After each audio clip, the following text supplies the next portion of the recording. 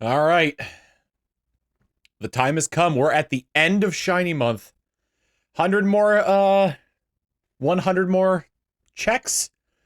And then, well, unless I find the Shiny this time around, then, I'll if I don't find the Shiny, then it'll be on on a less regular basis than it has been this month. The hell was that noise? I was talking to someone from, I was talking to, what is her name? Mistress Doom, who was, coordinating, Takahata's birthday stream. And, turns out, she did a bunch of, Yu-Gi-Oh! Songs. So, yeah, that's what we're gonna be listening to starting off. Oh, it's muted.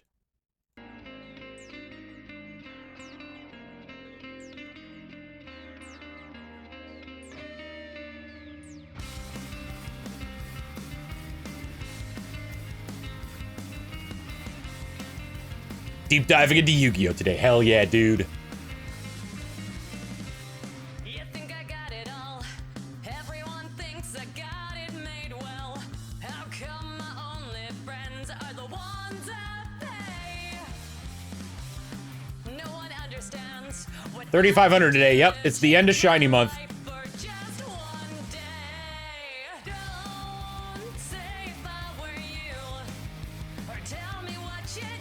Yeah, predictions aren't up yet.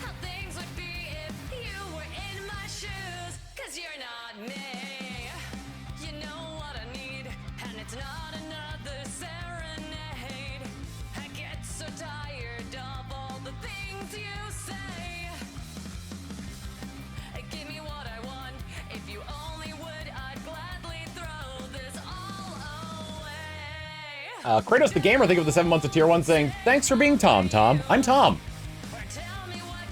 Indeed I am, because I am Tom. 'Cause you're not me.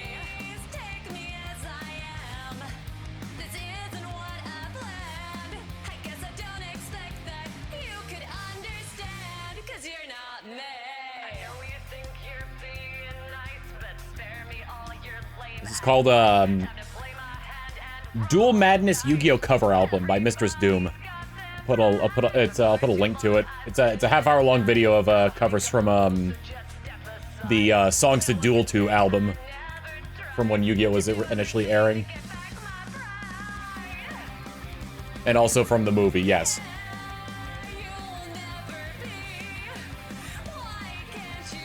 Man alive! The first Quagsire is being a butt. Toasty!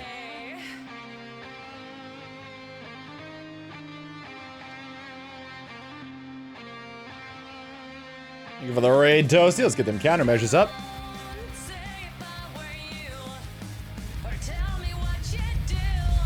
Starting off, yeah, the Quagsire itself is starting off strong. What have you done?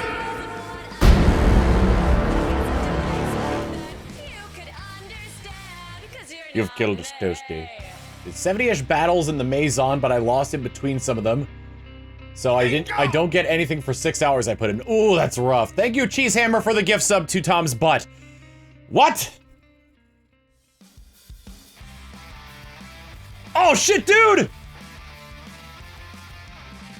Chilling out with your crew in the schoolyard. Finding trouble, never working too hard. Well, back in class, they never taught us this. Some things you gotta learn to hit and miss. Tough times, hard climbs. We'll take them on together. Right now, let's go! Generation X. Game on! Game on! Come on now, battle, play your cards right. We'll make the grade and win this fight.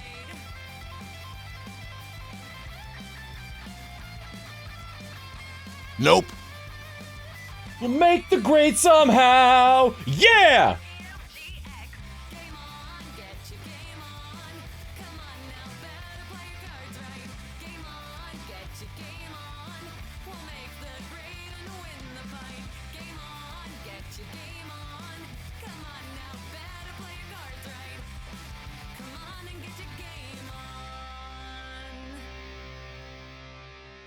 Get your game on. I actually don't know the English 5Ds theme as well as I probably should.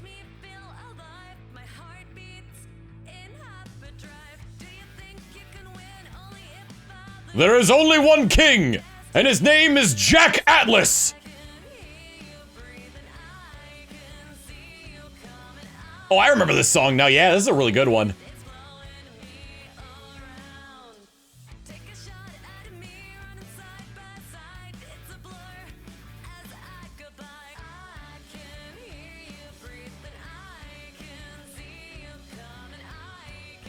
Did I say GX? I meant 5Ds. I have GX on the brain because I've been watching that series.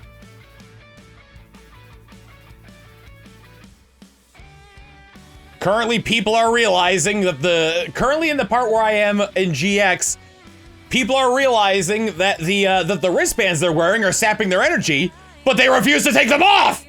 Cause, oh no, I'm gonna get expelled!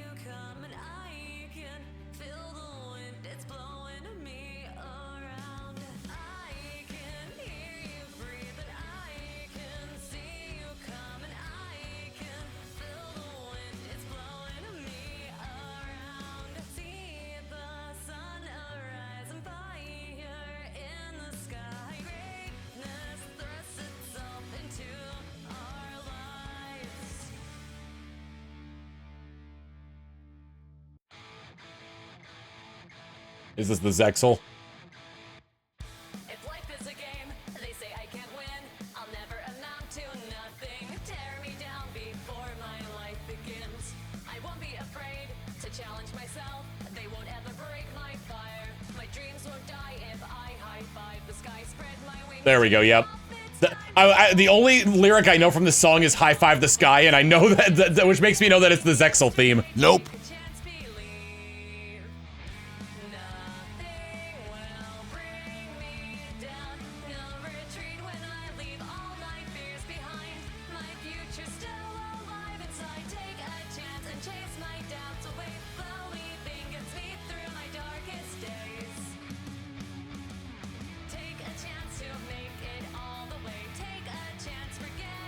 Ojama Pajama!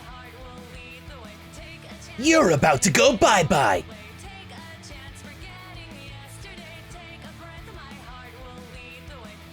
And by the way, what kind of name is Adrian Gecko anyway?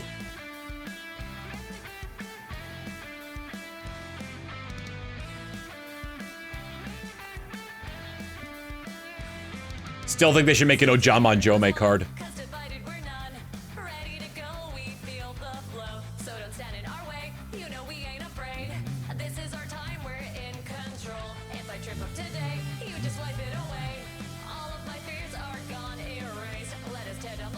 Ojama Delta Hurricane!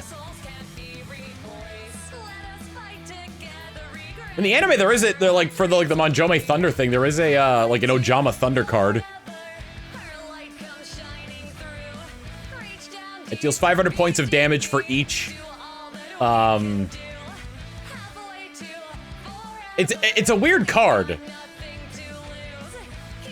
You need all 3 Ojamas on the field, deals 500 damage for each card that your opponent has on their side of the field.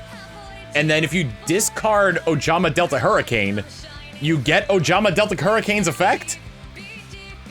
And it doesn't like, it's a weird card because you don't need to like, unless you're discarding it from your deck.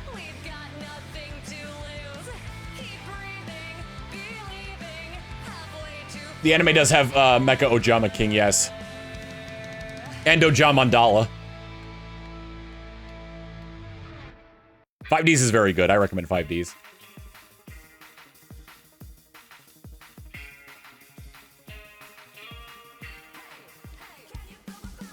You versus me, competition for the victory. I can be the best one day and make history. Swing into action. Are you ready to play? Challenge anyone, anywhere, any day. You want to take a chance? Go ahead and roll the dice. See if it's in your cards, if you'll pay the price. Activate the spell, let your powers come to life. It's showtime. Who will win the fight? I'm ready to duel. Go ahead and make your move. Is the Arc V opening? I'll win this duel. You can't beat my moves. I'm Arc 5, rather? I know I can't lose.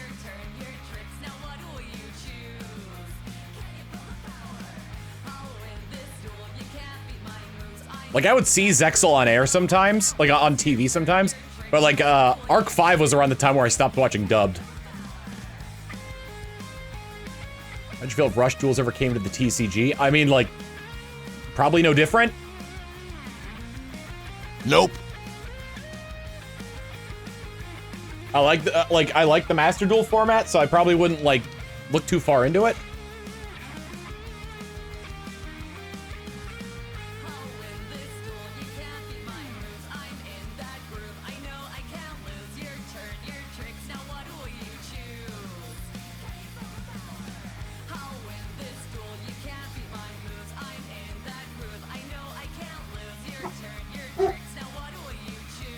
I like that Rush Duel's a full card art. Yeah.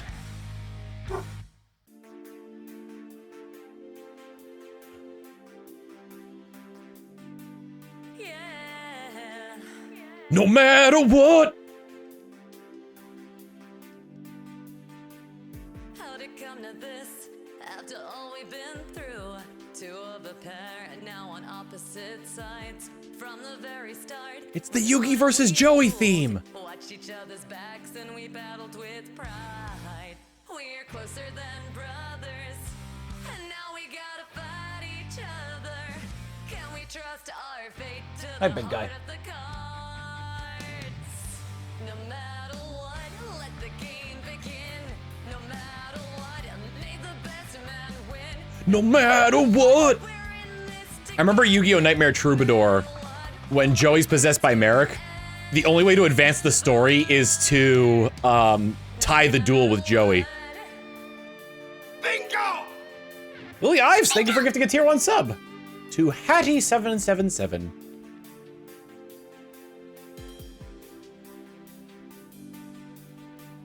It's been you and me hanging out playing. That sounds annoying. I mean, like, it's easier than you think. Think it would get this hard. Time's running out and there's so Self-destruct button, let yourself get hit to,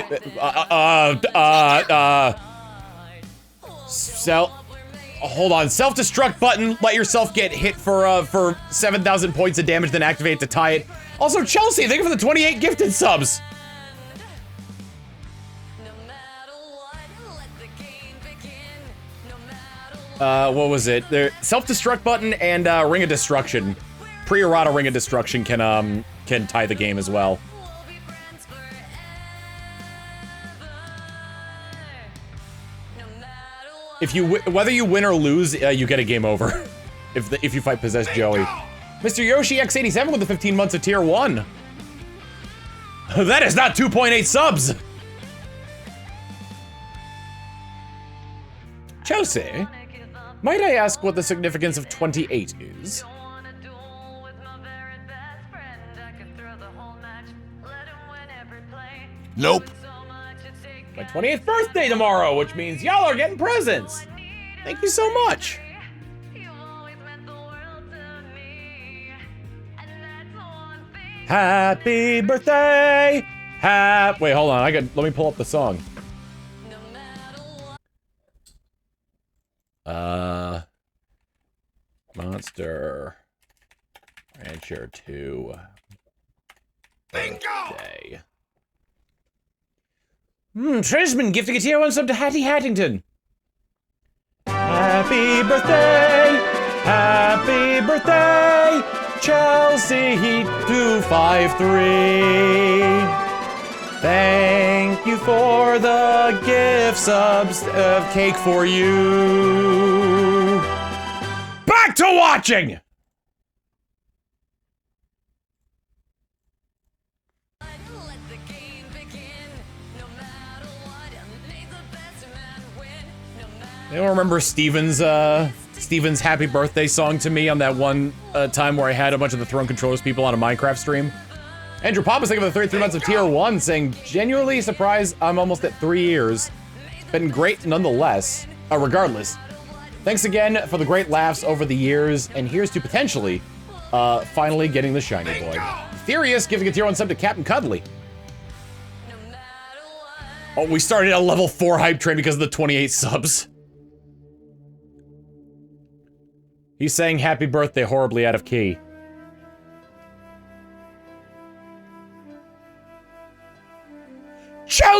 Is it your birthday?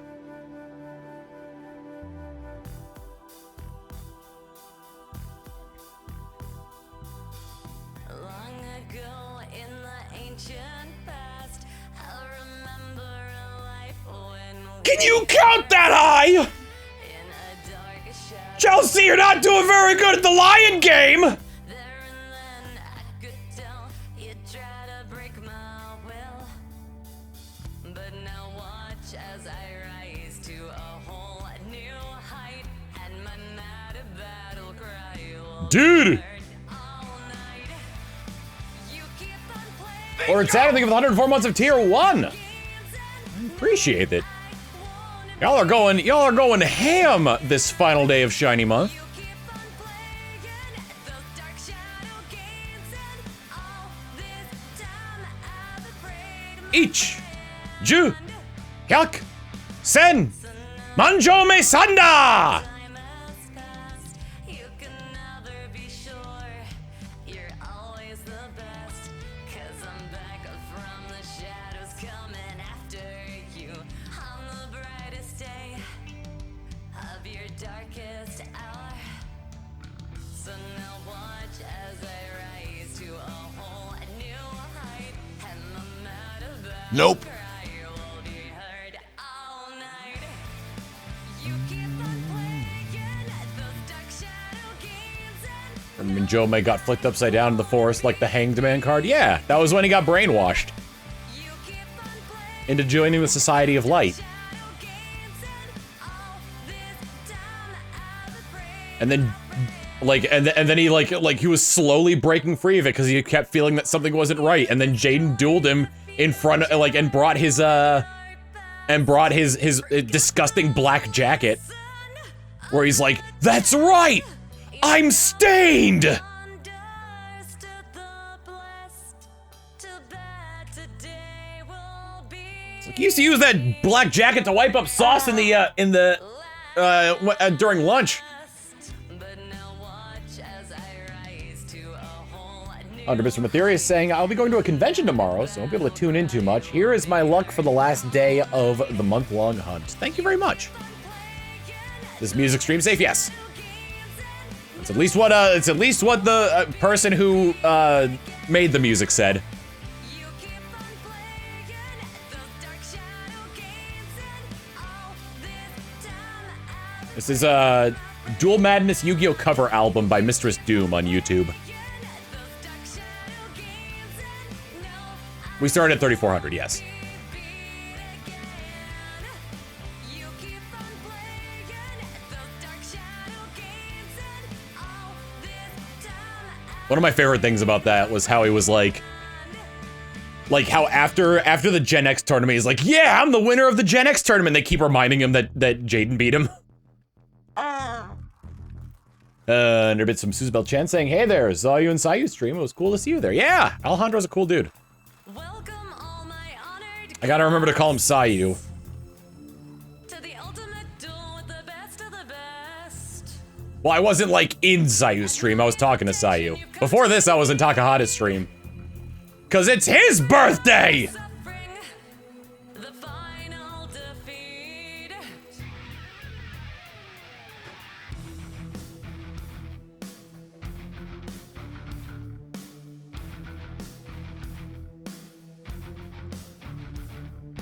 Isn't it grand what I managed to do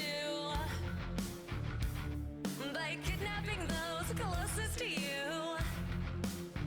Nope. I've taken No, it's not. You shouldn't kidnap the people closest to me. for a winner take all duel of all time. Let's play the game. I'm sure you all know how, but watch yourselves, my fools. hype train is complete. All in my world now. Face up, face down, attack or defend. Face up, face down. This battle's to the end. Face up, face down. This is the worst exercise program I've ever heard. Face down. Face up? Alright, then turn to face down quickly. Face up, face down, face up, face down. Hard. My arena waits us all.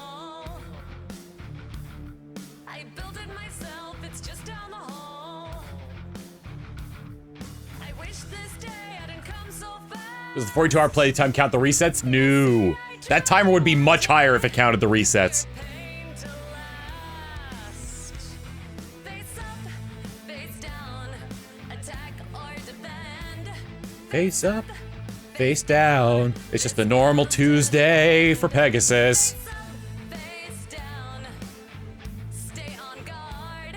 Face up, face down, play your Hi, big guy. strongest card. Hi, Manatee. Cutting strategies, all the Come here. tricks you try. No, no, Christian. Like guacamole, child's play to my millennium. Uh-oh. Hurricane Christian is passing through. Your turn, Yuki boy. But it is Wednesday, my dudes. What's wrong now? You look So if you don't get to the stream, it's over? No, it's just that I won't be doing it on a daily basis. losing your soul doesn't feel that bad. Those you love have told me so. And soon, my friends, you too will know. Let's play the game. I'm sure you all know how. But You doing good, bud? my foolish friends, you're all in my world now. Until next July. Face down, attack or defend. Face up, face down. This battle's to the end. Face up, face down. Nope. I guess if I were to have an archetype that was based on my, Face down.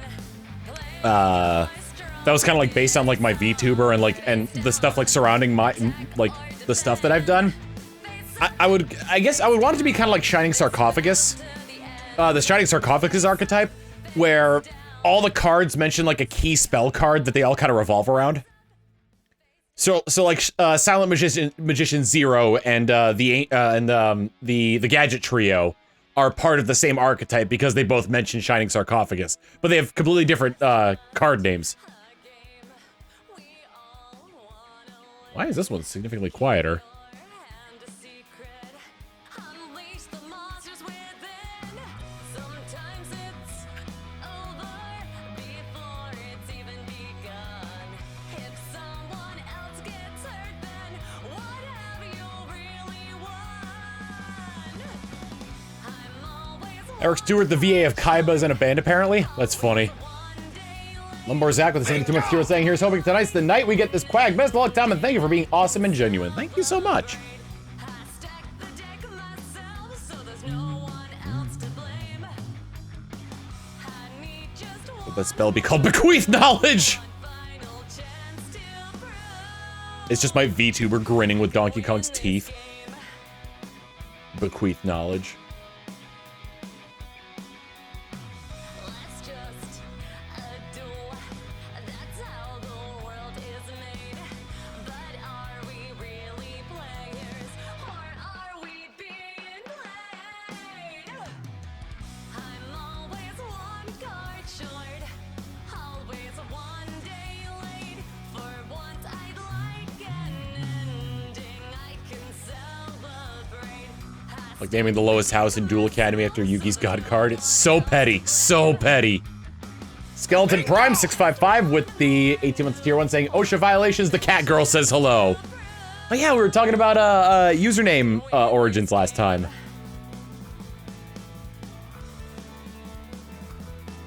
Is what happens next in your control. Are you doing what you want, or what you've been told? Do we choose the cards from our own hands, or are we just puppets in a master plan? Username... Username Origina. Almost 20-year-old typo. Nope. Full circle! I'm always one card short, Dark Overlord. always one day Overord. for once I'd like an end. What's this music? This is a Duel Madness Yu-Gi-Oh! Cover album from Mistress Doom. Myself, so there's no one else to blame. I need just one more move, one final chance to prove I can win this game. One Yeah, I never got better. If Joey beat Merrick and, if Joey beat Merrick and got Raw and took Raw, you think Kaiba would have made Raw the lowest house? I mean, like, maybe. It's kind of funny because, like, Kaiba respects Yugi, right? I figured he would have made Ra the lowest house, but I guess, like, thematic-wise, just because, like, you know, Jaden is in... Maybe like the Slifer house, the Osiris house, is like that of like spirit, of love of the game. I can win this game.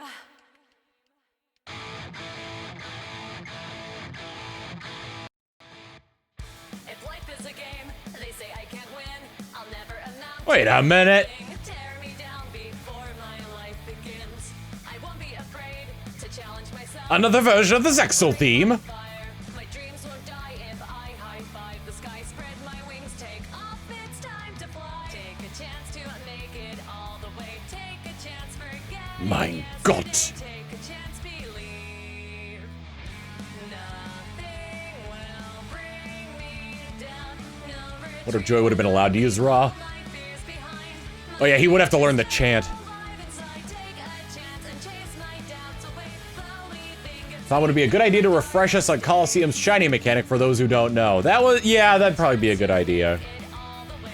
In Pokemon Colosseum, Yesterday, take a breath. it is pre-Gen 6 shiny odds, so 1 in 8,192. And due to how the game calculates the Pokemon's IDs and how it tries to make it so the Pokemon is not shiny, you don't know if a Pokemon is shiny until you've caught it. Because what happens is when the trainer sends out their Pokemon, it generates the personality ID of the Pokemon and matches it to the trainer who sent it, the trainer ID and secret ID of the trainer who sent it out to determine whether or not it's shiny. However, it does not do that check when you catch it. So if the IDs generated for Quagsire, if the IDs generated on the Pokemon do match up to be shiny, it will just stay shiny. There was an Arc 5 opening cover, yes. We've got nothing to lose. Keep breathing, believing, halfway to forever.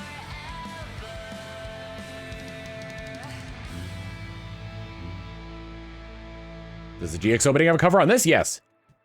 All right, that's the end of it. I'm gonna link that again in chat so y'all can. Whoops. That's not what I wanted. Don't say bye. 'Cause you're not me! There you go. Because we're moving on to Old Reliable!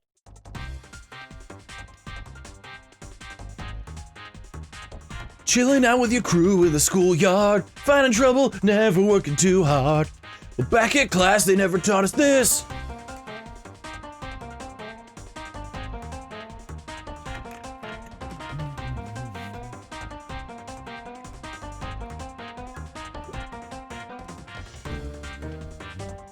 We've had a few fighters today, in terms of the Zaya.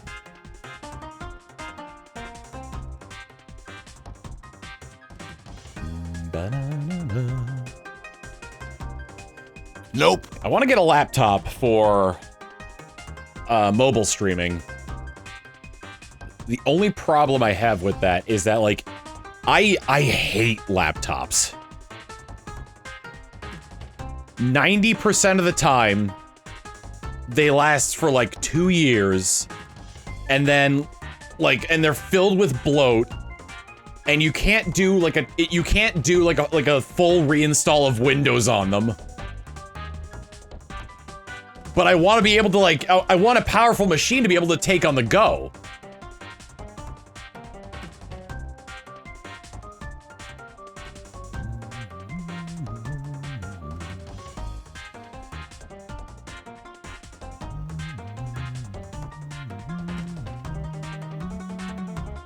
Steam Deck? Can I stream from a Steam Deck? Mini PC and just take a monitor? I mean, that is kind of the same problem, though, doesn't it? You can't really, like, replace any of the parts if they go bad.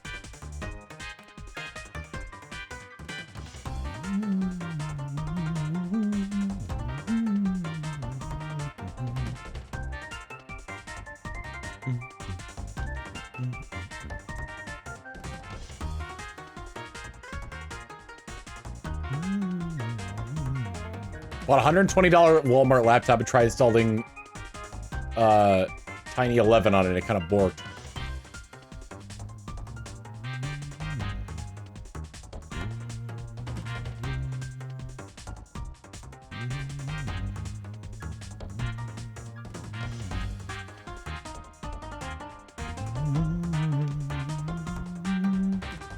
$99 Panasonic Blu-ray. Still love that clip from that one Lethal Company stream on I think it was from Lucy's point of view, where Zito like walks up to one of the places and goes, "Y'all are fucking stupid. Anime's not real." Goes into the door and immediately there's Goku's there. He starts screaming, "Anime's real! Anime's real!"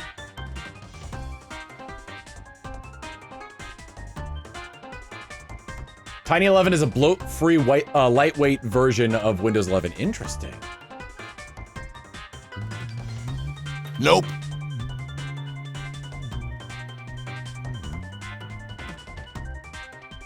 Goku's not real. Goku's not real. Goku's not real.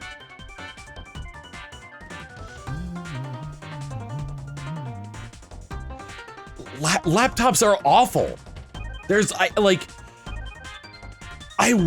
God, I really wish that there was with the advances in technology now, and it would probably be like mad expensive starting off. How do we not, money is the reason why we don't have modular laptops, but still.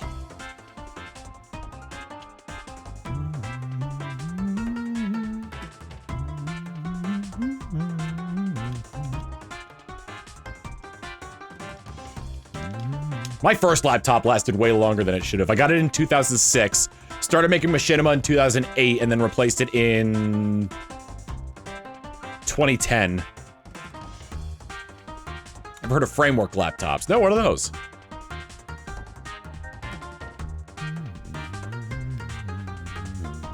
But I also want to be able to do stuff that I do normally on my streams as well, which is difficult.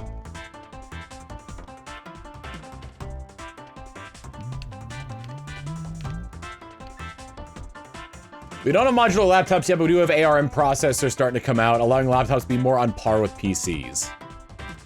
I guess that's good. But just if something is broken in it, I want to be able to take it apart.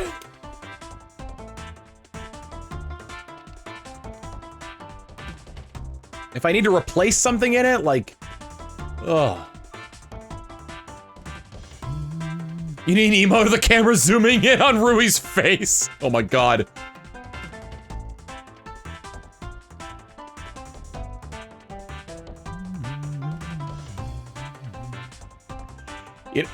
One thing that's really funny that I figured out, that I kind of learned about myself.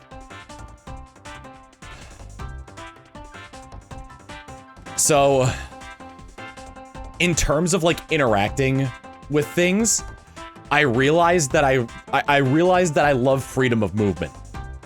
How did I figure this out?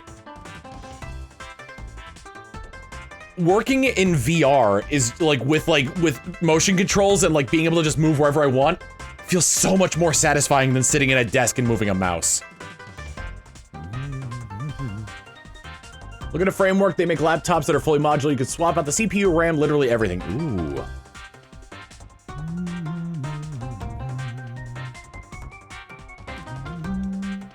Just don't buy Elon's brain chip, nah.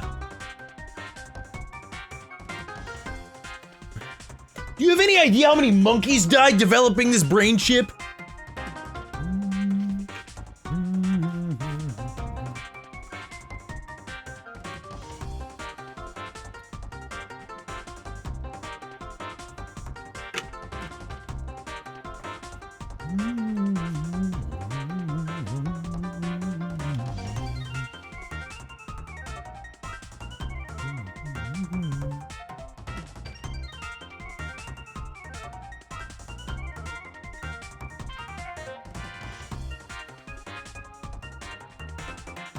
It is also a safe, space saver as well, yeah, getting a laptop.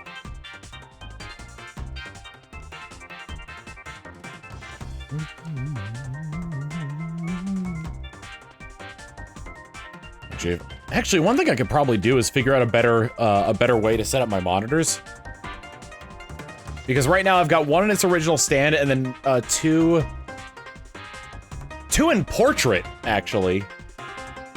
Yeah, so the one that I play games on, and like my main monitor for most things I do on my computer is in landscape, and I've got two monitors off to either side of me that are in portrait. Nope. And then the what's this thing called? The Elgato who's a what's it there? The Elgato thing. Hi Bog, what's up?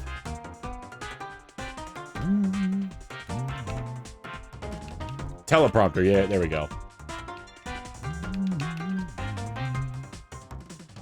They released an update for the prompter yet where I can turn it off without having to unplug it?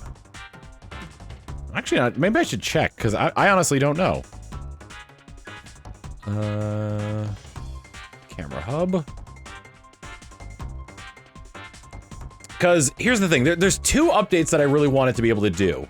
Because right now it only works with Twitch. So what I'm using it as right now is its own monitor. And I have both the Twitch and YouTube chats up. Like side by side. The problem is there's a lot of clutter on each of the windows that sort of like blocks them off from what I'd like to see. Ideally, I would want the prompter to have like, are there any updates for it? Actually, I wonder if I can check. Check for updates. Hello, there is an update for Camera Hub.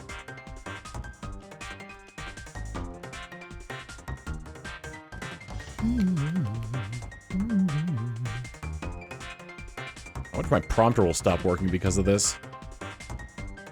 Probably have to close out a prompter in order to get it to work properly. No, that's concerning that it lets me update prompter while prompter is, or not prompter, Camera Hub while Camera Hub is open.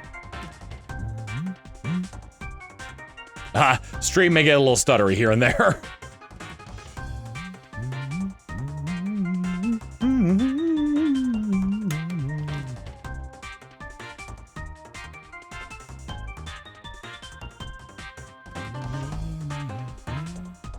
Whoa! Yeah, so the prompter kind of reset. Did I move it all? Well, that's not good. What happened? Oh, there we go. It was just loading up. Oh boy, it like reset the prompter.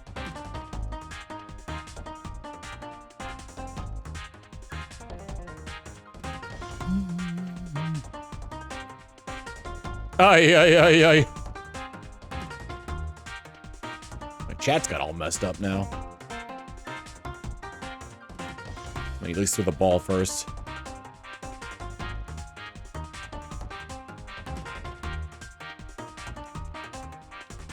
Okay.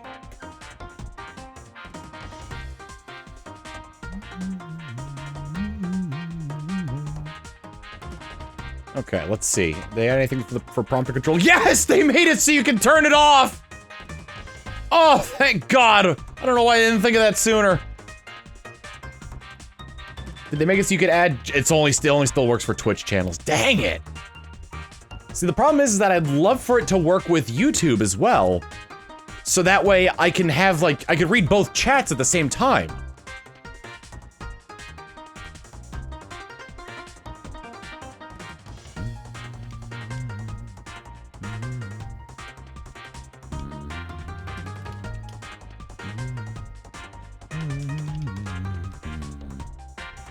I do need to reset the Elgato real quick.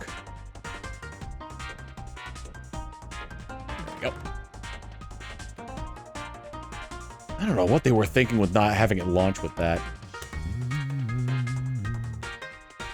Oh, I see.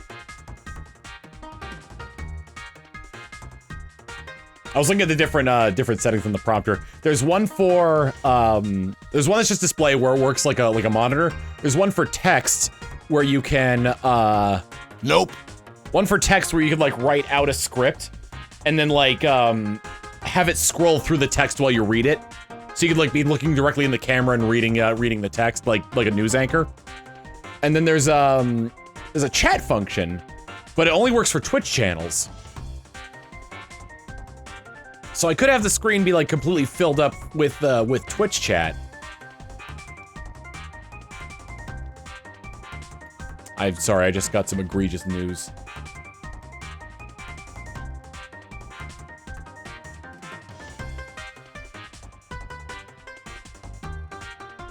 I just got some egregious news in my chat right now.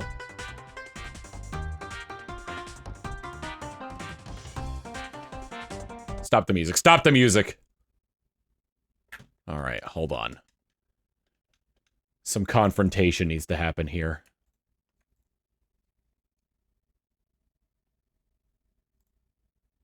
Where is he? There he is.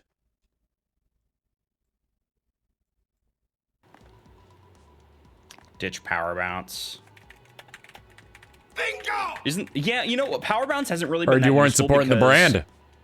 Well, I don't know. That's the one that lets me hit multiple times in a row, right?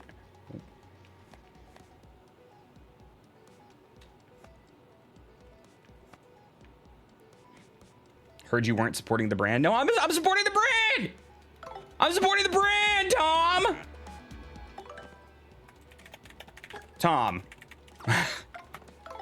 Show me Look. your stats. I have not leveled up anything.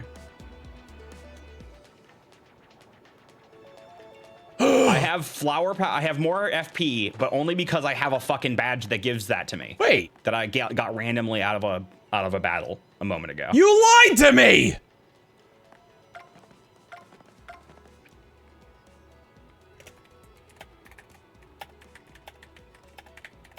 Otherwise, I have not leveled up either of these. Tom, how dare you? I've been lied to. Yeah, I don't know which one of you fuckers is going to Tom's chat and like spreading lies and slander about me. But when I find you, it's over. Yeah, Tom, don't believe everything the internet says. Tom's just as much at fault. Can I break into this block? Can I move this block? Isn't there something else down here that I was supposed to get? Oh, yeah, this. Hold on. I can go in here now. Well, I guess I got what I needed out of that. Raven Michaelis, how could you lie to me? Nope.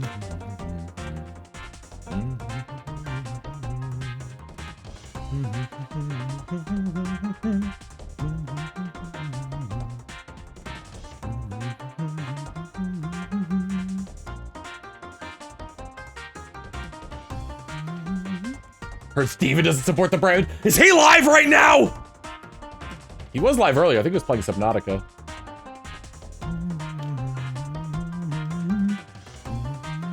He's not live anymore. Okay.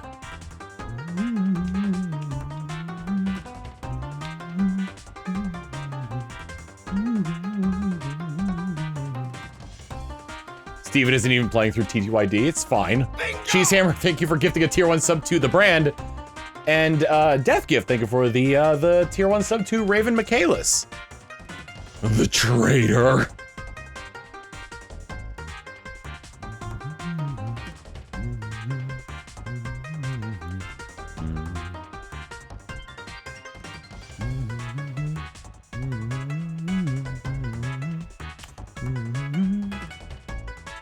Raven Michaelis saying wasn't me in Josh's chat. Oh my god, I still have the chat open. I love you both! You're just trying to start unnecessary drama! I wonder if Jepson has my stream open. Nope. Does he? No, my... No, he doesn't.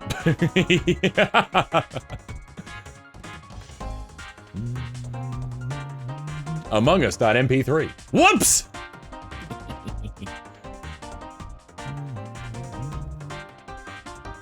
That's strange.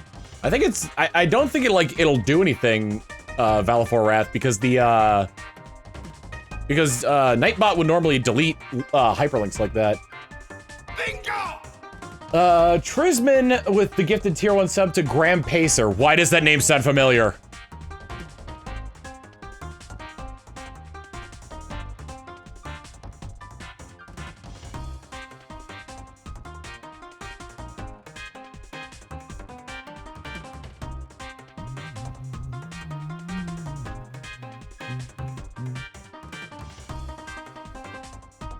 Look at their icon.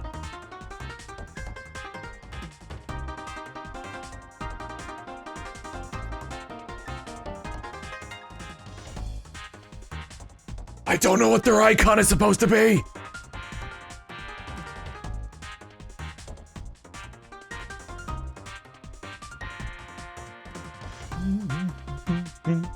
Ah! Thank you, T-Dog-EN, for the 200 bits to gigantify an emote. That scared me. I got jump scared by a gun. By an Animu girl holding a gun.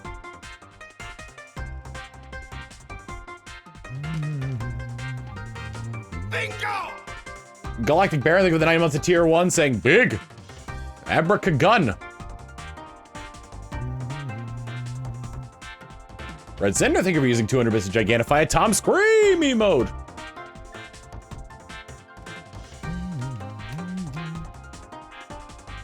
Oh yeah! The Spartacus, Robbie Rotten, and Metaton EX mix you told me about. That's right. I was gonna say, the name sounds familiar, why can't I think of it? Nope.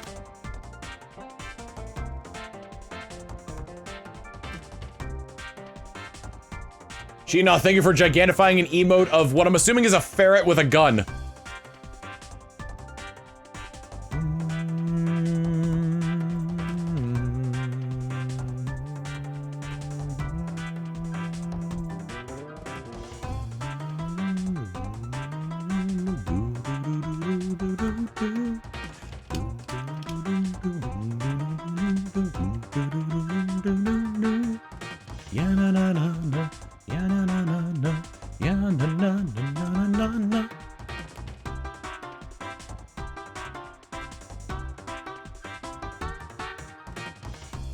Sorry, Tom, the Meepit told me to commit chaos. Oh my goodness.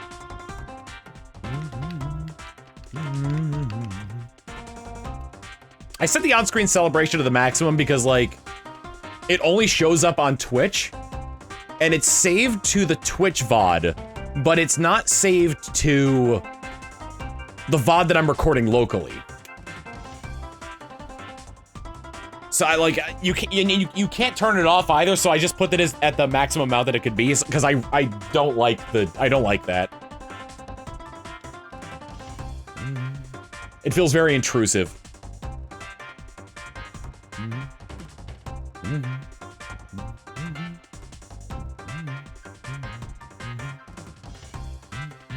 I have to wait to gigantify anything. Well, it costs bits to gigantify an emote, not channel points.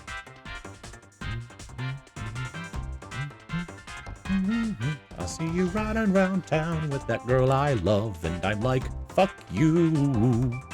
I guess that change in my pocket wasn't enough.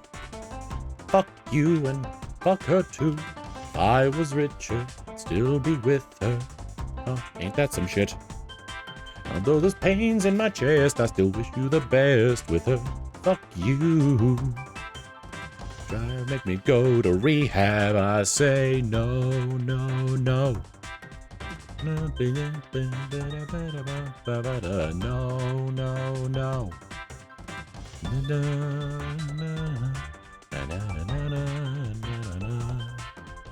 Try to make me go to rehab, I said no, no, no. Nope.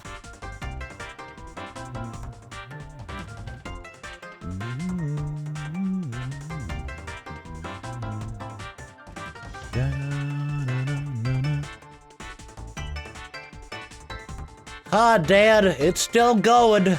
Were you watching Josh play Paper Mario? I saw you in chat.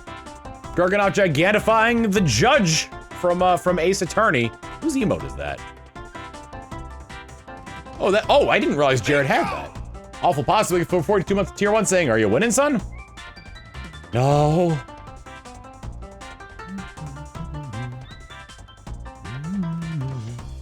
Jared has a ton of emotes, yes. Out of all of us in the Disc Only podcast, Jared is probably the most popular out of all of us.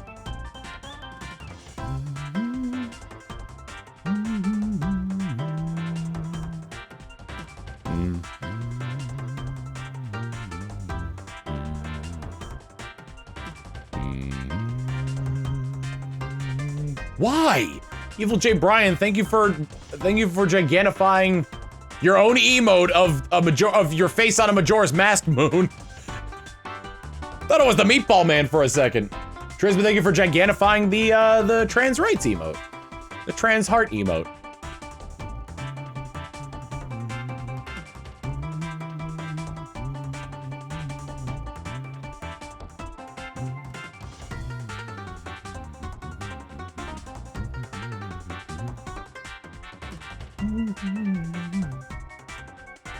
Wow, that hand is detailed. Yeah, it's Yoshikage Kira's favorite emote.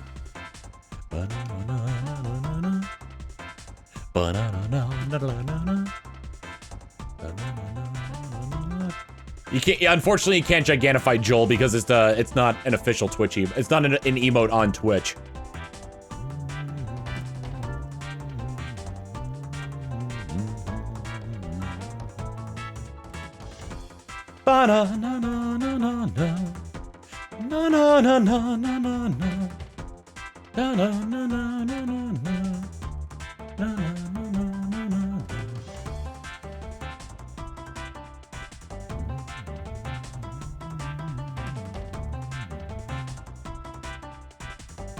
Oh, is that actually one of Ray's emotes or is that Chibi's? Wow, I'm surprised, man. Nope. That gives Ray psychic damage. I'm surprised he made it into an emote. It's Sheena, thank you for gigantifying an emote of Ray saying, "Let's play."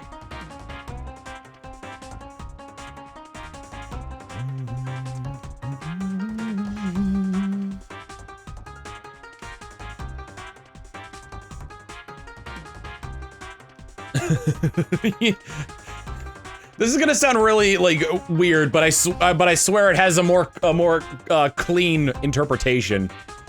Gurganov, thank you for gigantifying the Tom Ribeye emote. You know, like the it's the what is it? It's the it's the dick flattening meme. But instead it's Chibi going, Ray, it's time to stream. Say let's play. Chibi, please.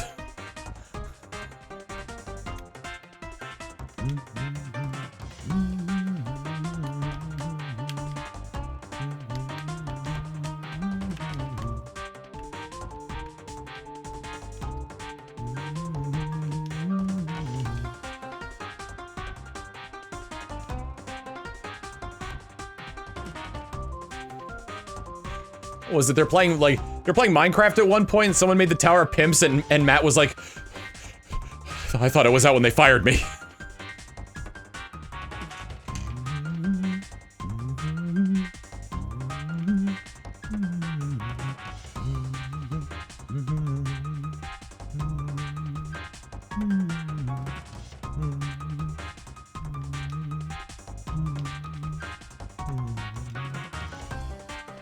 Ray, it's 4 PM, time for your daily Let's Play meme. Yes, Chibi.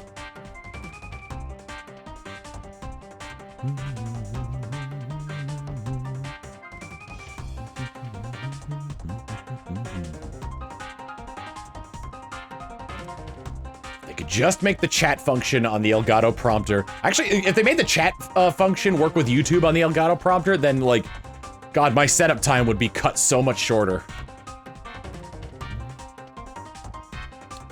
I'm gonna test something. It might screw up my window positions, but I just need to test to see how this works. Ooh, that's interesting. So it's more like a power saver mode than an actual power setting. Nope. Because I can still go to the display with my mouse.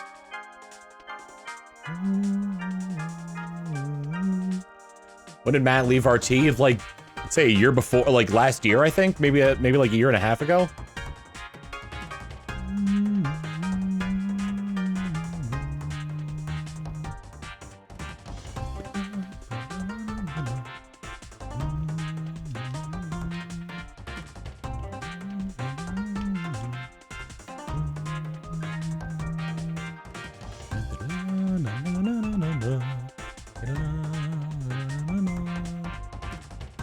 Oh dang, I can adjust the brightness on this.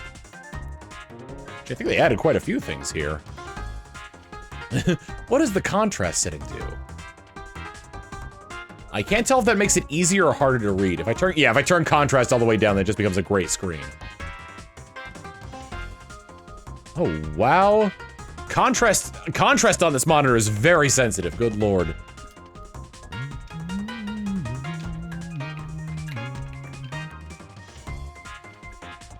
Did Jeremy also leave before RT was closed down? I'm not entirely sure. It's kind of on again, off again. Because he moved out of Austin and back to his hometown in Massachusetts.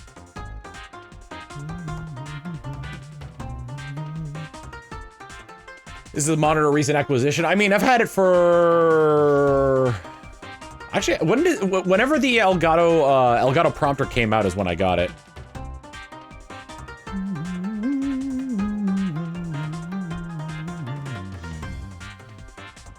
Ray's streaming career was interesting. Did you know the account that Ray streams from now is not his original account?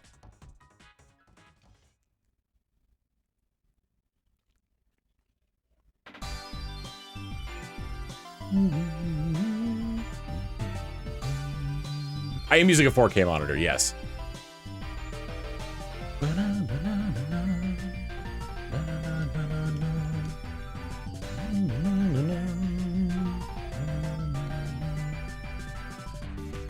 Ray's original count was Rooster Teeth Ray, and then when they kind of saw like the potential with streaming on Twitch, Rooster Teeth changed it to the Rooster Teeth account, and then Ray made his own Twitch channel. Ray made another Twitch channel to make it his Twitch channel. Did you know Lucas' account is not our original account? Yeah, because she played a porn game. That's why it's got the S at the end of it. Nope.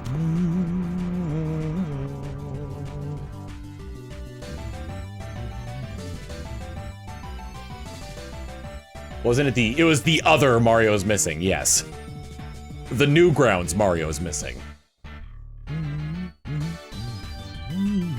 What S is... Oh, they got... Oh! Maybe I really should look into seeing if I can get... Because I've seen a lot of people who've been able to get the URLs for their Twitch accounts that are just, like, much shorter. And, like, Tom Fox isn't that bad. But having twitch.tv/Tom, oh my god, lazy people would rejoice!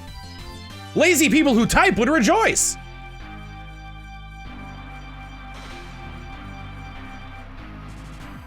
Right, currently the twitch.tv, Barry did it last year. Yeah, I saw that. Let's see if I can get in contact with partner help over that.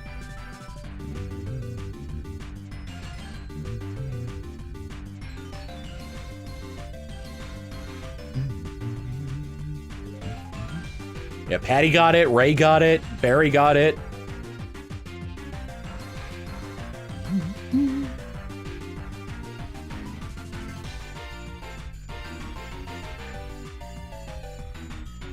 Listen, I've lost out on youtube.com/Tom to Tomska. I'm not losing out on twitch.tv/Tom.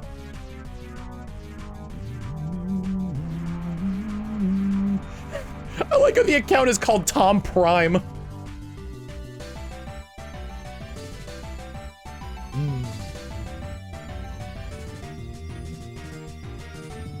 Which Yu-Gi-Oh anime is my favorite? I've got a soft spot in my heart for GX, but in terms of overall story, I really like 5Ds.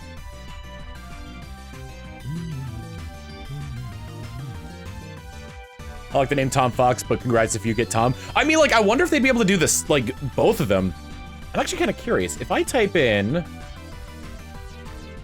twitch.tv/Ray Narvaez Jr., does it take me to Ray's Twitch account? No. Okay, so I would only be Tom on here. It'd be twitch.tv/Tom.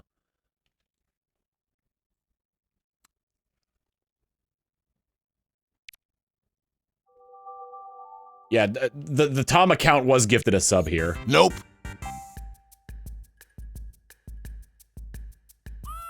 There was a Tommy stream 10 years ago. Well, assuming the account is abandoned.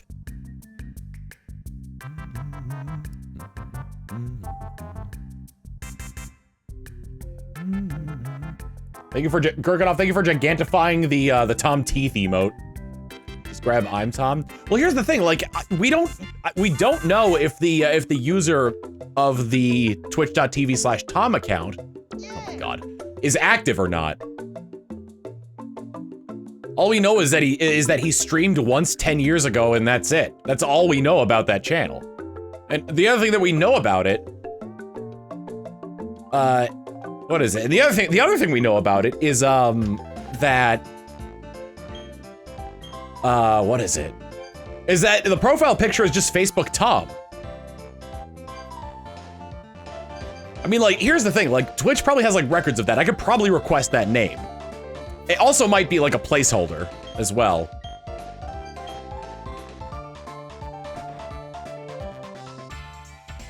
MySpace Tom, yeah.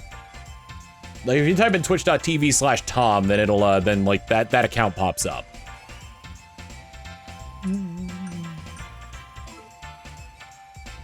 With the stream from a decade ago? Someone in chat said that. Let me see. Or maybe it'll say like last live or something like that.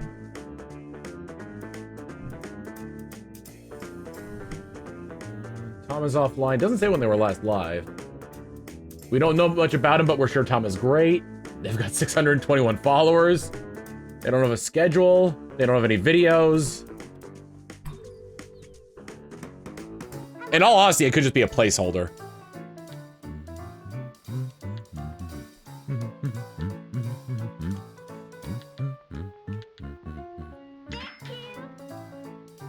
The schedule page shows it? Oh yeah, Tom last streamed 10 years ago. I actually kind of wonder if I can. Oh, okay, never mind. I was gonna say maybe I can go back to that and see when he last streamed, but no, the schedule doesn't go back; it only goes forward. Damn, you could set your stream schedule a year in advance.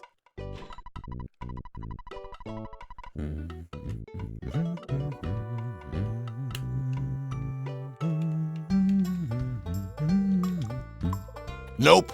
I wonder how far in advance you could schedule a video on YouTube. I wouldn't mind doing like a time capsule let's play.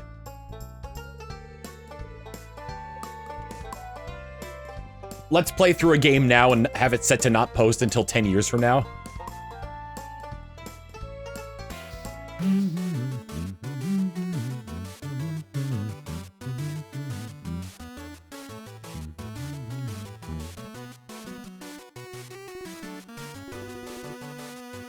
About getting the domain link for your Twitch, tom.com. There's no way tom.com is available. Let me see. Google, what are they called? And if it is, it's expensive as hell.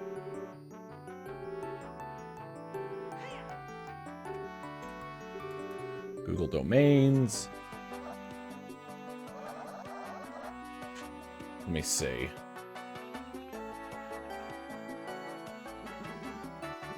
Oh, okay. They don't have Google domains anymore. They just okay. I gotta see tom.com. There's no way.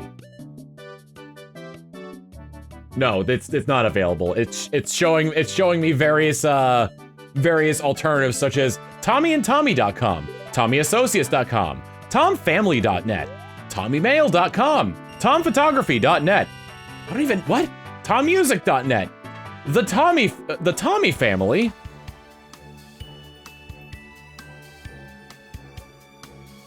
But if I just want to stick to town, or I'm sorry, if I just want to stick to domains that specifically have tom.whatever in them, I could always go for tom.capetown, tom.tennis, Tom.jewelry, Tom.surgery. You know me, notable surgeon. Tom.navy, Tom.gripe, a message board to groan and moan about Tom. Tom.audio, Tom.moda, Tom.yokohama, Tom.apartments. I can't go further beyond than that, unfortunately.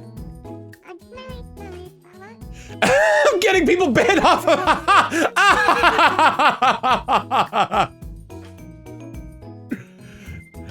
of people are getting timed down on my chat because they're posting links. Oh, God. Okay, hold on. I wanna like check, because GoDaddy usually has like more like options when it comes to that. Because I'm pretty sure if I go to tom.com, it'll say that it's, yeah. Tom.com is not available, but they want to see, like, they're like, oh, you can probably buy it for, like, but, our broker service fee is $120. Because we'll try to buy it for you. They suggest the alternative of tom.la. Oh, and the smart suggestion of this one.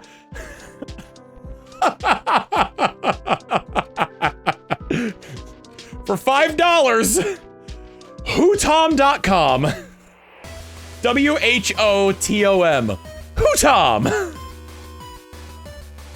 Tom.sucks! It suggests Tom.sucks! Holy cow! That would cost $1,000 though! Yeah, all the ones that just have Tom in them have like, are super expensive. Gurkinoff with 100 bits saying, is there a .tom suffix? I don't think so. Probably would have come up by then. Tom.space? All these are mad expensive.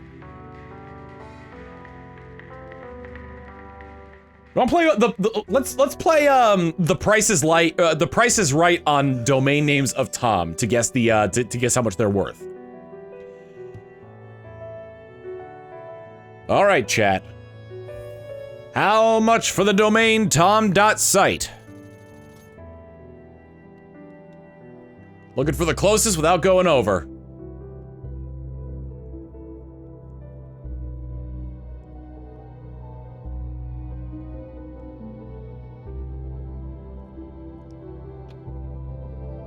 I saw Zack Attack first on that one. 1,500 is the closest I've seen. Actual retail price, $1649.99. Underbits from Evil J. Brian saying I bid $1, Tom.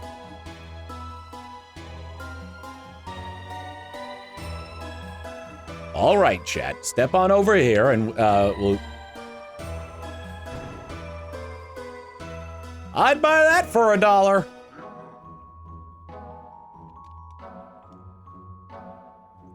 All right, chat. The next item up for bid, or the next item you have to guess the price of, is Tom.store. Manila Bean, they give the 3 months of Prime, saying manifesting the shiny on the last day. Good luck, fellow wizard friend. Thank you.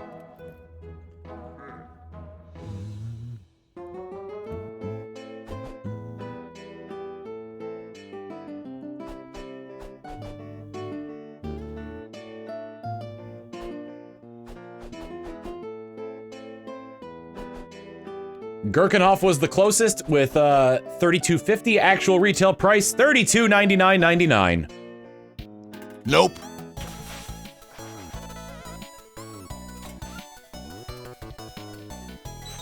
All right, chat. Next one up for bid. How much do I hear for Tom.one? One as in the number. O-N-E. Looking for the closest without going over.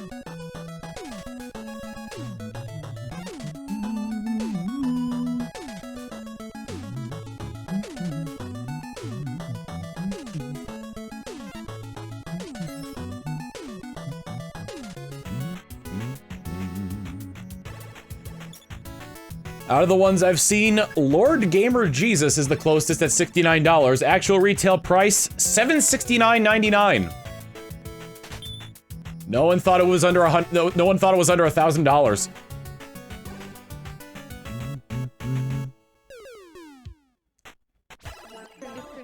All right. Here's a tough one, and I'm gonna wait until I see one that's like within, let's say. Nah, I think like that would give it away. htom.com. The letter H, tom.com is the next one. Oh, Lord Gamer Jarzus, excuse me.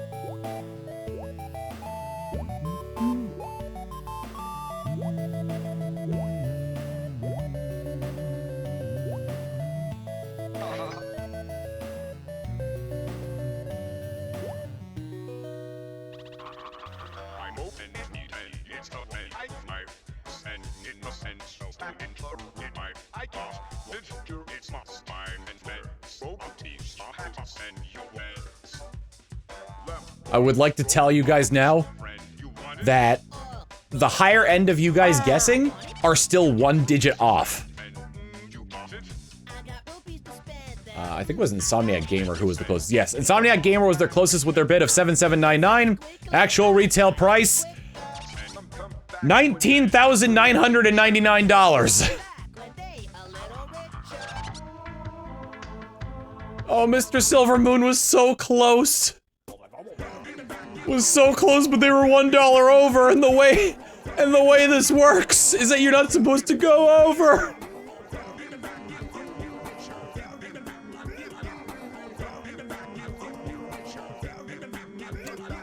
All right, how about this one?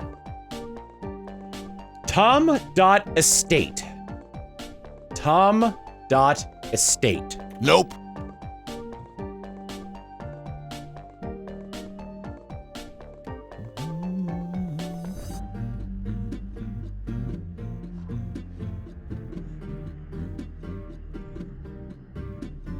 Give us your cash! 100 bits from, Gurgov saying, but Tom Servo didn't, already buy that, Tom Servo didn't already buy that one? That's the closest we've seen yet. Leon Vane with a very close $13.99, actual price $14.99. I'm looking at, we tried to look at someone was asking what's going on here. We looked at to see if tom.com was available for as a domain name, and it's not. So we were looking at the other like Tom domain names to see how much they cost.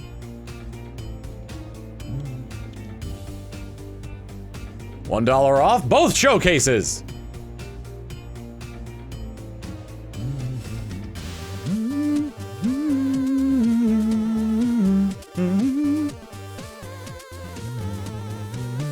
I wonder what the cheapest domain they're showing off here is.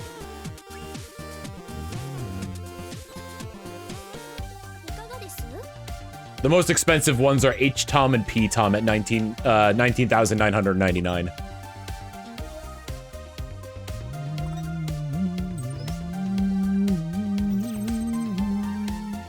$500 bits from Incarnate saying, I get back from seeing Deadpool and I see Tom talking about domain names when I was just watching that disc-only episode earlier. You can't do custom domain names, no. Let's link to your store, tomfox.com. I plan on changing that. So, tomfox.com will bring you to a link tree or a card that goes to like a bunch of other links. And then using other domains like store.tomfox.com, twitch.tomfox.com, youtube.tomfox.com, to forward to like all my other channels. I'm gonna rename the Tom Fox live channel to Tom Fox VODs.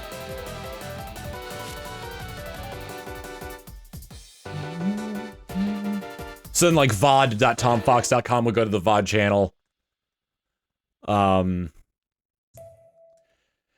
There is, well, I'll probably do twitter.tomfox.com, even though x.tom.com would be more convenient. My pride won't let me.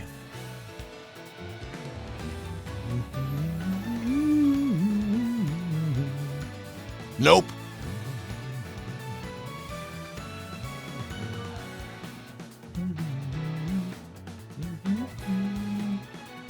Every time I watch a VOD, I get surprised on how much editing was done. You're watching the edited VODs on the main channel. I have a channel where I I have a channel where I upload the full unedited VODs. With maybe some minor editing if something comes up that shouldn't be there. Like the genitals in Baldur's Gate.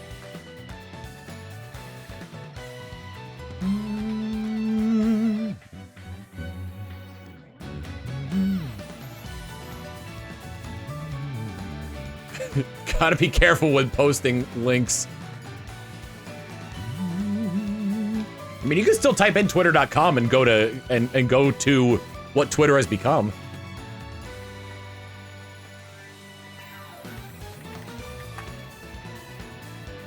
Doesn't even change the link to x.com.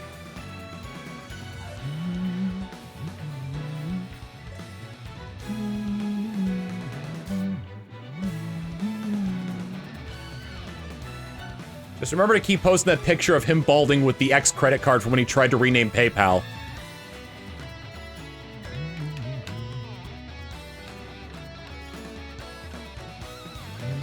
Oh shit, the last chapter of My Hero Academia came out.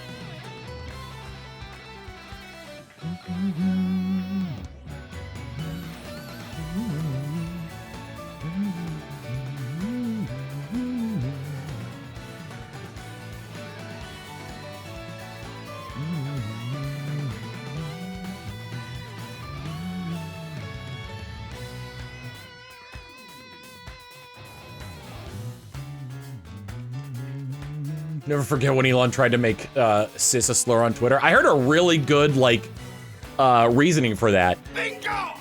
The reason they see cis as a slur for cis people is because they use trans as a slur for trans people.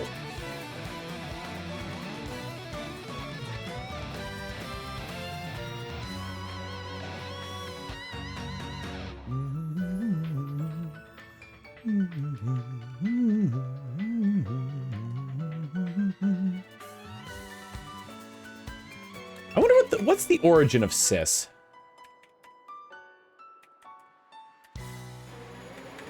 Cisgender origin. Great, cool. It comes from the words cis and gender.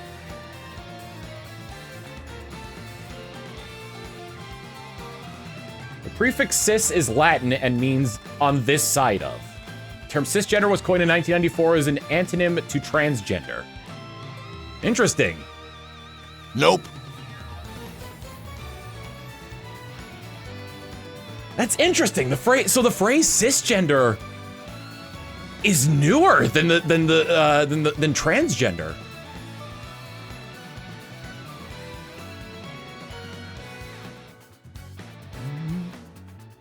Entered in dictionary starting in 2015 as a result of changes in social discourse about gender.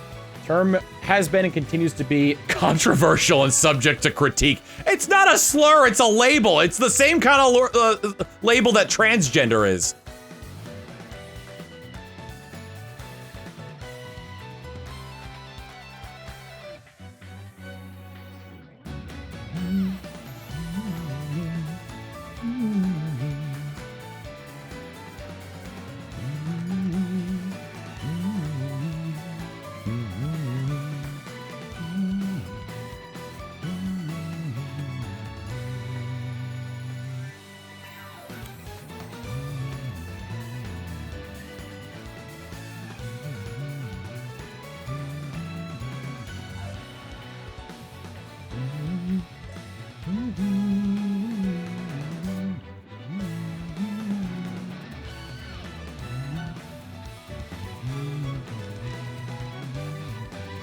Dude, I love etymology.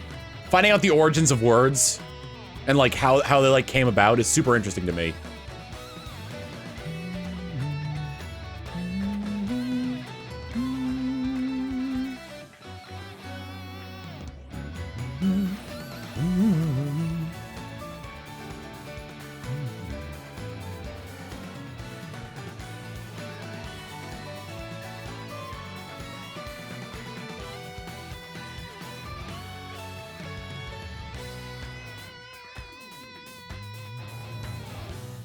A lot of words used on Twitch don't seem real to me.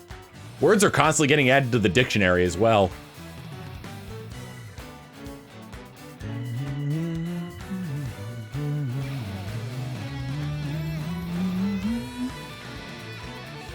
Interesting.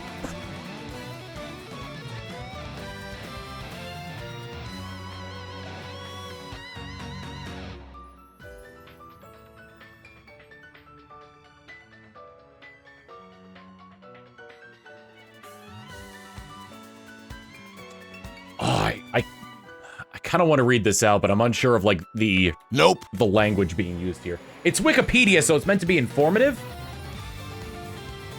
But I just know that like some of the not really like some of the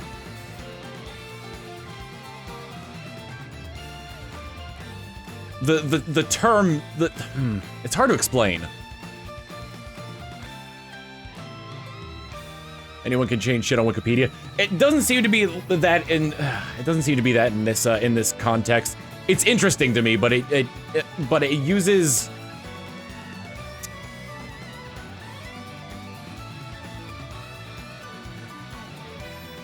because it's about the coinage of like transgender and cisgender discourse. Marquis Bay states that proto-cisgender discourse arose in Germany in 1914, when Ernest Burchard introduced the cis/trans distinction to sexology by contrasting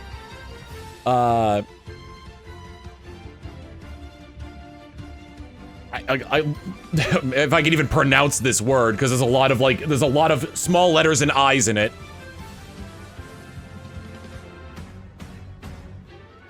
Cisvestitismus, or an inclination of wearing gender-conforming clothes, with, and I apologize for this, if this phrase makes anyone uncomfortable, transvestitismus, or cross-dressing.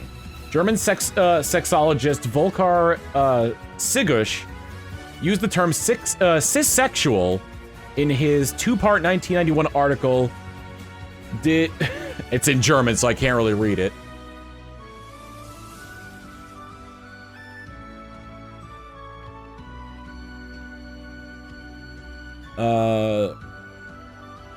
A two-part article, transsexuals and our nosomorphic view. In 1998, he said he had coined the term there.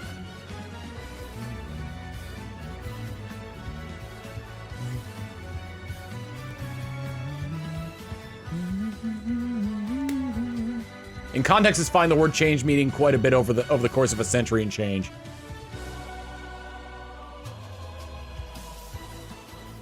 So even as early as 1914 was the phrase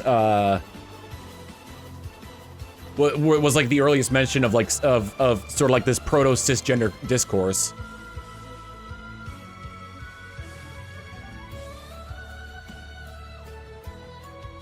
As they sort of go over the idea of dressing to conform to gender norms versus cross-dressing. Super interesting. Under Mr. Truman, the exit saying this Tom Talk brought to you by Quag. Get your today.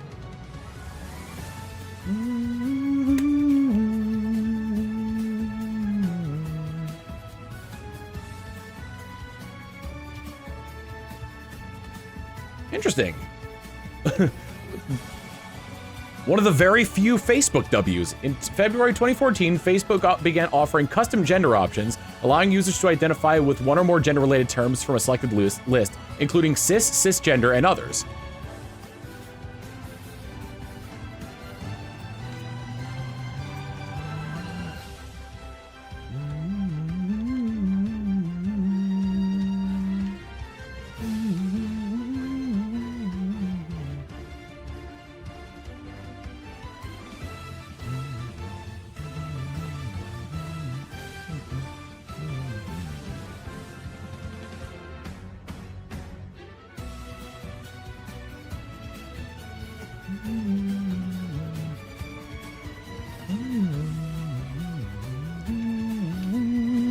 Nope.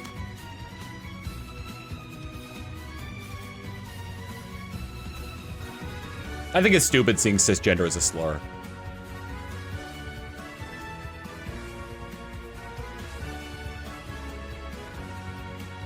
I had a college professor who was the first person to use cisgender in a scientific paper. She was incorrectly considered to have created the term despite it existing for long before. That's That's interesting and also super unfortunate that, like, that people, that she was kind of like... When you, well, I guess, like, incorrectly considered to have created the term. Are you speaking as though she had, like, they were like, oh, this is a good term to use, like, at that, like, misattributed credit, or in terms of, like, this isn't a word, change it?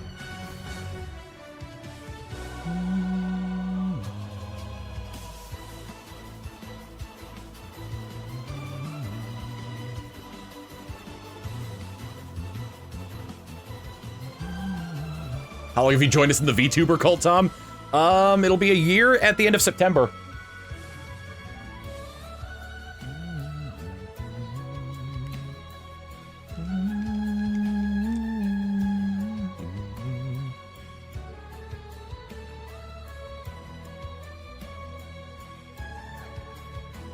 I miss Flesh Tom. He comes back sometimes. You remember the 21st night of September? I think I did it on the either the 21st or the 22nd, because I wanted to do it, because of the way my character looks, I wanted to do it on the autumn solstice. Bingo! Darkest Sky Zero, thank you for the 72 months of Prime. Most appreciative.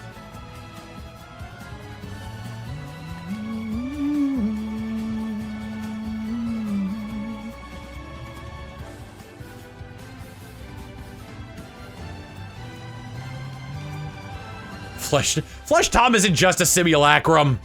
I go between the dimensions. The simulacrum is there when I'm streaming.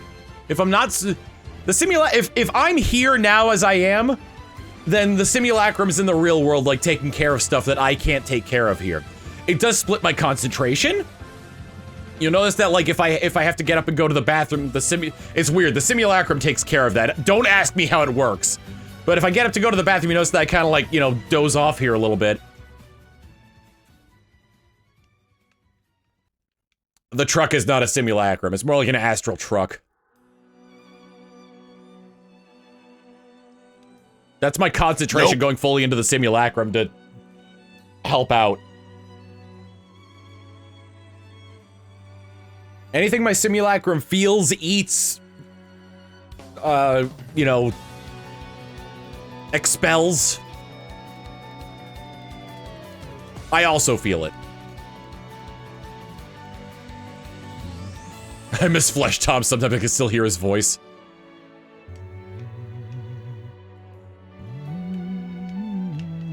Total this month, once we reach the end of this, total attempts this month will be 1,550.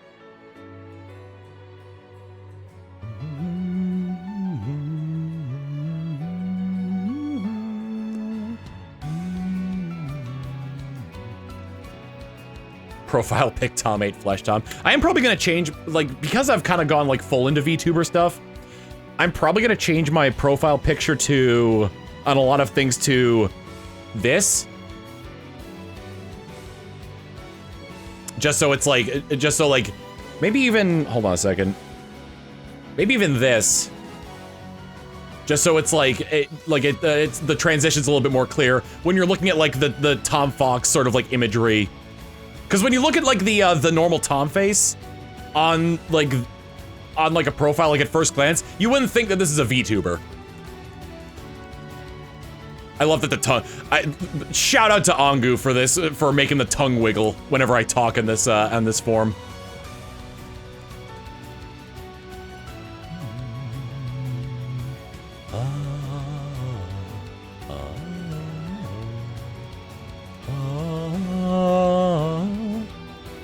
VTube is the Tom face again. I mean, I probably could.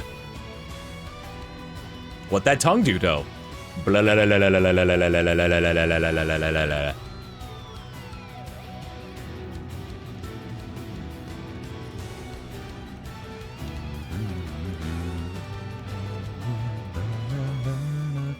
or without glasses, do you think? I'm thinking without, just so it's more close to like the old school Tom face. Do the eyes move? Oh my god, they do! Oh, that's weird! They move down and up, or just left and right? I can't tell with the up and down move, but they kind of do. I didn't notice that before. That's funny.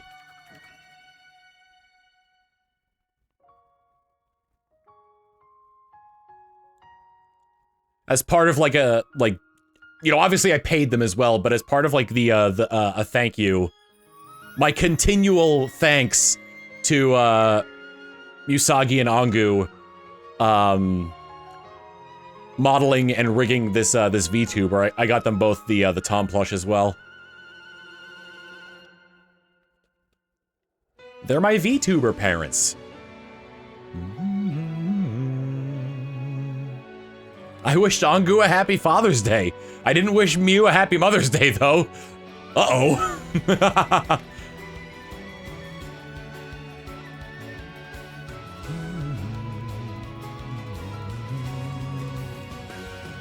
Oh my god, wait a second. Do I still have it? I must. I gotta have it.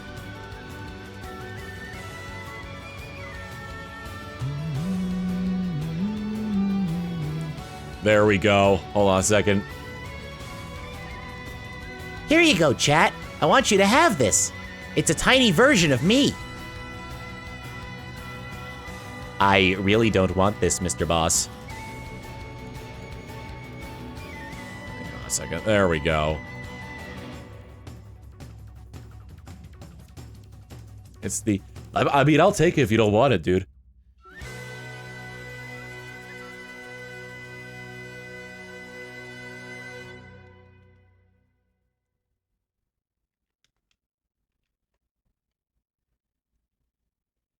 Why'd you want your VTuber to be a witch? I'm a wizard. I'm a male witch.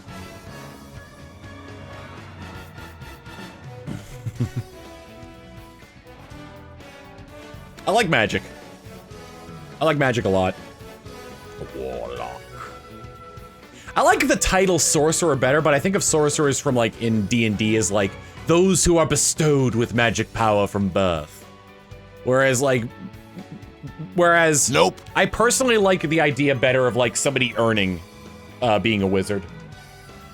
It's just a shame that aside from the amount of spells that that they have access to, sorcerer is superior in almost every way to wizard. Warlock, I'm still kind of on the D&D bit of it. Where a warlock is somebody who who's had their power granted to them by like another person, by another entity. You know any magic tricks? Just this one. Ow. Oh boy.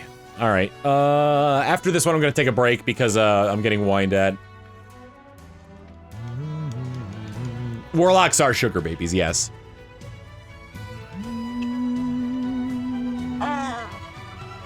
Show me the exit with Underbit saying, why study for years when you can get a god-tier sugar daddy?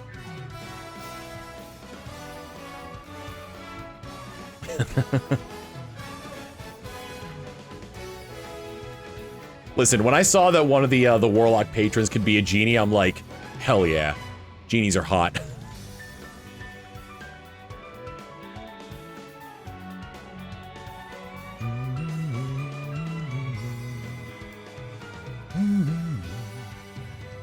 Hood.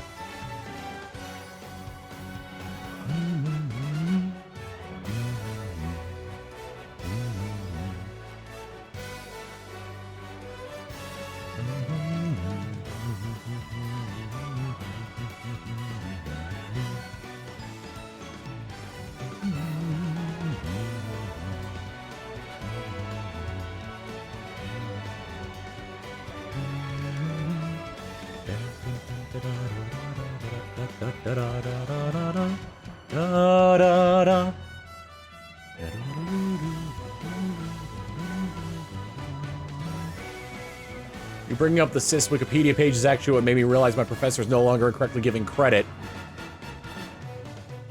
For... You mean for investing? Do you mean crediting cisgender on Wikipedia?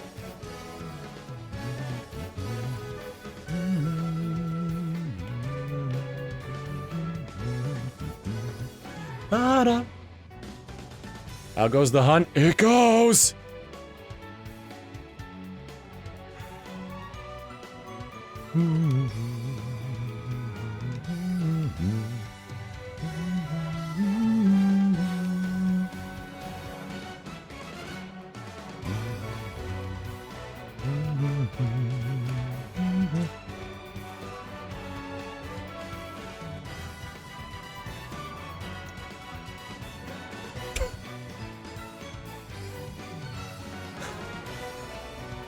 And I got one. Isekai anime about a Japanese student who gets isekai'd to 2016 Louisiana. Nope. I agree, Del.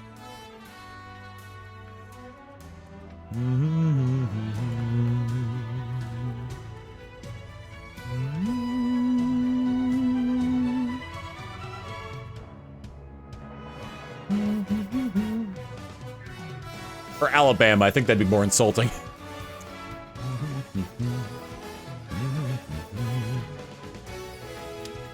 All right, gonna take a break. We'll be back in a little bit with more shiny hunting. We're going to 3,500 tonight.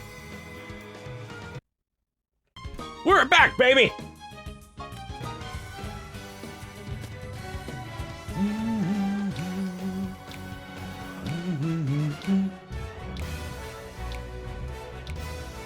The plushes are coming. A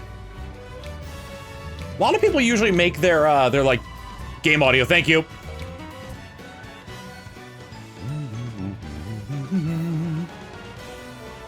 What was I saying? A lot of people when they make like their plush gifs, they'll just use the sample images that Makeship like provides them. So when Makeship sent me my the test one, all of the frames of this animation here of it spinning are photos that I took. Just a little bit of like manipulating in Photoshop and I managed to get it going well.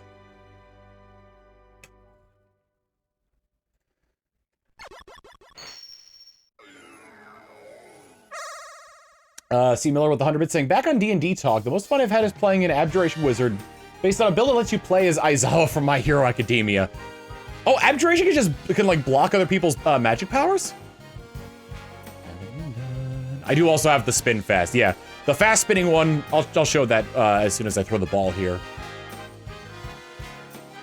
The fast spinning one is the exact same animation as this, but with but the frames are passing by faster. No, you know what I did? I scrambled the frames up on it and added a motion blur to it. There it is.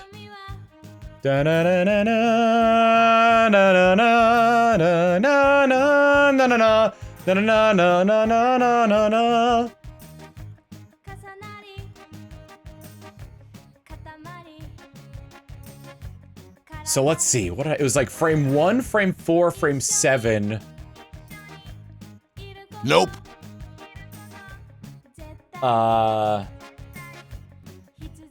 Frame 2, frame 5, frame 8. Frame 3. Frame 6, and then back to frame 1. Evil J. Brian, thank you for gigantifying the Tom Spin emote. I find it funny how Twitch can't keep up with the spinning. At least on my end, it does that.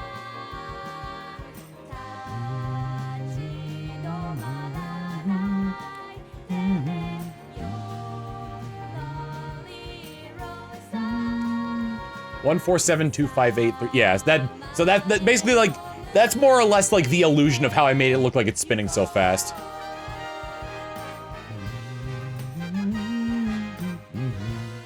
There's another hype train? Since when?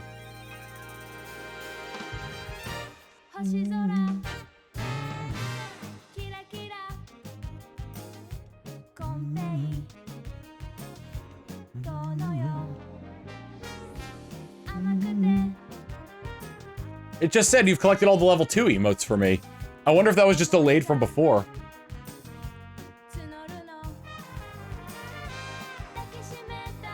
Oh, that says only visible to you.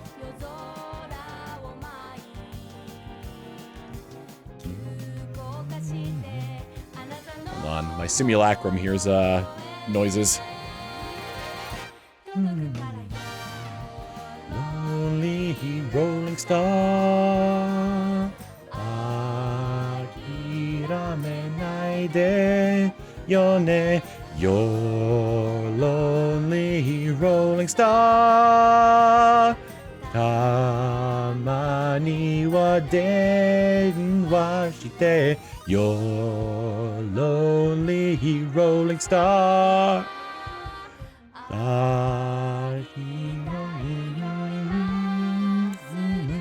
Your lonely rolling star.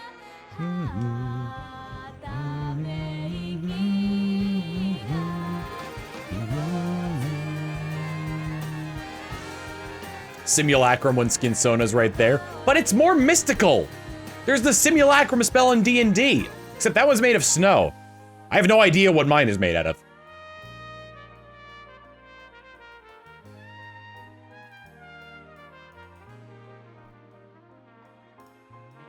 You ever see the thing where it's like, what was it, like, D&D spells are like, they're all puns in some way? Nope. Okay, well, thanks. Thanks, Dell. Let me see. Look at some first level spells here. It basically comes down to like their material components.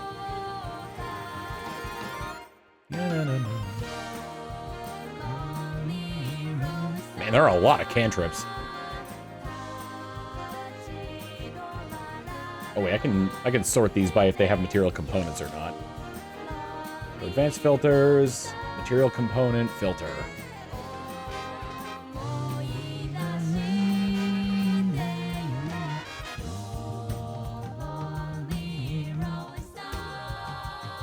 What is the material component? Okay, that one not... Okay, hold on a second.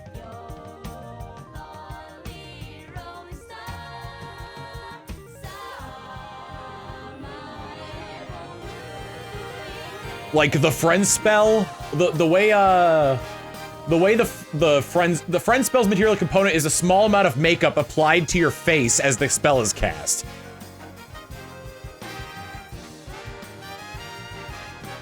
Let me see. The alarm spell's material components are a tiny bell and a piece of silver wire.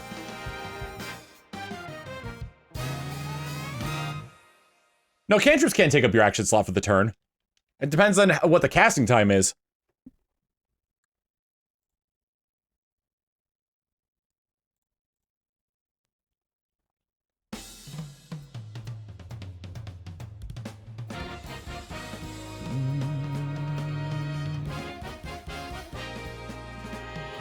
The color spray spell.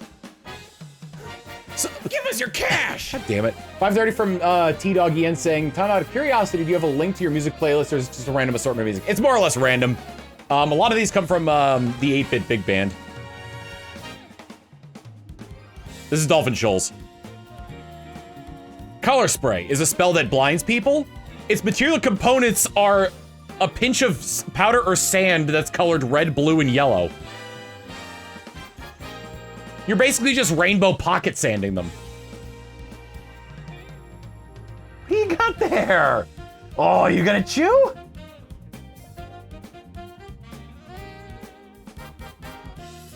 It's false light.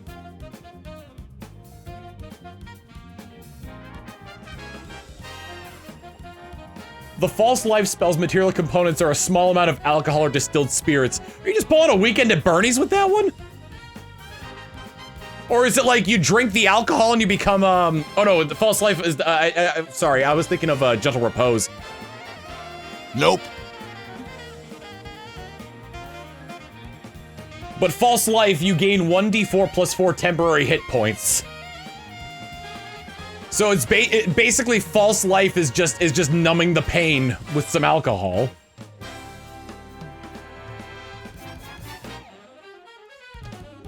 I mean, Featherfall is just a small feather or a piece of down. That one's not bad. Good berry's a sprig of mistletoe, which if I'm not mistaken, aren't the berries on mistletoe poisonous?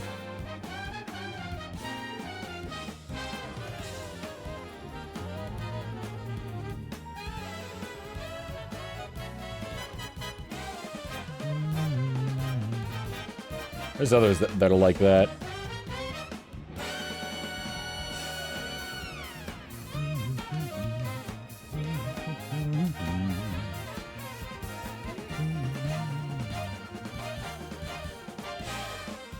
Mage armor's material component is a piece of cured leather, so you're just literally applying the leather on them and giving them armor.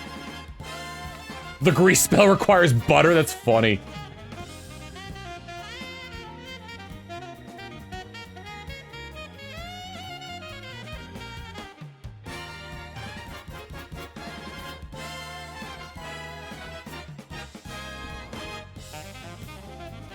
There's a few others that are like that. Let me see.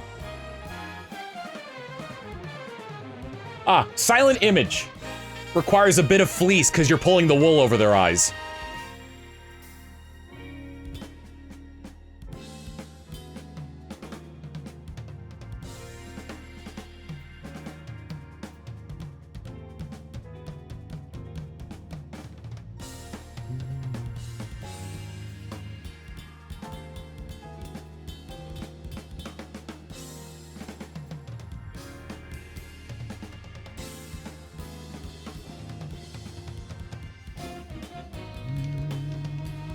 What else do we got here?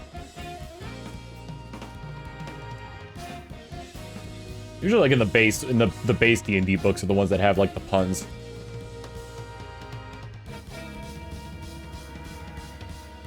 Here we go. Dark Vision's material component is a carrot.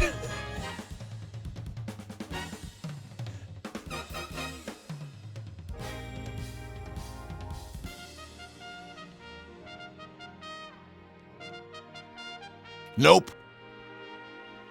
Carrots are good for your eyes. Beta carotene.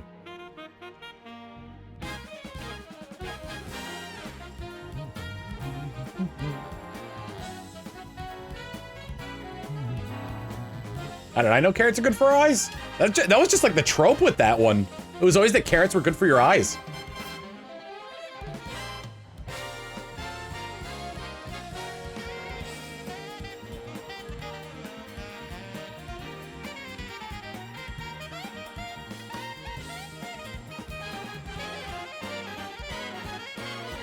Gentle Repose. The one where you touch a corpse or remains and the targeted is protected from decaying and can't become undead. The material components for that are a pinch of salt and 2 copper pieces to place over each of the target's eyes.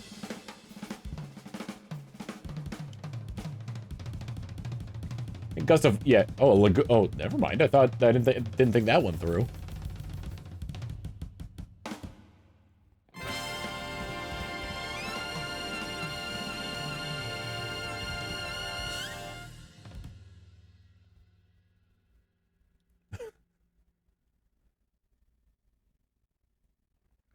Invisibility's material component is an eyelash encased in gum Arabic, meaning that the idea of invisibility is that you're just gluing people's eyes shut. Can you see the sun is shining on me?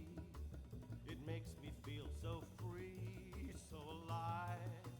It makes me want to survive. And the sky, it makes me feel so. Let me see what else is there. Oh my god. You know how how people would quote unquote use dowsing rods to find water, and it was usually like a forked stick. Locate objects material component is a forked stick.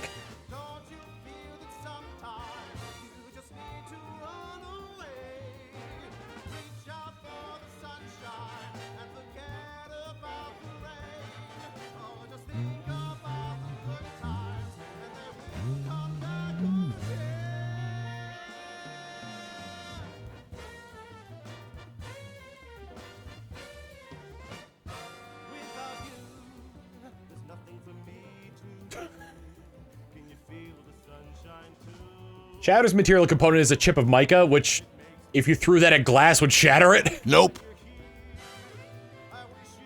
Might be a stretch.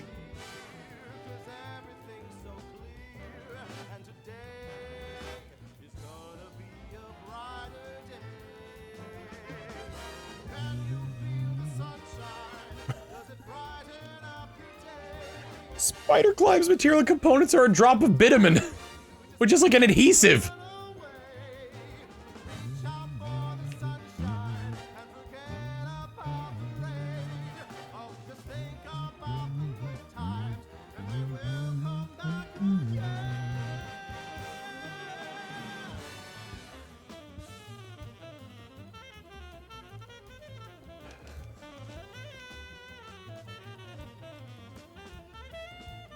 The suggestion spells material components are a snake's tongue and a bit of honeycomb.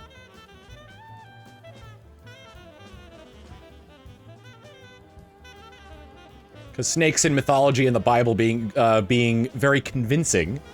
And honeycomb because you're giving them honeyed words.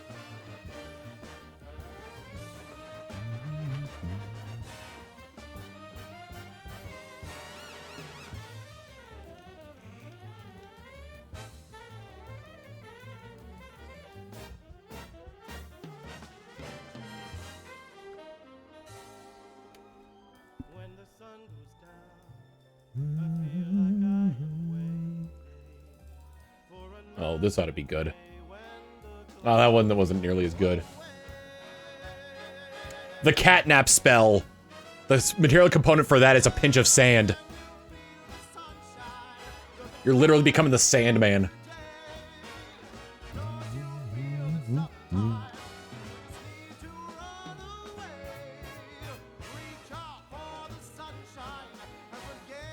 I was looking into the catnap spell at one point. I think it's that you... Let's see, is it in a range? Make a calming gesture and up to 3 willing creatures of your choice that you can see all fall unconscious for the spell's duration, which is 10 minutes. The spell ends early if the target takes damage or somebody uses an action to shake or slap them awake. If a target remains unconscious for the full duration, that target gains the benefit of a short rest. Can't be affected by the spell again until they finish a long rest. So it's not bad as an option for a short rest. Really good for if your party is a warlock.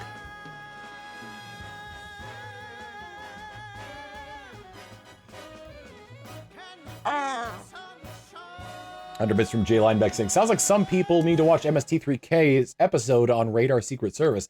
She teaches you all about the radar. Hail Radar. I'm on. I don't know. Is that leg of the desk nice and cool? I gotta clean up in here after the stream.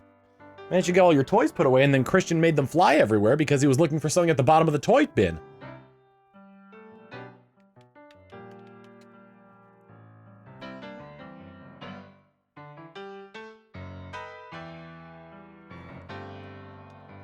Let's see, did Minor Illusion have a material component? Let me see. Oh wait, I already caught it. The Dragon's Breath spell requires a hot pepper. Nope. Well, Del, you don't play D&D. You're an engineer by trade. Minor Illusion does require a material component. Yeah, okay, so it's the same as Silent Image. It's a bit of fleece. So pulling the fleece over their eyes. Message is a short piece of copper wire. Gonna send you a message over the wire.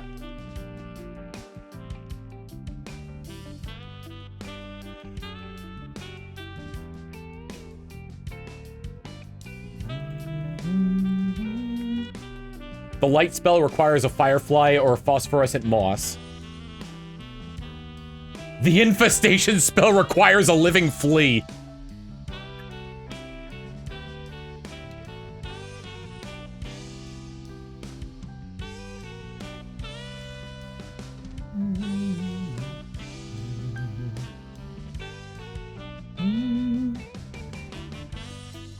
Shillelagh requires mistletoe, a shamrock leaf, and a club or a quarterstaff. Thorn whip. Stem of a plant with thorns. Makes sense.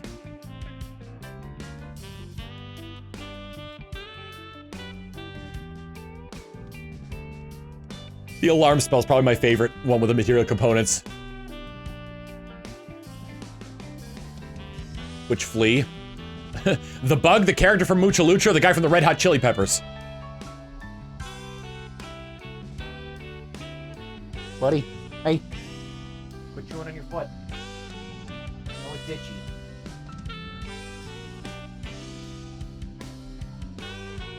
I'll cause an infestation. Hey, Flea, get over here. I am Flea from the Red Hot Chili Peppers. We need you to summon an infestation. I don't do that.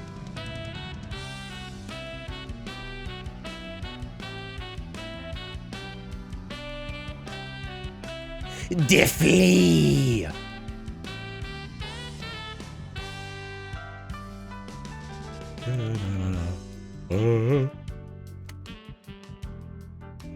Or Flea who voiced Donnie Thornberry? Same one as the one from the Red Hot Chili Peppers.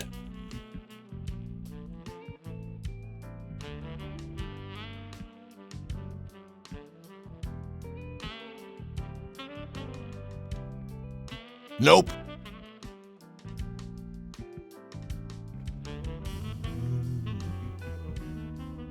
Wasn't there a D&D TF2 comic? It was a Halloween program, if I'm not mistaken. It'd probably still be on the TF2 website.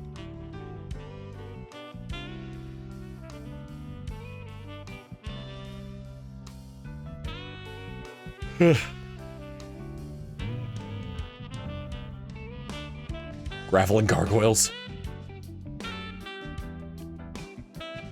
God, the TF2 lore is incredibly funny and so stupid. From crying over the fact that the spy couldn't face his son, the scout, so he disguised himself as Tom Jones to tell him that he was his father, to...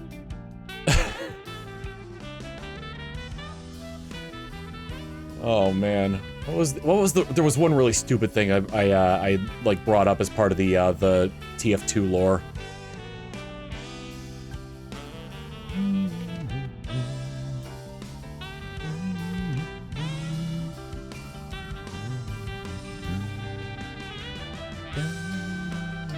Yeah, Australians being the ultimate warriors because they're exposed to Australium. The sniper having a Kal-El backstory because he's originally from New Zealand, but they shot him off in a rocket before it sank.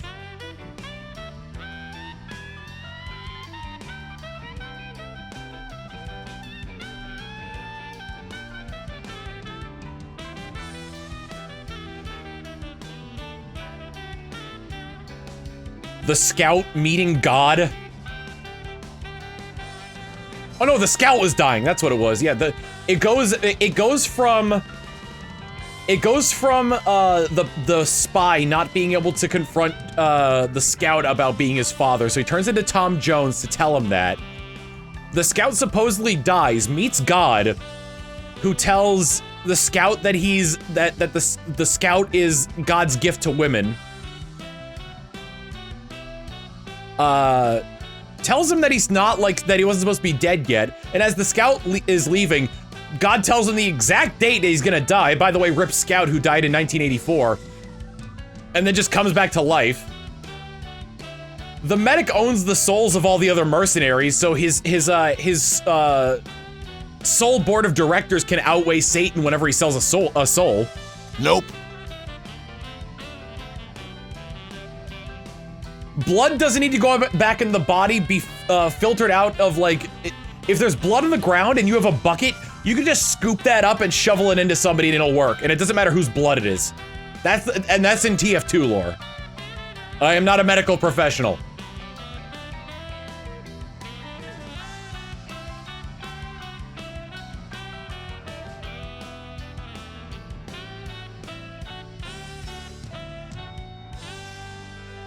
The pyro is still a mystery.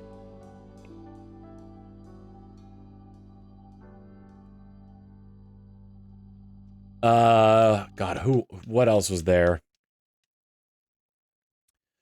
The demo man being raised Scottish, specifically because they didn't want him, because they thought it would be better for him to get jobs. That's the only reason why the demo man is Scottish. His family moved to Scotland because they wanted to raise him Scottish, so they think it would be better for him to get jobs. Sega Master, thank you for the Prime Gaming. How you doing, man?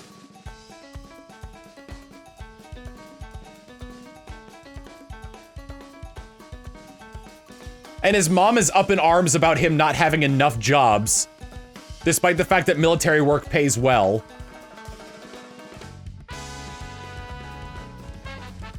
he lost his eye to a haunted book called the Abominomicon, which every Halloween resurfaces as a giant eyeball that attacks them.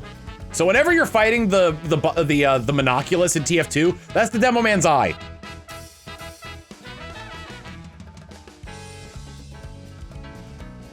I send all the shiny luck to you. Thank you. I'm gonna need it so much. Oh!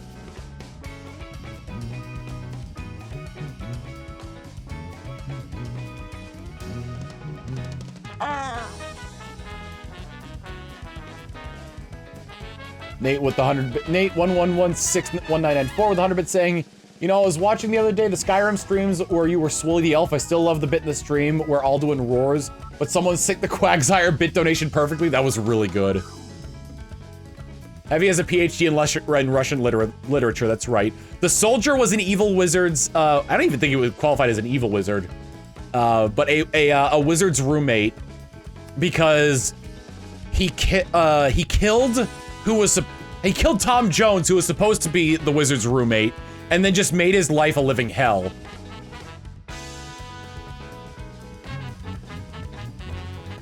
Nope.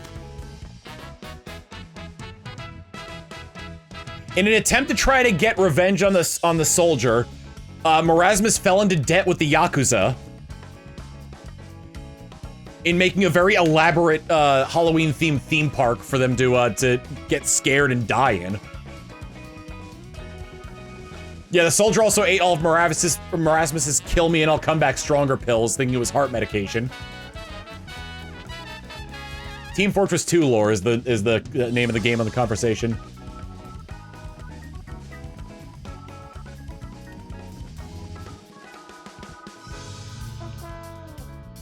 Bingo! Switch you with the 52 months of tier 1, thank you very much.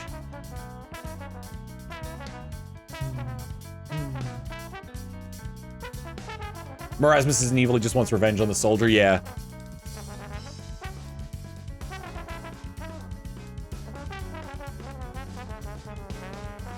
I got a new emote. I forgot what the most recent one was. Oh, it was the duck bug one.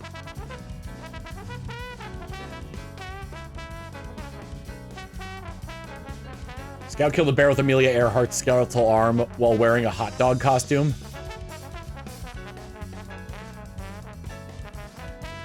Soldier kept fighting in World War II in 1954, yup.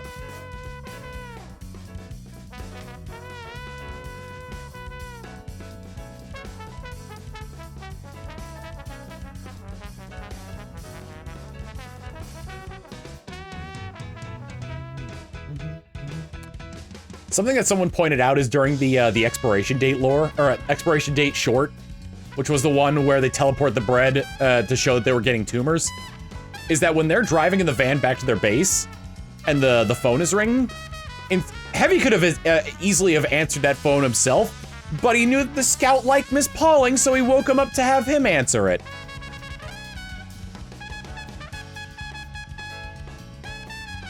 I've done nothing but teleport bread for 3 days.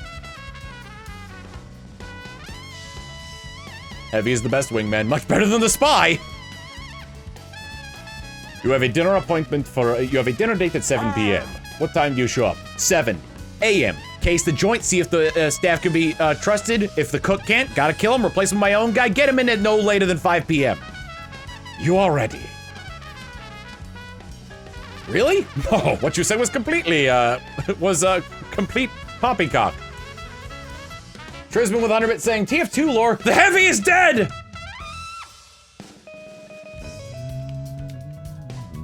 Nope.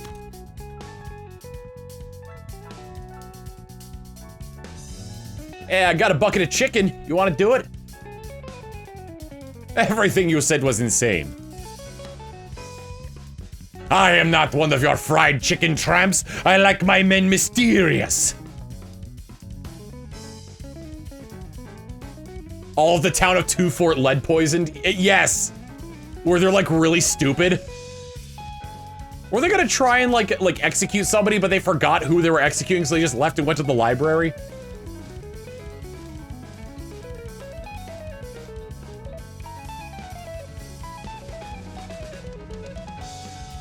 Yeah, they were gonna execute the scout and the spy, but they forgot. Yeah, they announced the 7th comic! I have seen the video of The Heavy is Dead with the actual voice actors performing it. With some exceptions, because they couldn't get all the voice actors for it. This is a bucket. No. Dear God. There's more. No.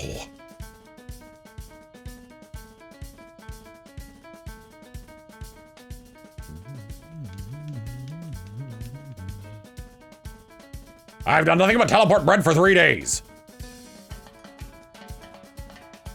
I wonder when they were developing TF2 if like the idea was to have it set in the time that it was, you know? Because it's set in like the late 50s, early 60s, right?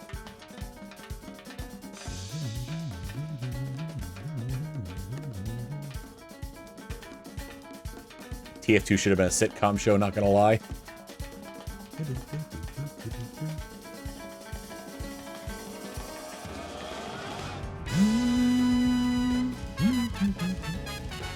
I wonder how many TF2 lines were ad-libbed. That's a good question.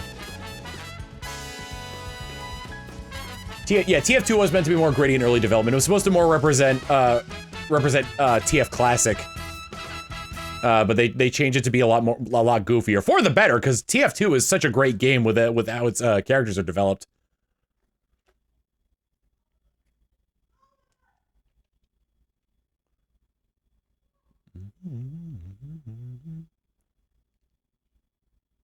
Also, the Pyro was a very successful CEO before he got returned to by Scout and Pauline. Oh my god. Nope.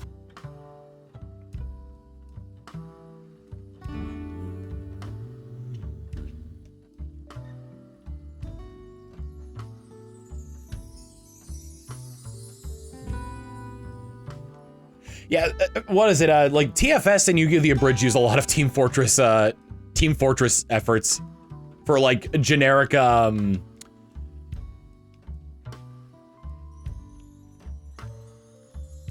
generic minions who don't like have any voices. Hi, big guy.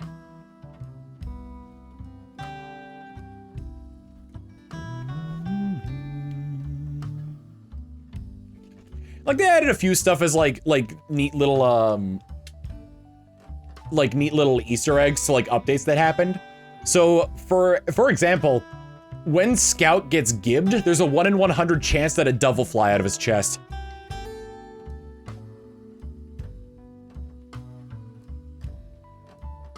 They added that in after the Meet the Medic update.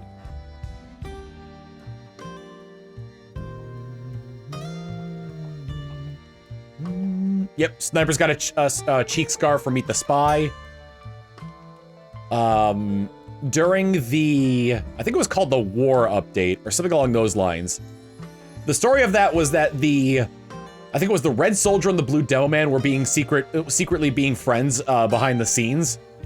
And the administrators couldn't have any of that, so they set to turn them against each other.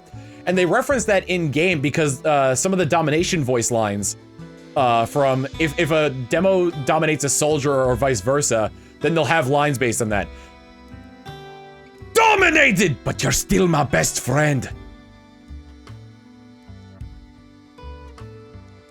Get dominated, we're still good friends. Switch the colors, but yes, I couldn't remember which was which.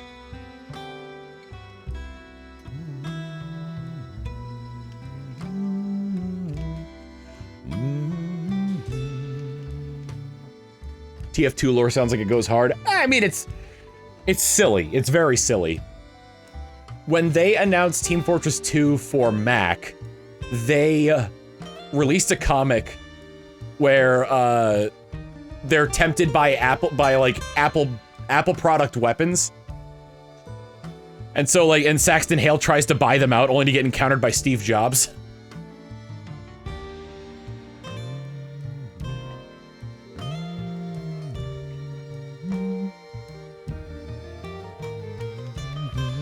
Nope.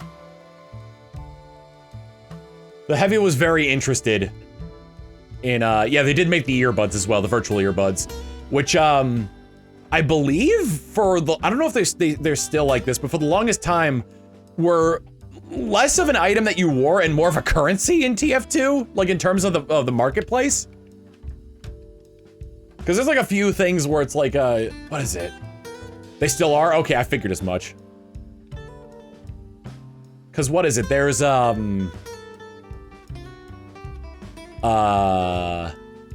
Ellis hats, Bill's hats. Are frying pans considered currency?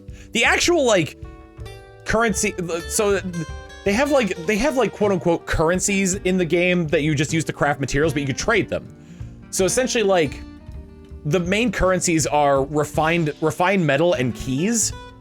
And keys you could just straight up buy with real money. They're $2.50 in the store.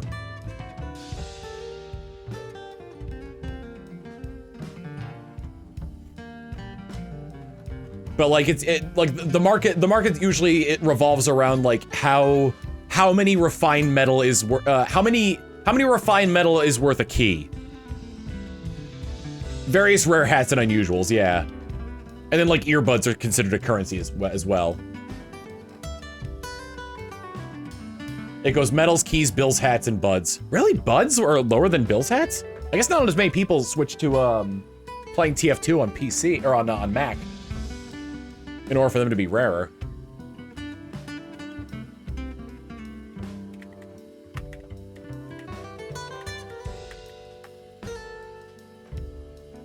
I need to bug Heavenly about when we're gonna do that TF2 those TF2 streams.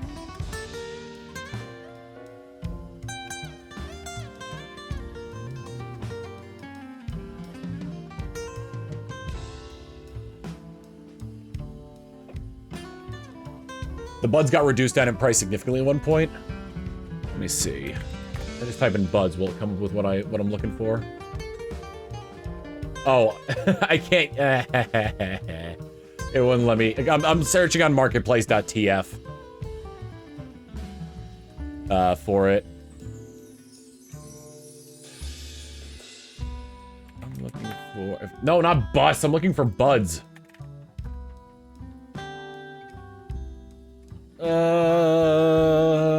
So in terms of paying with real cash, earbuds are worth $13.50. Or about five and wait a minute. 5 2/5 keys.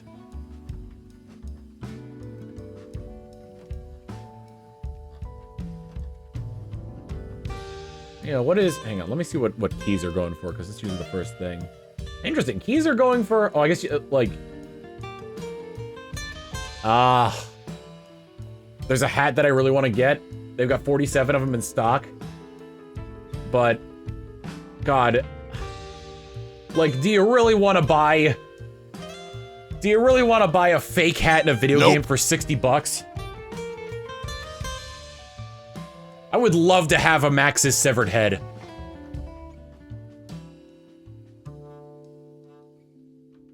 That was a promotional item if you pre-ordered, what was it? That was a promotional item if you pre-ordered Sam & Max Season 3.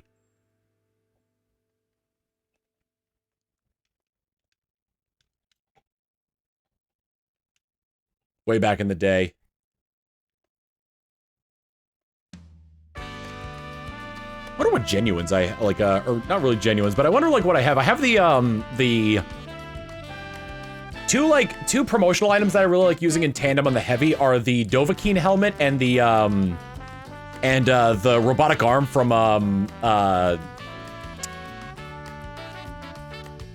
Deus Ex. I have the genuine disguise. I've seen the printy one, the printy thing, yeah. I'm actually kind of wondering. Let's see. Genuine items TF2. Genuine items list TF2. Because they're only like the only items that could be genuine are ones that were promotional.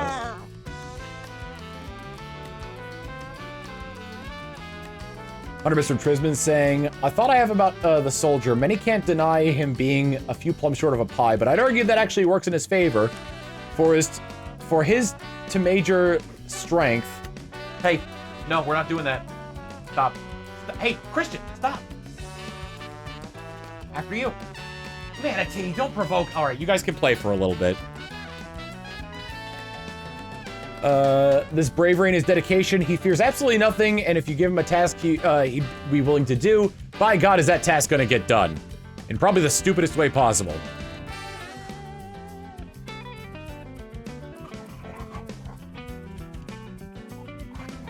Careful!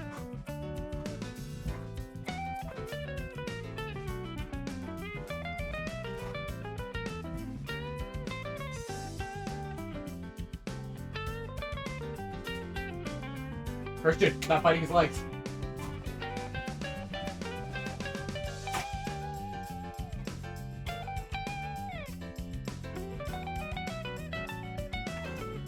Hey, can you stop biting his legs? Whoa!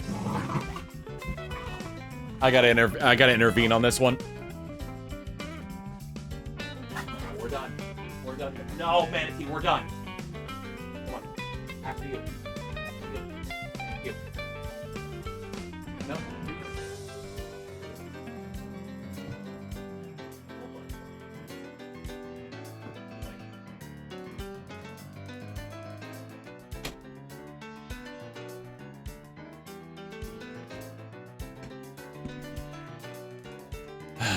It's never bad, but it's just when they get too far into it.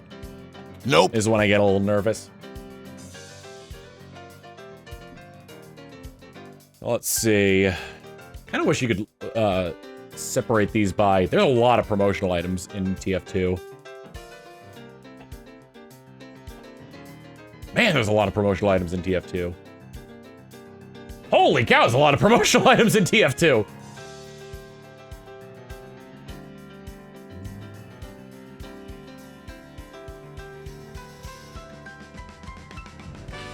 Let's see. The Flying Guillotine, which is a meat cleaver that causes bleed for the scout, came from... Does anyone remember the game Sleeping Dogs? It was about an undercover... it was like a GTA-like about an undercover police officer in Hong Kong. It was a good game. The 3 rune blade is like so hard to come by these days because I don't think you can like GTA with hacking. No, that was Watch Dogs. Sleeping Dogs came out well before Watch Dogs. Yep, Sleeping Dogs and Deus Ex had promotional weapon sets. Yep. 3 rune blade came from pre-ordering The Witcher 2: Assassins of Kings, and there's really no other way to get the 3 rune blade, so that one goes for a lot. What else do we got? Alien Isolation had a special suit for the scout that was that made him look like a xenomorph. Let's see what else there was here. I'd sometimes buy games specifically for. I didn't buy Quake 4. How did I get a genuine the original? Interesting. A genuine Righteous Bison came from San Diego Comic-Con 2011. There were a bunch of Deus Ex items, yeah.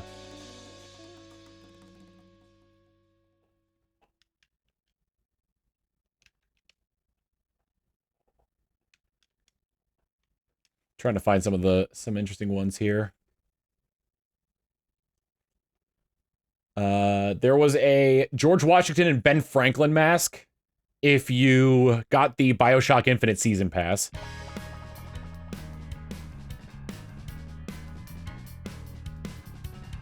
Yeah, the Neon Annihilator axe for the pyro.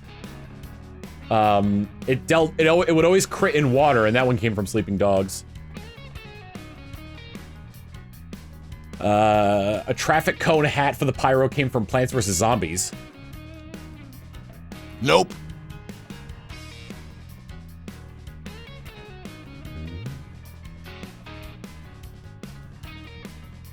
Batman Arkham Knight had masks based on Scarecrow and Firefly for the pyro.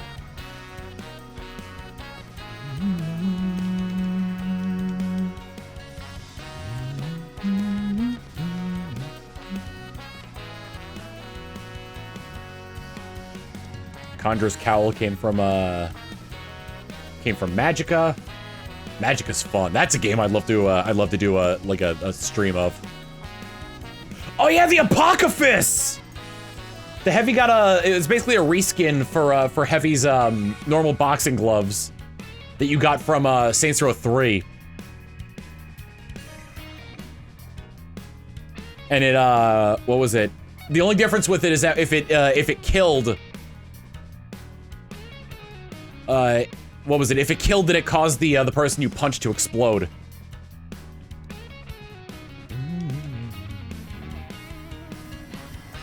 The Dragonborn helmet. Yep, I got one of those. The Siberian Sophisticate, which is like a vest and a tie for the Heavy that came from Hitman Absolution. The taunt would also make you explode, yeah.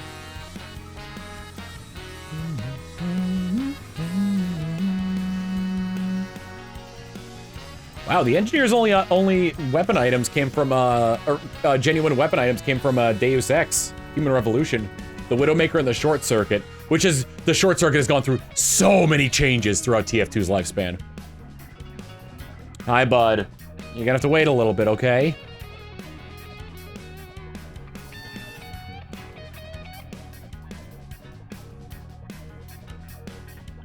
Oh yeah, the engineer also got a Pip-Boy from Fallout New Vegas.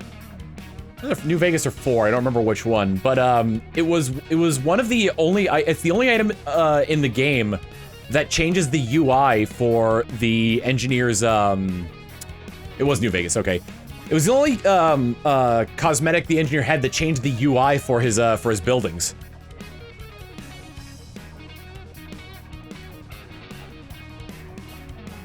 What else do we got here? Medic only had cosmetics, didn't have any anything there.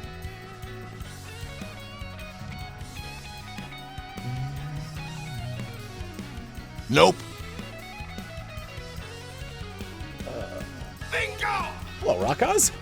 Hey, Tom, found out about you from your videos with Achievement Hunter. Don't usually watch many streams, but I figure I should follow. Thank you. And Angry Florida Man with the Prime Gaming sub. Thank you so much. One sec, I gotta open the door for the dog. Hi, bud.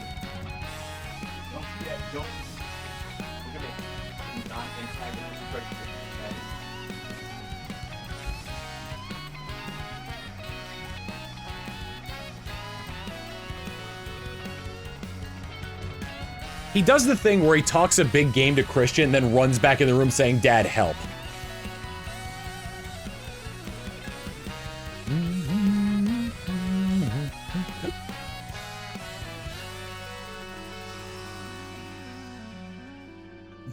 Oh god, who remembers Brink? You know, everyone's favorite game Brink that was hyped up a lot, but then fell by the wayside because the servers were awful? And the gameplay felt clunky? And the game wasn't done?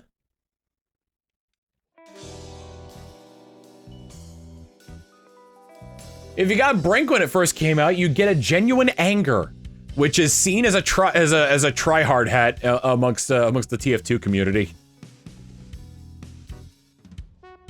Oh, the Diamondback from Deus Ex Human Revolution, the revolver. There was a special knife you can get for the spy, which was the sharp dresser, which came from Assassin's Creed Revelation. Red tape recorder came from Sleeping Dogs, which, it's alright.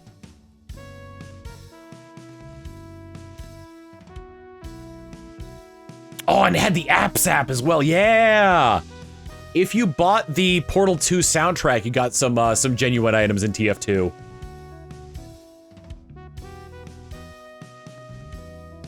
And one of those items was a sapper that was made from Wheatley from Portal 2, and when you'd sap with him, he would like spout Wheatley lines. Swear to God, you two! Hey!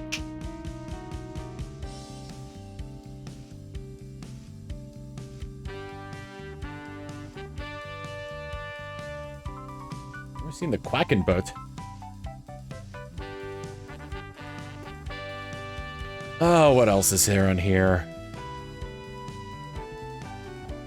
I don't remember the Nano Balaclava, and I bought Deus Ex Human Revolution on launch.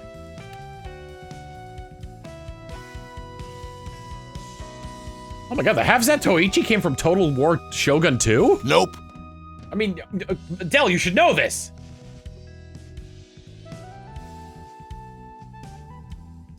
The ham shank came from Don't Starve, that's funny.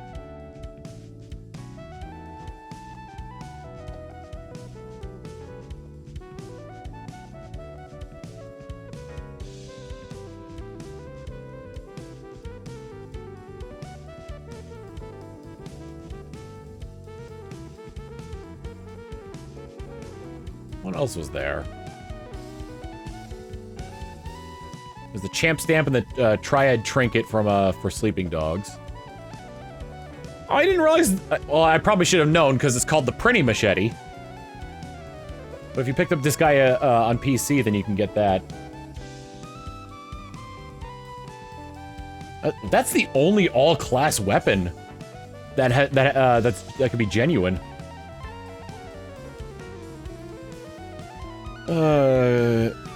Oh my god, I remember the potato sack. There was an Aperture Labs hard hat you can get in TF2 for getting what is known as the potato sack, which was a collection of indie games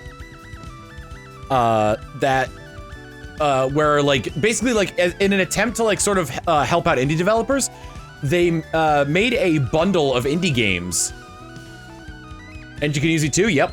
They made a bundle of indie games where, like, there was just like a bunch of different indie games, and if you bought the bundle, then Portal 2 would come out sooner. And it wasn't like if you bought it, you get to play it like a day early. It was basically like, per person that bought it, the amount of time it took for Portal 2 to come out would go down. Which I thought was really neat, because it was a good help for, to indie devs. Because like, there's probably a lot of people who bought it and never played it, but like the people who did buy the games and play them, like probably had a lot of fun with them. That's where I found, a reckless disregard for gravity. Balloonicorn. You got a genuine in-game Balloonicorn if you bought the Balloonicorn prop, which, that was my mascot in the channel for a while, if you guys remember. God, what else is there?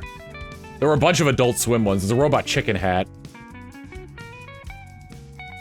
Human Cannonball and the Marksman from Sleeping Dogs. Okay, so they're not all, like, together here. They're kind of, like, disjointed. Nope. If you bought an Oculus Rift, like a really old Oculus Rift, then you can get a VR headset in TF2.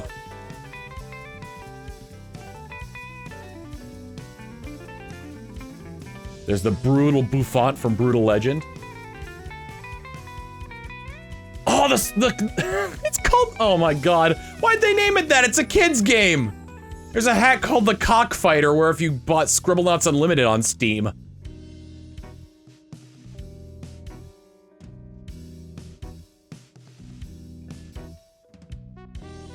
There are also 2 Reddit-based hats. Christian, he was chewing on that. Hey, what are you doing? Oh my goodness.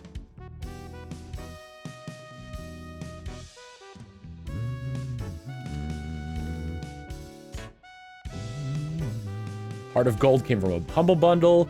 Dadliest Catch if you bought the Octodad Dadliest Catch.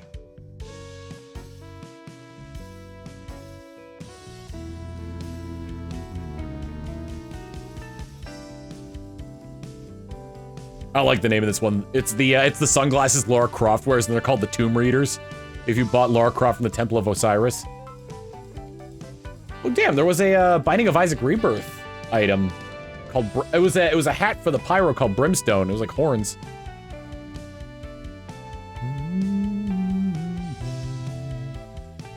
A Batman cowl from Arkham Knight.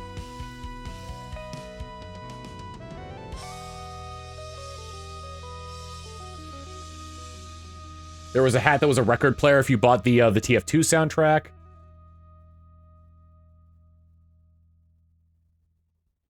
And then the only taunt... Actually, oh, it might not be the only taunt, but the only multi-class taunt that could be genuine was the Shred Alert when you bought Brutal Legend. All the items from Poker Night weren't genuine, no. They were just regular ones.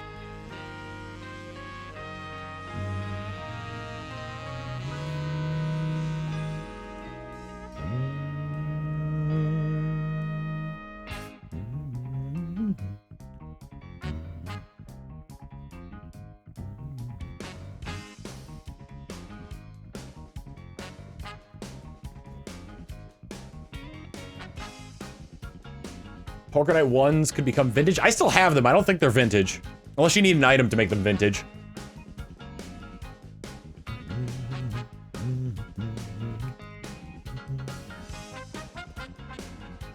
Yes, you could get a chess set if you bought the TF2 chess set. Arguably one of the hardest things to find, collectors-wise.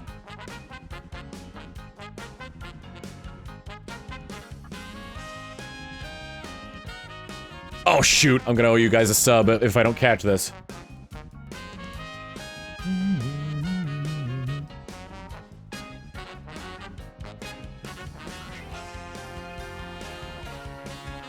There it is, I owe you guys a sub.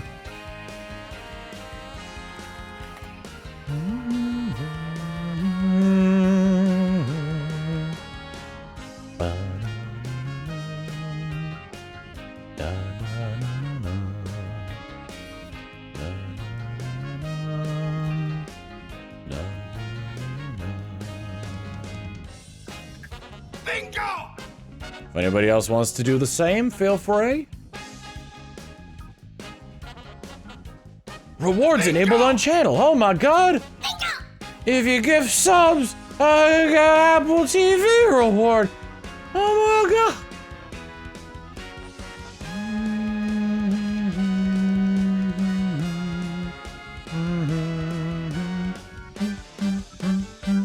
Bam.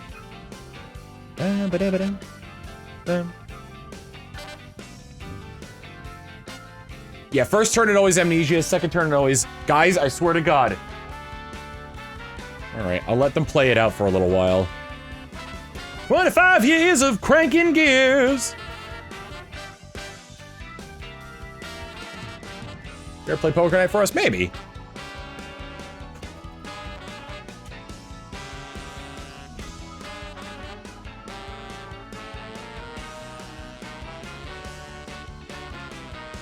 Oh dear.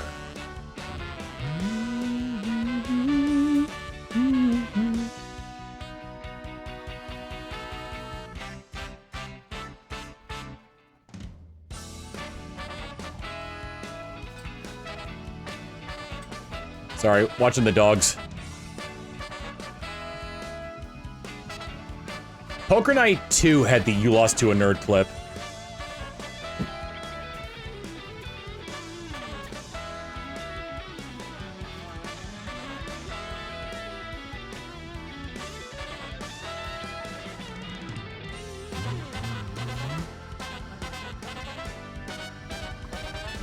Whoa, easy, easy. Hey! No, we're done. Hey, we're done.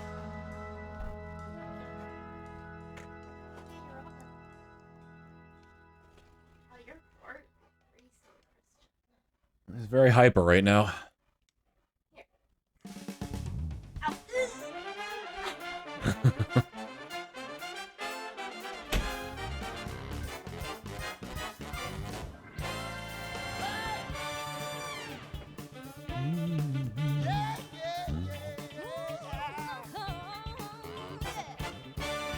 Christian's hyper.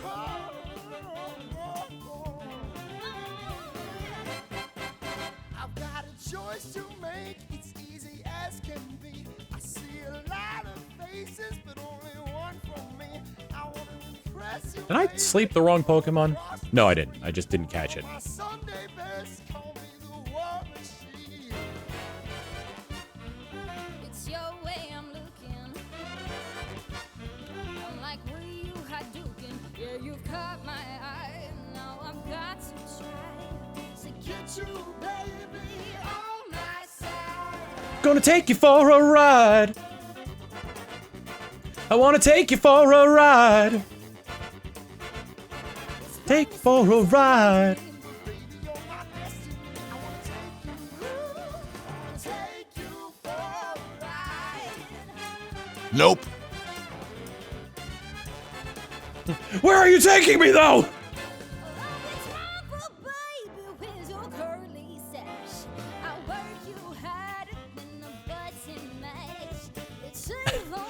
There's a comment on the It's Marvel Baby video where like someone in the comments translates like every single thing that the guy says. And the only thing I remember is when he says, he describes his character as so Pringles. He's so Pringles. And the translation for that was, having something to do with a technique called popping, because once you pop, the fun don't stop.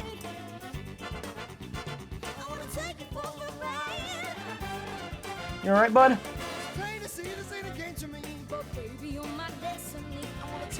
I wonder if I can find that comment.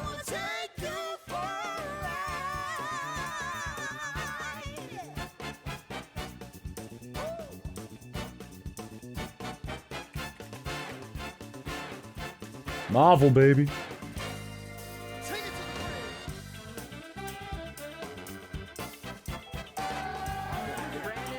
Okay, please tell me that the top one is still... No! There's a comment somewhere where somebody translated everything that the guy says.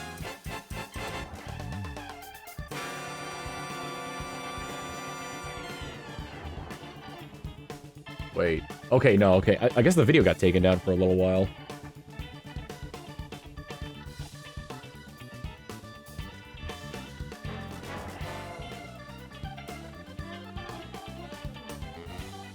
Let me see if I could, maybe I could find it. It's Marvel, baby, translation.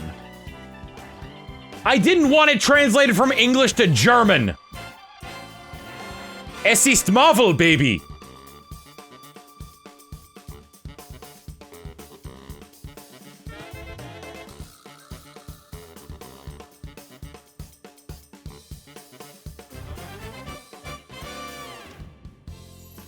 I swear there was a comment of somebody translating it, and it's like, it's the best, because it works so well. I think I found it, but I can't post links. The video is called Marvel Baby, yeah, but I'm looking for the, I found the video, I just haven't found the comment. If you find the comment, let me know, because there is a comment on here that, like, translates everything he's saying, and it's so funny.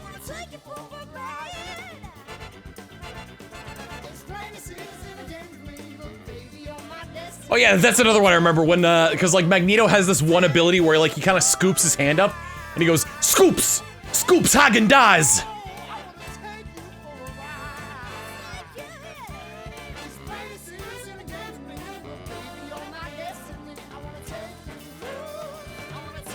Oh, he's so Pringles, where your curly mustache at?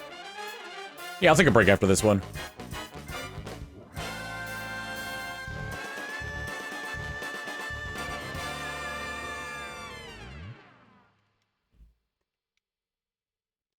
Favorite X-Man / mutant? I like Forget-Me-Not. One of the most powerful, if not the most tragic of the mutants. The second you look away from him, you forget him. It's an incredibly powerful mutant ability.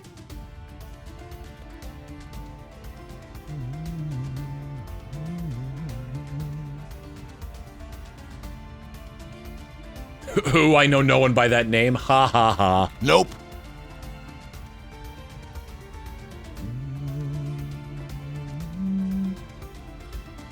Yeah, he looks like a middle-aged man with a pot belly.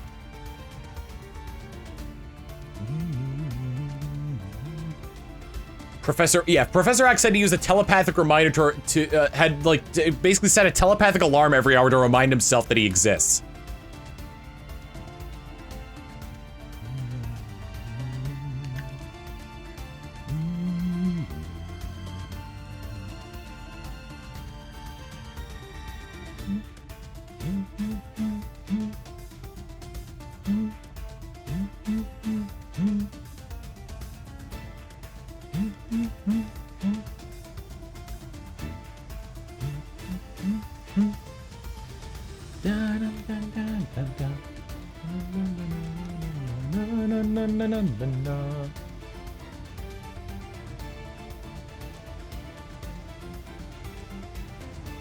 Oh yeah, at one point the guy goes, that N-word, that N-word New York Knicks, because the Sentinel costume he was using was orange and blue like the New York Knicks.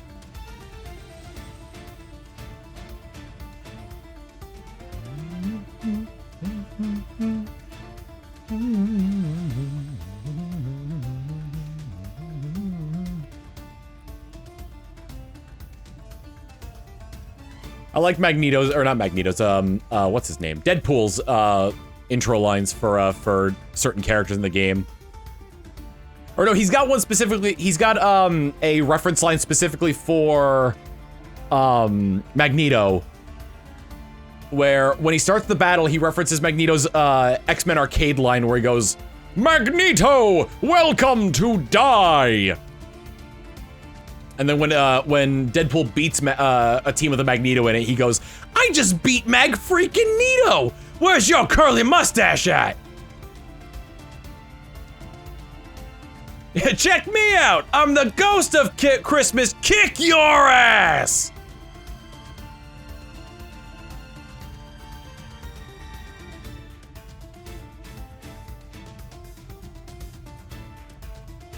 And of course, the greatest taunt of all time.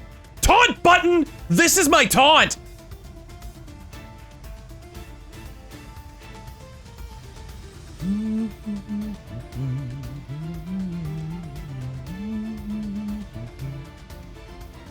Anytime they have an alternative skin for Deadpool, he says, and you thought Cable wasn't in this game? That's funny. 100 from Kirkhoff saying, one of the lines I do miss from Overwatch, catchphrase!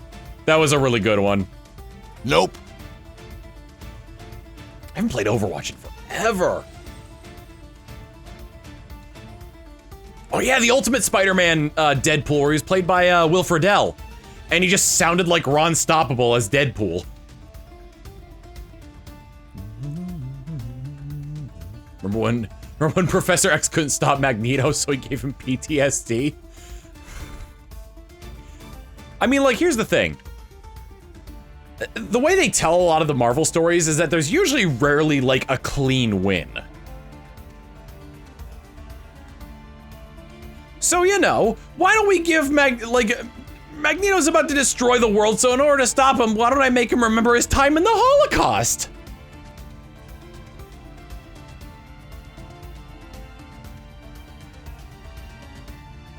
Because Magneto was a survivor of the Holocaust.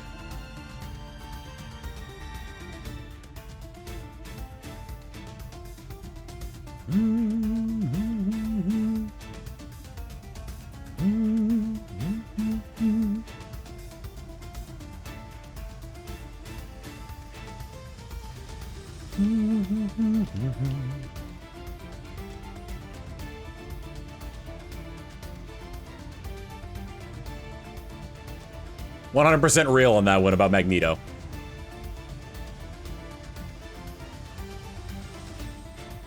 One of my favorite scenes from X-Men Evolution was, I think it was Evolution. I'm not 100% sure. It might have been one of the different X-Men series that came out after that. But it's of Logan in a platoon of soldiers. That was in X-Men Evolution, okay. It's Logan in like a platoon of soldiers in World War II, and they're like they're liberating a camp, and like there's a like a small child being carried out of there, and like suddenly like the soldiers that are chasing after them chuck like a bunch of grenades at the soldiers and the people they're like escorting to safety. And then you just see the kid's hands come up and the grenades stop and fly back. I love that scene so much.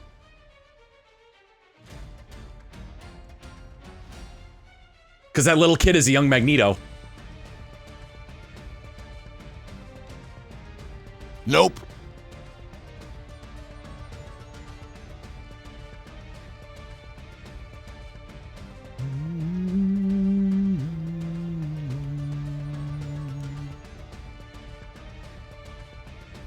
Does Magneto count as an anti-hero due to not being actually evil, just extremely dated? Or jaded? Excuse me, dated.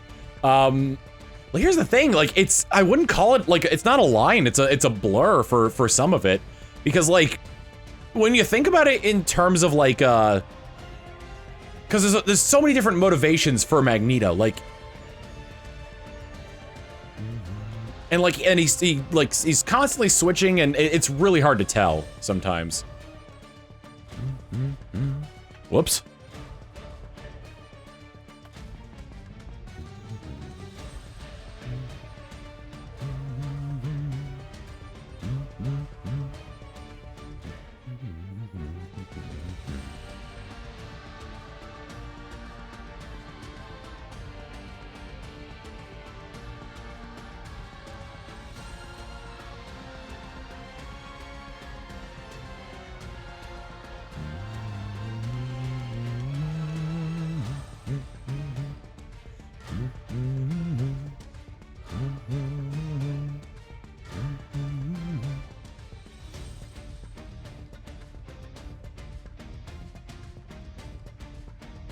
He works for Mutant Advancement, and like here's the thing: Professor X works for Mutant Equality.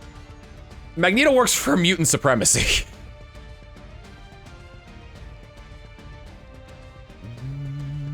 I have not watched Epic Rap Battles of History.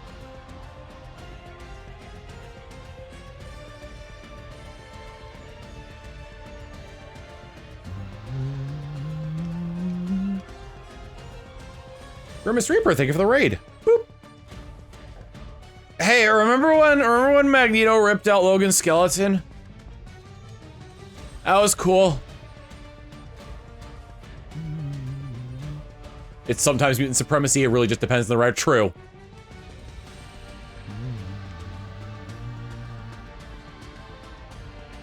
Huge if true.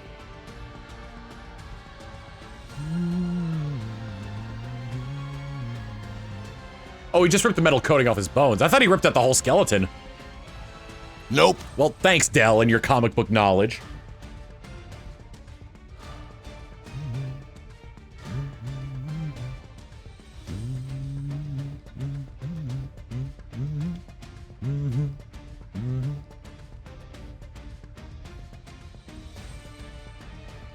You ever hear about the time an evil Iron Man gave Daredevil back his eyesight only to take it away again? I knew there was an evil Iron Man. I forgot what he called himself, but yeah, I knew he did horrible stuff like that. Wasn't there a solution against the evil Iron Man to like they went back in time and pulled Tony Stark out of like a time period when he was a teenager and had him be Iron Man?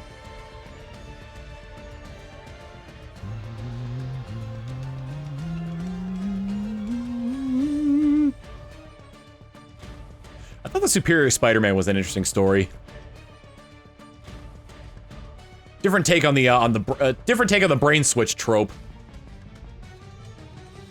Essentially, the story goes is that Dr. Octopus is dying, and before he does, he manages to switch his brain with Peter Parker's, thus making Peter Parker die, and Doc Ock basically swears that he'd become the superior Spider-Man.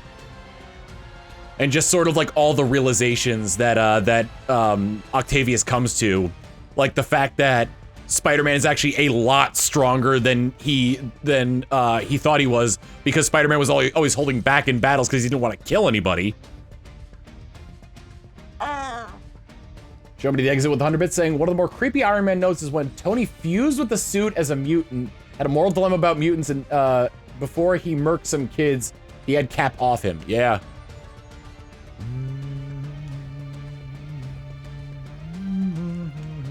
Yeah, Peter's consciousness still lived on inside his own body, but he was essentially like watching a ride. Essentially, he was watching. Peter couldn't do anything about it. Eventually, Octavius realized, the spoilers for the comic, but the story ends with Octavius, like, moving on and giving Peter his body back.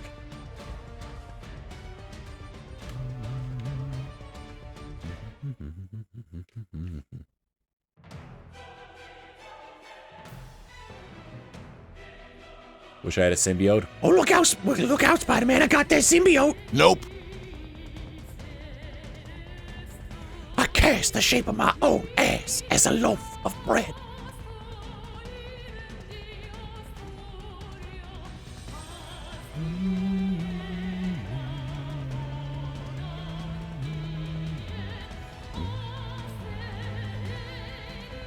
Shame Hulu's MODOK was canceled. Was that with Patton Oswalt? You want some of this dark dump? Show you how to make it. Oh, look, it's already done. Got some Oreos on there, chocolate chips, marshmallows. Stick in the oven. I burnt the marshmallows a little bit, but don't tell no one.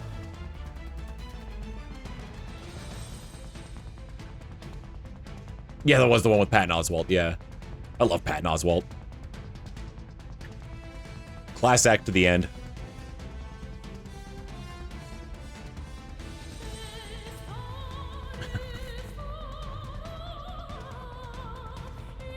The only time I didn't like Patton Oswalt was when he was part of that pandery King of the Nerds. Yeah, in that pandery King of the Nerds game show.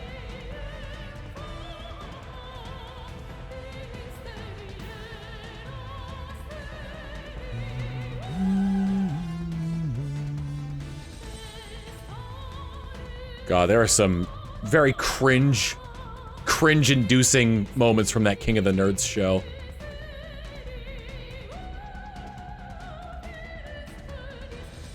There was like one kid, there weren't kids, there was one guy on there who was like definitely socially awkward and possibly on the spectrum, and like they pushed him, rather like they milked like the stuff that he said as like cringe gold essentially on that show.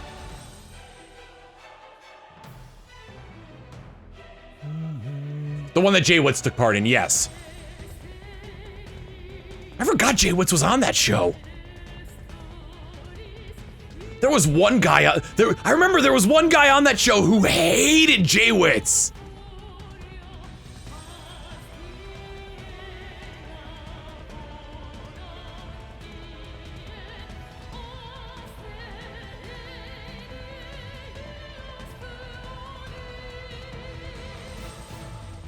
Nope. YouTubers on game shows. Actually, I know, Aaron's been on a few, different game shows. He was on Jay with the PokeTuber, yes. Because Aaron was on The Tester, which was a game show where your reward was a job as a video game tester for Sony. And then he was on Dancing with the Stars. I just remember that from his one Game Grumps story where he talked about how he accidentally ripped ass in front of Joey Fatone.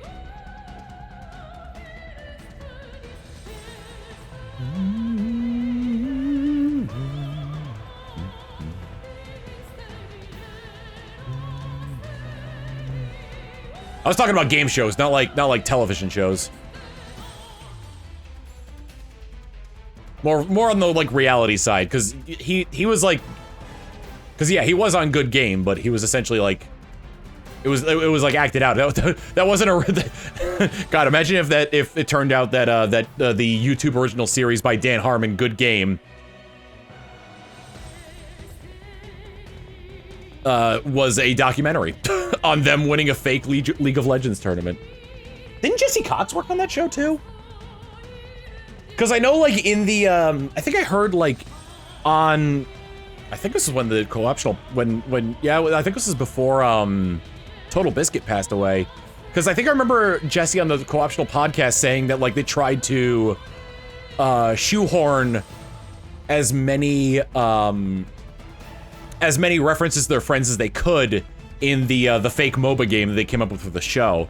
The only one I remember is, like, there's, like, it's called, like, his name is, like, Danger Sloth or something like that, and he's a reference to Krendor.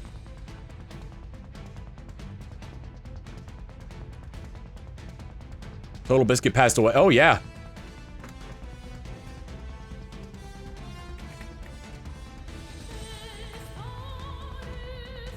Let's see. He passed on May 24th of 2018. he was younger than I am now.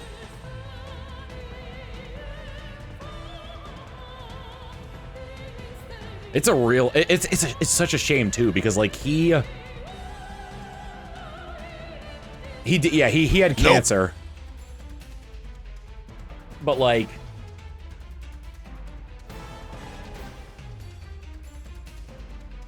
man, he did so much good in the video game industry as a critic. Calling out companies for scummy business practices and rallying his community for like things like mass boycotts for like things to improve. For like he was a very pro-consumer critic. I think he got sued once too. Yes, the developer of Day One Gary. No, he didn't get sued. Like, yeah, Day One Gary's incident was an indie game. And when he did a review on it, he was like very scathing on it. So the developer of Day One Gary's incident decided to copyright strike the review. And because of how awful YouTube's copyright systems were back then, they're still awful, but they were worse back then. That was just like a strike on his channel.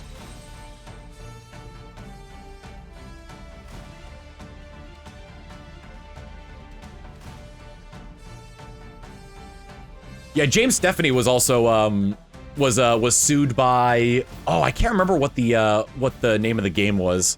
Probably for the best that it's forgotten.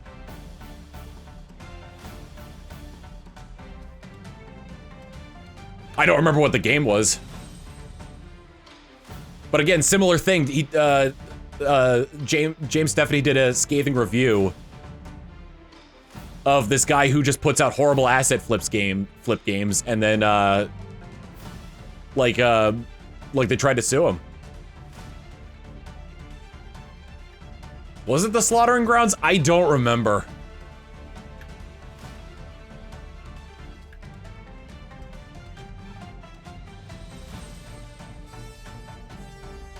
All those guys Billy Bitchel sued. Ah, yes, the King of Kong, but without the G.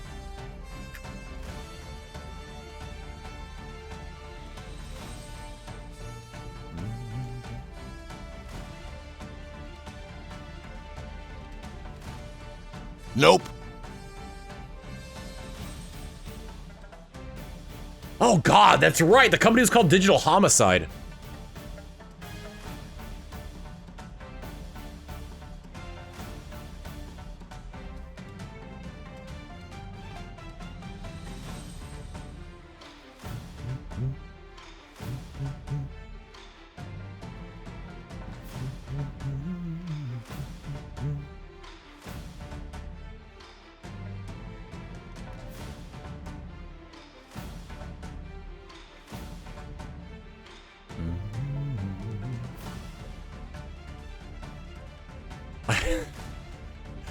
Still think one of the funniest things that happened. There was like the whole like Channel Awesome drama, like where a bunch of people wrote like came out about Channel Awesome and like the people behind it. And like a bunch of people were leaving Channel Awesome. A bunch of like creators were leaving Channel Awesome because of it. Except for Guru Larry, who just played it off as a joke and decided he wanted to become the first ever winner of the Channel Awesome Hunger Games. Oh God.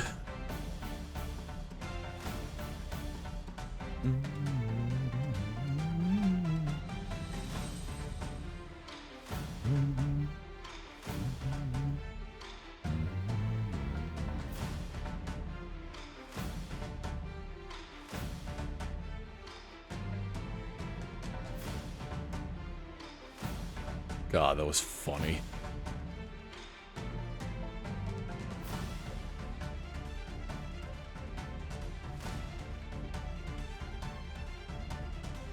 But, hello you.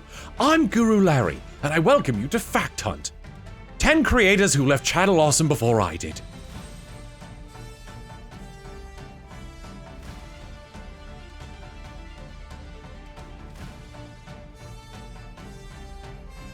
I had him on an episode of Touring Tracks with Tom. He was the one who made the comment about how the back of Ludwig looks like two Sonic the Hedgehogs having sex.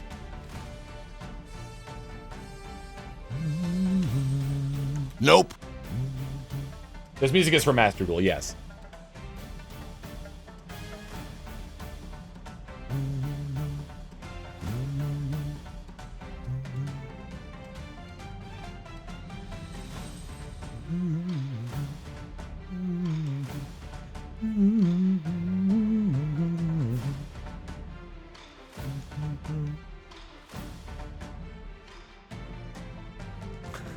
I'm looking at Total Biscuit's Wikipedia page right now. John Peter Bain, better known as Total Biscuit, followed by the phonetic pronunciation of Total Biscuit.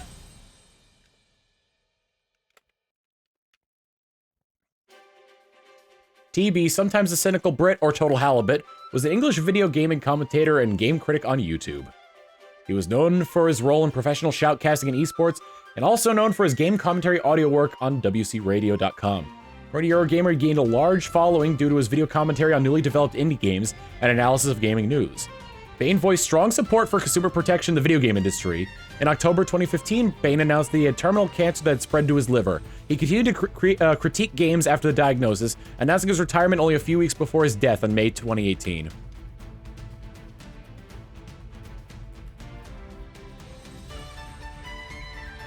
I'm trying to remember, did he have a, I feel like he had a voice pack in one game. Was it Dota 2? Like an official voice pack. Oh, he had an official voice pack in StarCraft. Okay. I don't know why I thought it was Dota. I guess because they're both RTSs.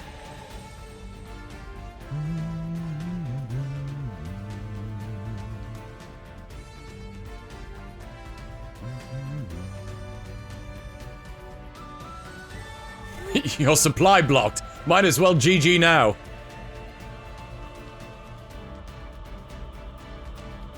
Hey Tom, how do you say this word? Fish. G-H-O-T-I, fish.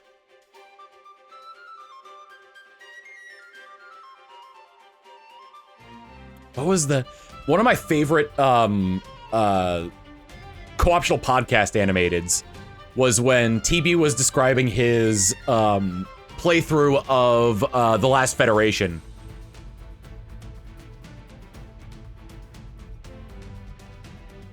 Nope.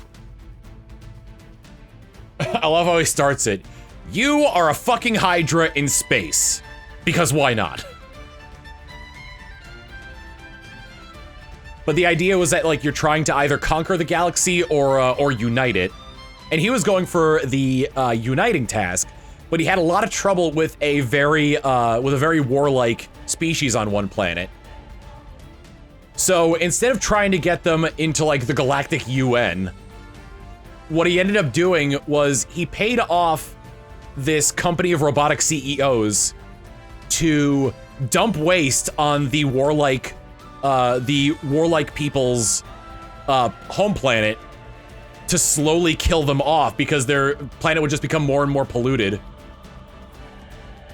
And they would continuously, and like anytime they would try to like get into space, he would shoot down their ships. So essentially he was just like creating like he was creating like a pollution genocide in order to beat the game, and he beat the game that way. And it was such a good strategy that the developers ended up patching it out, because the other planets in the galactic UN should probably find that horrifying.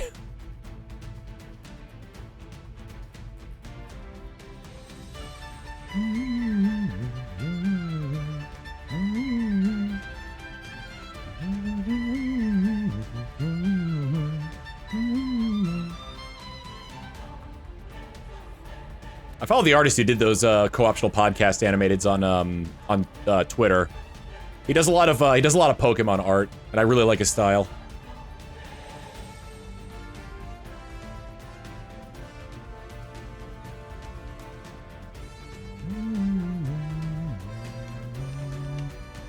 His name is Jules, but I can't remember what his actual account was. Jules Draws, with a Z at the end. Like the way Family Jewels spells Jules. I recommend checking that out. That's a post some really good art.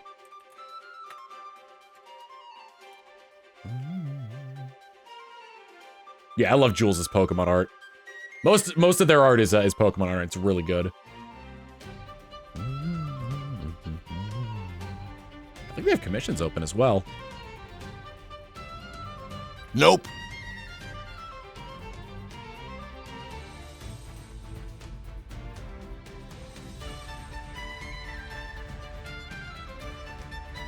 What other co-optional moments do I like? Oh yeah, there was the one where John was on the episode.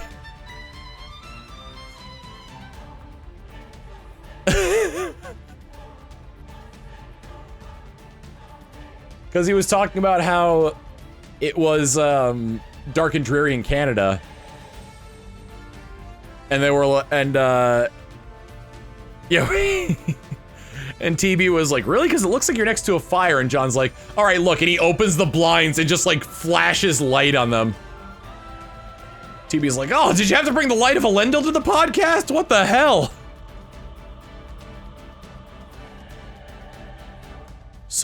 There's such a Canadian, what was it, yeah, and Jesse was like, such a Canadian thing to say.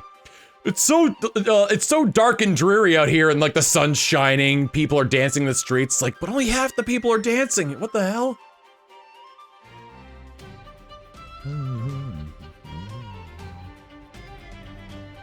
God, when was that? That was a lifetime ago.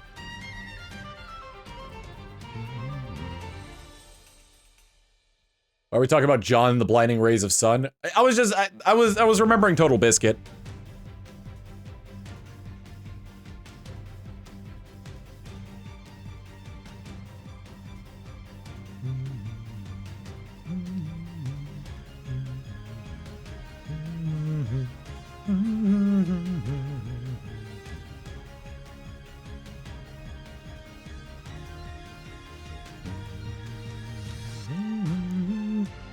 Oh, the fish thing? Yeah, GH as in rough. TI as in gumption. No, O as in women, and then TI as in gumption. Fish.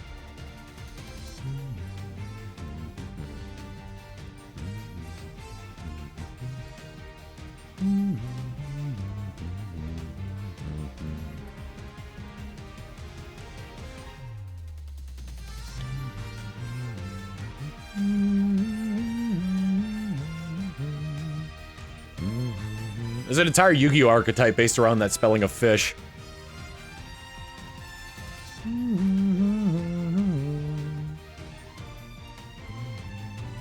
When they played the Star Trek board game and Krendor put himself in jail, yeah, that was a good bit. Nope. The one where Jesse drank an iron brew and then or no, he ate a caffeinated chocolate bar and washed it down with iron brew. And he got incredibly hyper.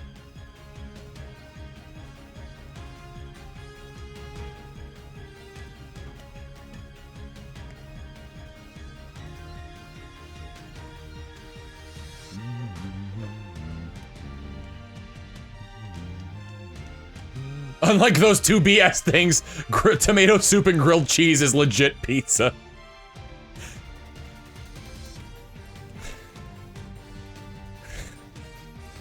I prefer the real pizza. I said the real pizza. Perfection.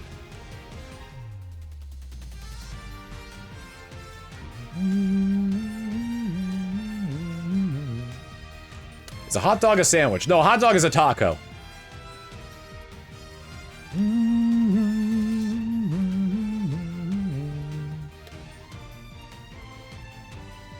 I follow the guide of the cube.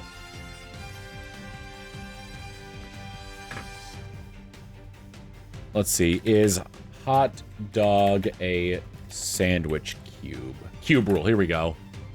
The cube theory, yes. The cube rule. Oh my god, there's an entire website based on this.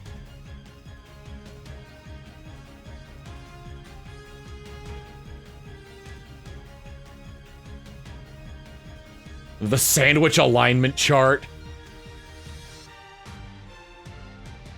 Here we go, the cube rule. If there's just one flat piece, it's toast. If there's two pieces on top of each other, it's a sandwich. If it's in the form of a U, it's a taco. If four sides are like in a circle, then it's a sushi. If 5 sides are on there and the top side is open, it's a soup salad with bread bowl. And if it's completely closed, then it's a calzone. Pop-Tarts, calzone. Sandwich, taco. No, sorry, sandwich is a sandwich. Hot dog, taco. Submarine sandwich, taco. Open face sandwich would be toast. Burrito, sushi. Ravioli, calzone. A quesadilla is a sandwich. Well, I guess it depends. It depends if you're making it with 1 or 2 pieces of, what are they called? Of tortilla. If you're making it with 1, then it's a taco. If you're making it with 2, it's a sandwich. Burrito's a calzone. I guess it depends on how the burrito's made as well. I guess, yeah, well, it depends as well. If you cut it in half, then it's a bread bowl. Nope. Burritos are calzones. Cannolis a sushi. Tiger with Underbit saying, tomato soup and grilled cheese isn't pizza any more than graphite is diamond. Both mimic 100% carbon, but their molecular structures, physical properties are very different. You don't see jewelry shops selling pencil lead. Yeah, but you can't eat diamonds. Balls in your court, Tiger.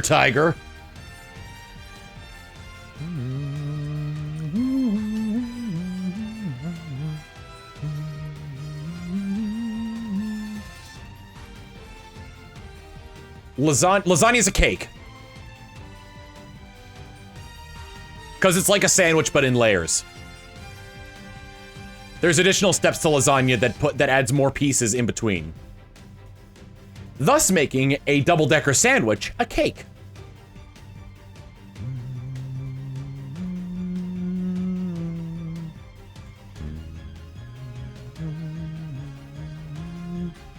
Where do chicken wings fall under? Are they breaded?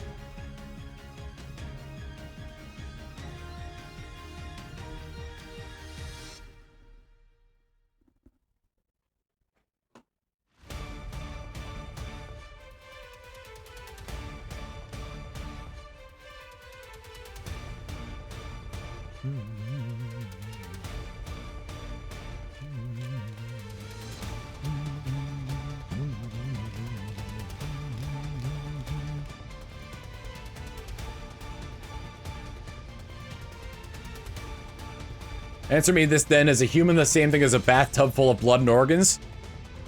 Listen. I don't believe I just think the Elric brothers didn't try hard enough when they were trying to like recreate their mother. You know? All those ingredients made a human. They just fucked it up.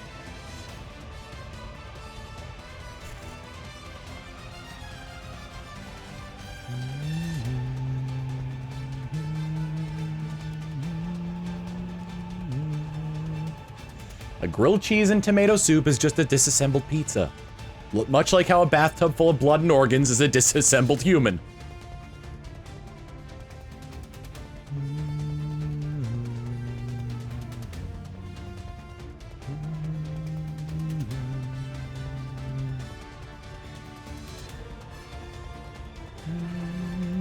We are bathtubs with a pump! Oh my god.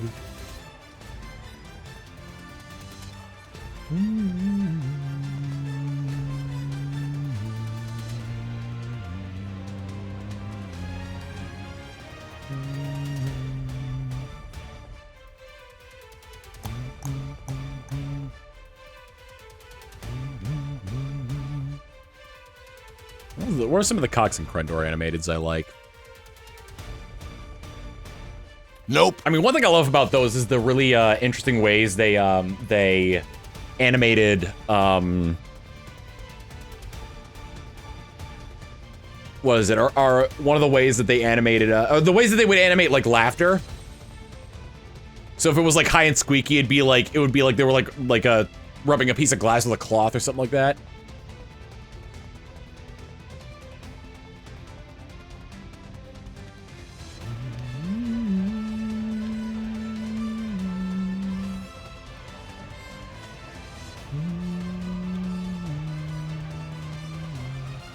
Like Crendor would usually laugh with some kind of like weird wheeze or exhalation. So like whenever he'd laugh, like the animation would be like someone's arm breaking or something.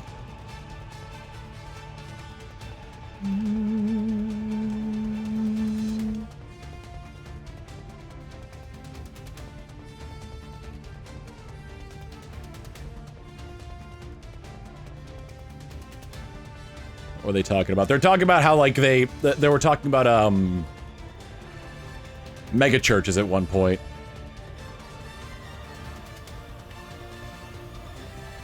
Crendor brought out his Joel Osteen impression. And then Jesse was like, I don't like churches like that. I don't like the ones where it's like, let's join hands and say in prayer. And no, he wants he's saying he likes the Baptist church better where they're like singing and dancing and all that.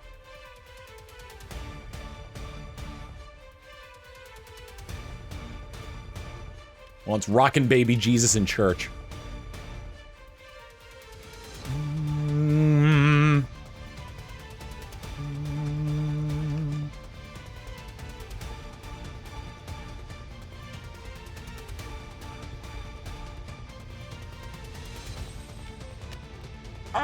Underwoods from Tristan saying, I thought I wanted to share about life. Adult life currently is scary and hard, but the biggest line is that you have to do it alone. If you have the chance to in friends in renting a home or willing to help split rent under your parents' roof, never be afraid to take it. Life is scary when in a group, especially one that cares for and about you. Don't be me. Ask for help. I am so bad at asking for help.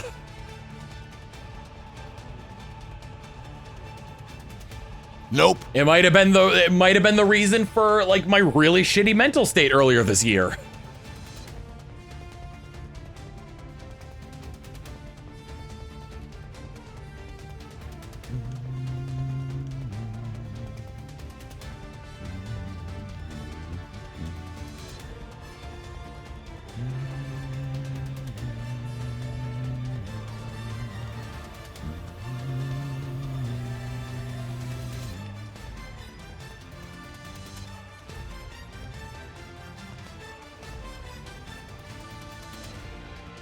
Talking about the post about, yeah, like I basically like I was diagnosed with depression, and like, you know, trigger warning, I wasn't suicidal or anything, but I just wanted to waste away.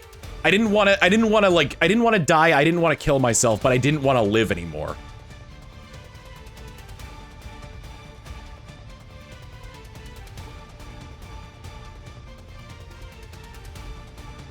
I was able to get help from people close to me,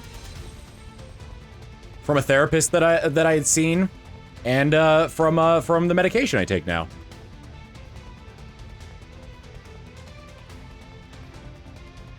Helps balance me out.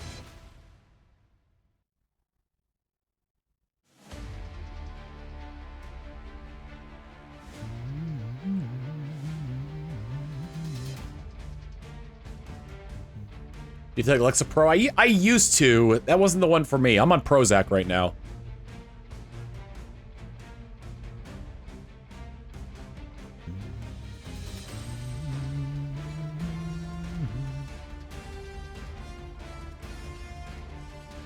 I've noticed two side effects from it. The first is that I'm a lot hungrier, so I'm eating more. The second...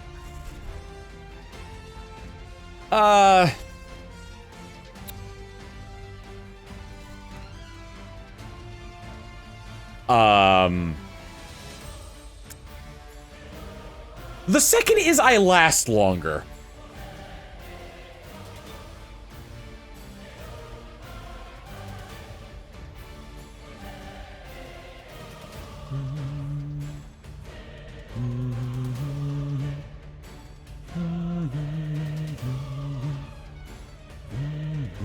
Nope.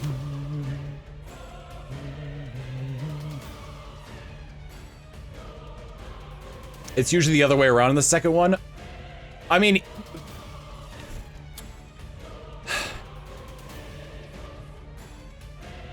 It's not...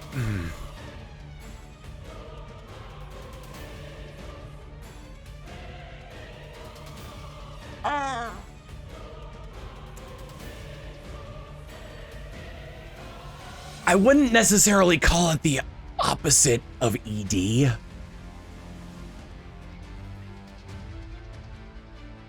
It's mainly that I have trouble crossing the finish line. 100 bits from Zelshroom saying, I'm here to inform D&D spells are jokes. Color spray requires 3 cups of colored sand to cast. It's just pocket sand. Also, whiskey is ketchup. What?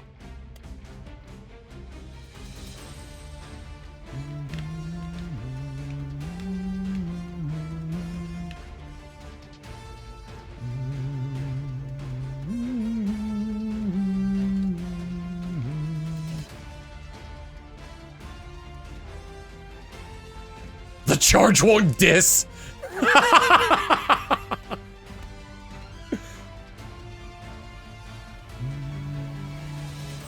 Bunch of the TMI, but I did some digging when dealing with my own matters. And that does track, I have the same issue, yeah?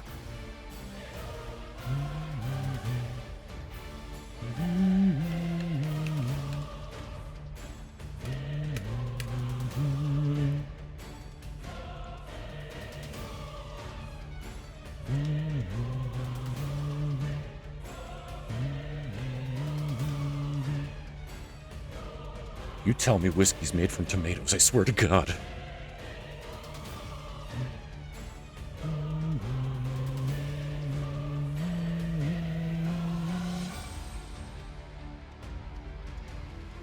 I think whiskey is made of like a grain, isn't it?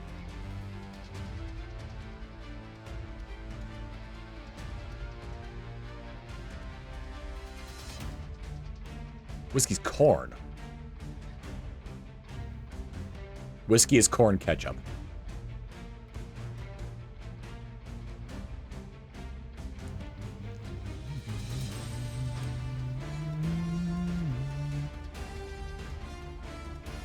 Nope.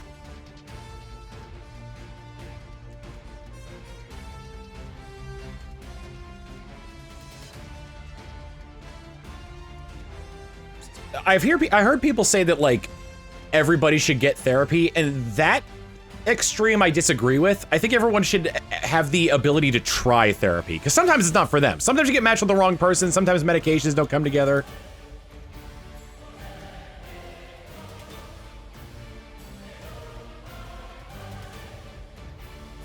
And like there are programs out there. It can be expensive, but there are programs out there that'll get you financial help with it.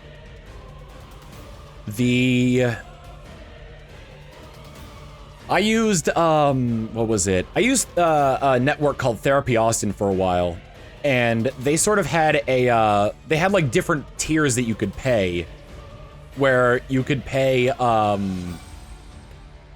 was it? Where you could pay like the normal amount, or like more than the normal amount if you wanted to take the load off of like somebody who couldn't afford it, or like a lesser amount if you couldn't afford it. Like it had those options. Like it kind of had like a paying it forward option as well.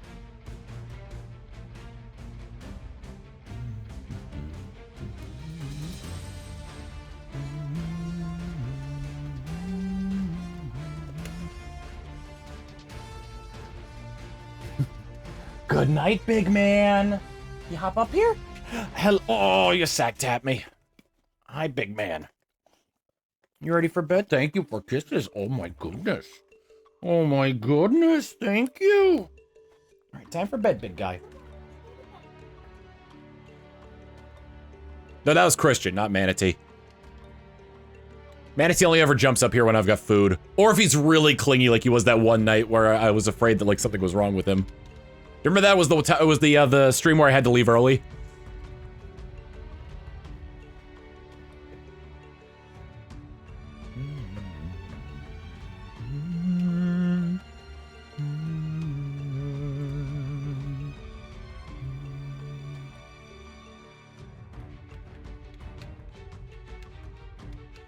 He was okay, yes. I am taking him to the vet soon, but that's just because I want to make sure he's ready for the upcoming trip I have.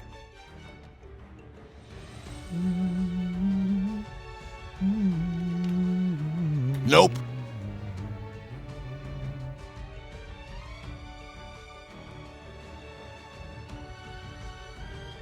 How old is Manatee now? He's 3, he turns 4 in January.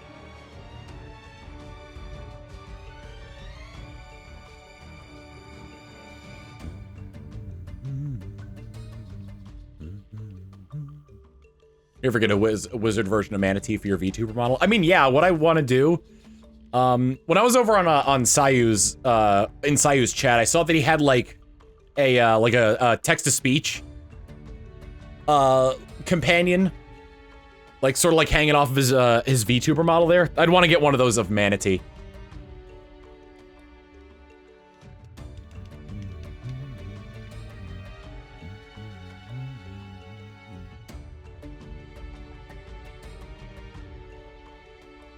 Oh my god. That's what that is? It's based off of that joke that he told at a convention? The wasabi?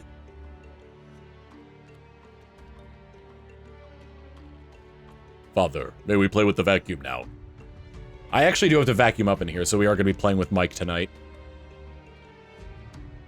Who are we talking about? Sayu. Look at the bright side, shiny or not tonight, you're still under odds. I forgot what the joke was. What's what's the spiciest bee? You named it Mike? Yeah, Mike Dyson.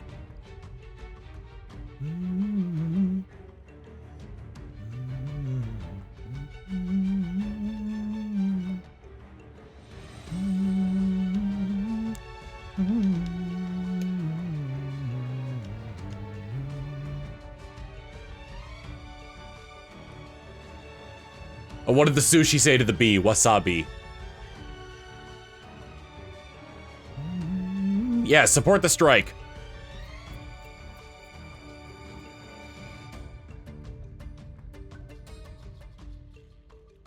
The SAG-AFTRA strike.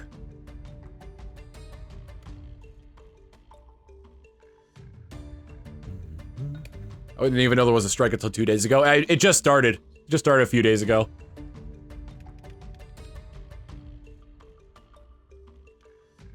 Nope. Someday my quag will come.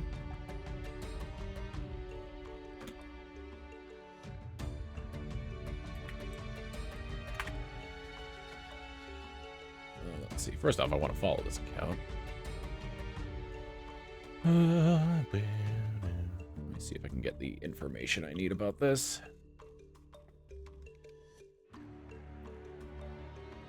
It is a strike against video games, against video game developers, who are like not developers, but video game publishers and like bigwigs who are trying to get voice actors to just lend their voice once and then copy it so they can use it in future projects without having to pay the actor.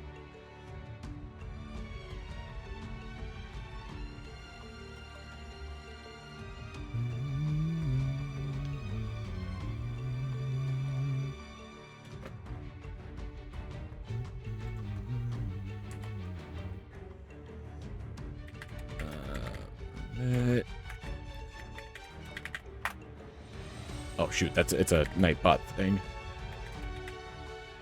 Yes, I am gonna permit you to post the link. I spelled chaos wrong.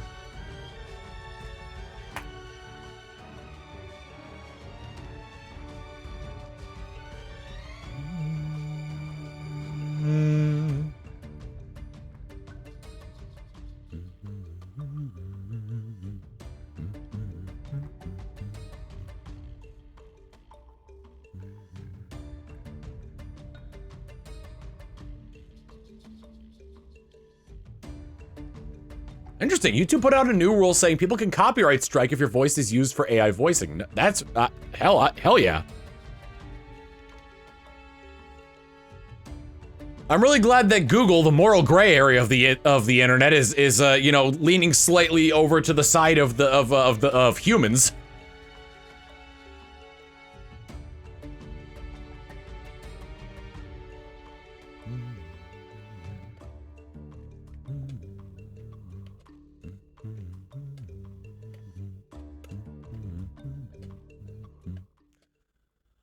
Ba-na-na-na-na. Google, you may have taken over most of the world, but you're still a damn... Well, not anymore. That line has not aged well. Because the AI search engine is awful. Nope. Grabbing results from, like, anywhere, including incorrect sources. And they're, like, shoehorning it in there, too, so, like, the first thing that you see on a Google search is the AI result. The only AI I like are VTubers. VTubers aren't AI! We're real people! Just grabbing stuff from Reddit, good lord. I'm real! I'm real!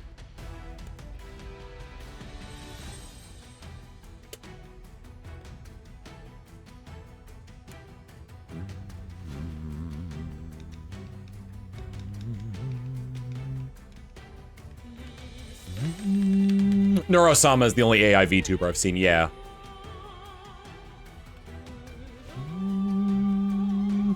Google did remove "Don't be evil" from their mission statement.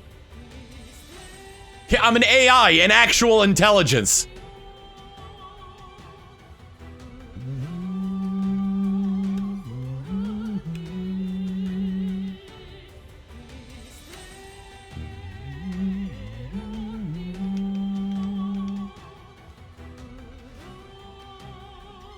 Neurosama is basically just Chat GPT as a VTuber.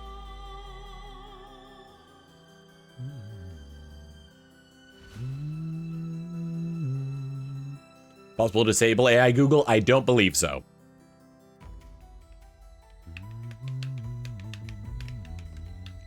Gotta let me go, LeBron. The accident wasn't your fault.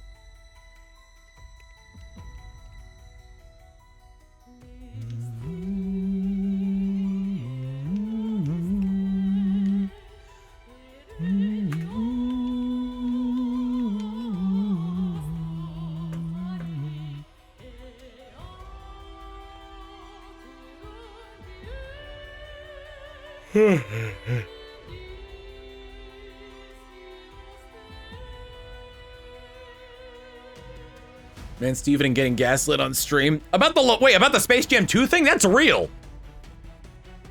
I had to rewatch it to make sure it was real, but it is real.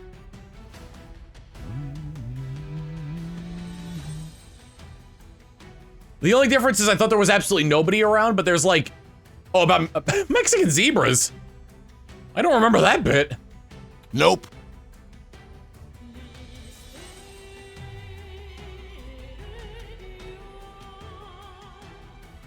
And the mud crabs.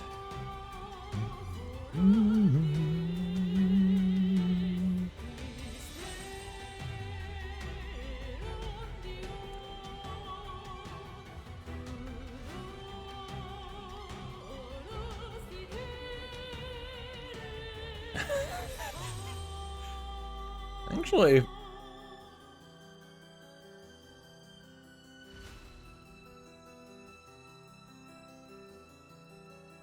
so see, Steven's the day I invaded Steven's house, he did say that like the one con he'd want to go to would be MagFest.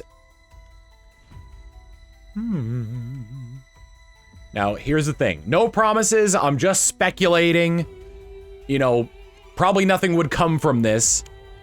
I wonder if I can convince the guys to do a live disc only at MagFest.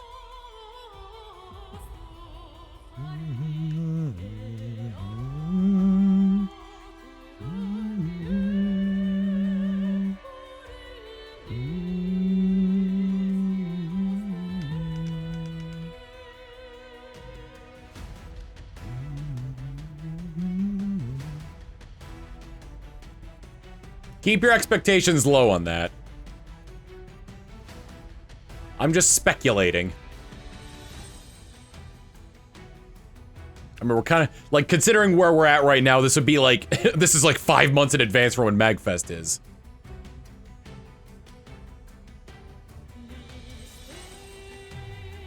20, 30 more quacks tonight. Aren't they all live? Well, yeah, but with the people being able to see us.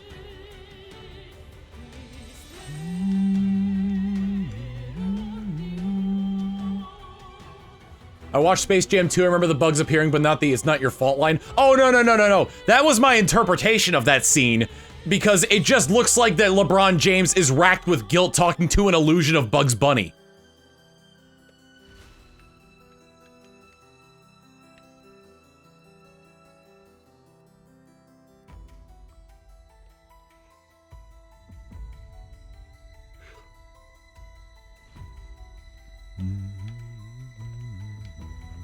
Nope.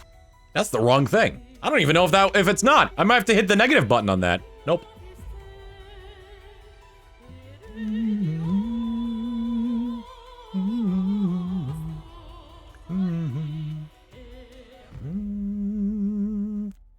If you get the V-Shoujo job, you're still gonna be able to do Disco Lane Colosseum.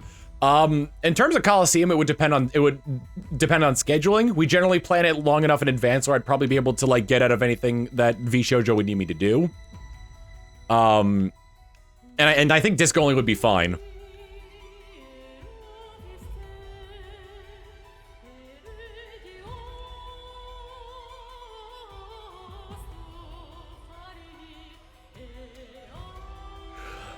From what I see, V-Shoujo is very open about what their members do with their own brand.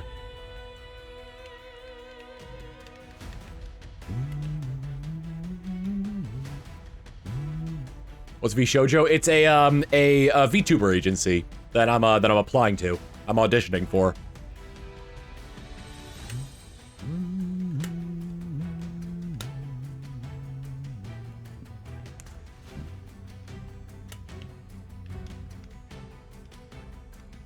Hololive, I'm pretty sure, like, it's sort of like it's more or less like Hololive is less open about it because, like, their sort of thing requires, like whoever they bring on to, like, sign contracts and whatnot.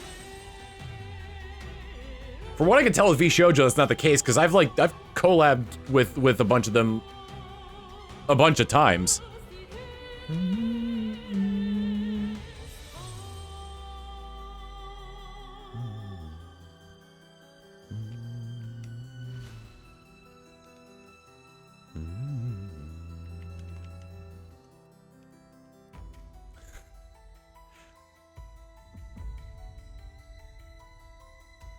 Merryweather's pretty cool, hell yeah.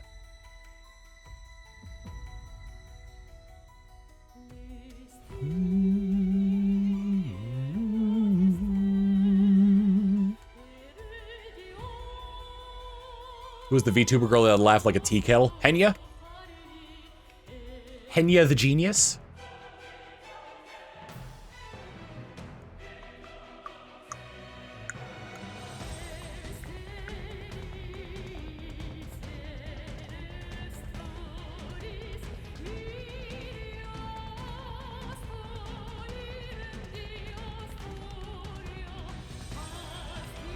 Exordium. Nope.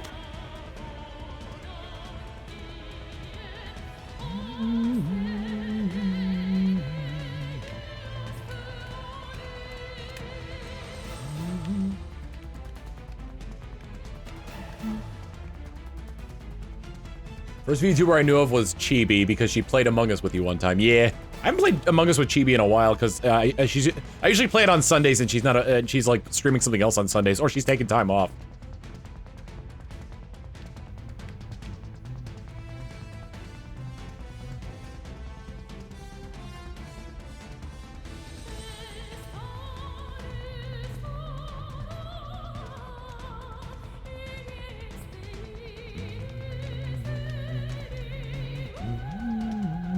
Are you thinking of Pikami? Okay.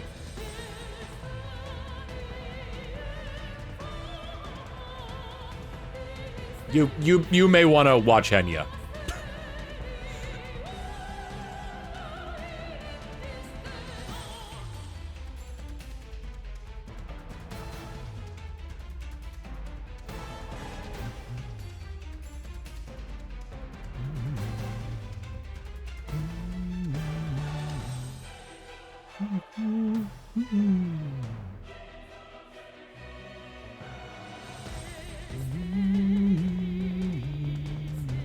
I'll consider it. Thanks again. Yeah, they're very similar.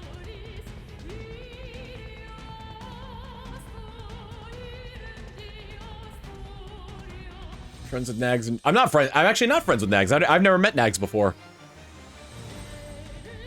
I'm friends with 3/4 of the Piss Boys.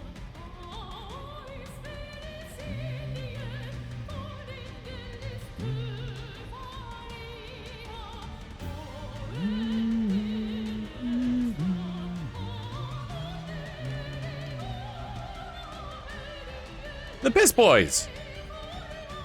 Nags, Chibi, Ray, and Matt.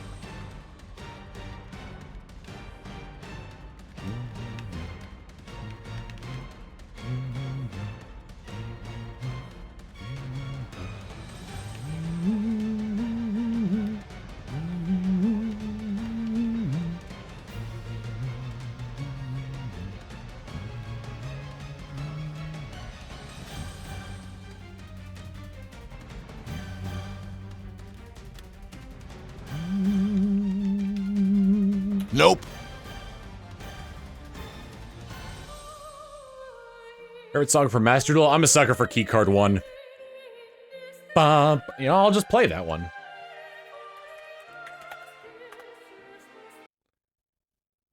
Yeah. Can't hear the word piss without thinking about the sniper's voice in my head. Oh, peace!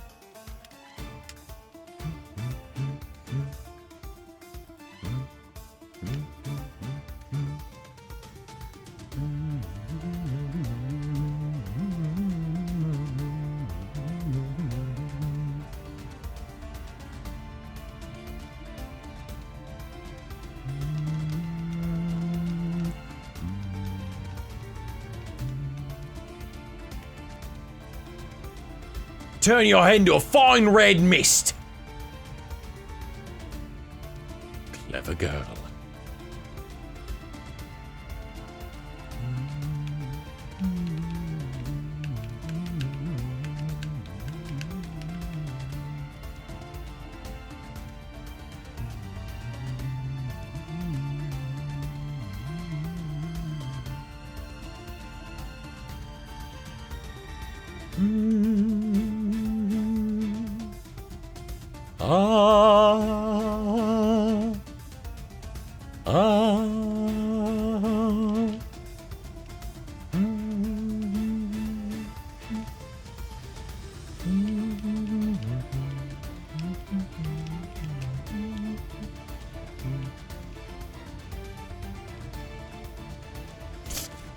Person shows up for their first day of karate.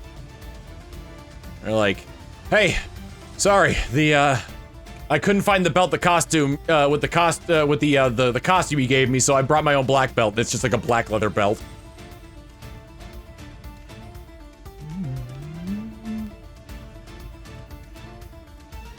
Pikami retired? Give Henya a shot. I think you'd like Henya.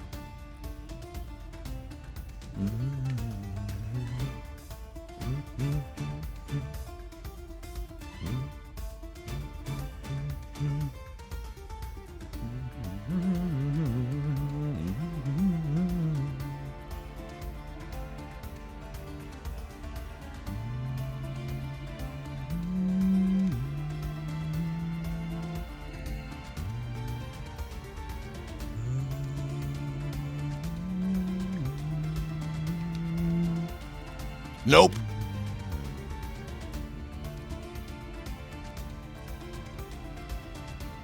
AI in a creative space needs to be used as a tool. It should be used for like mundane, difficult tasks.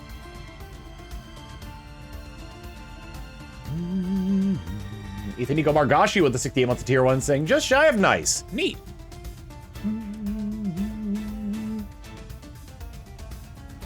I can only tell if it's shiny after I've caught it. That's why I check my Pokemon party. That's why I check my party screen every time I catch it.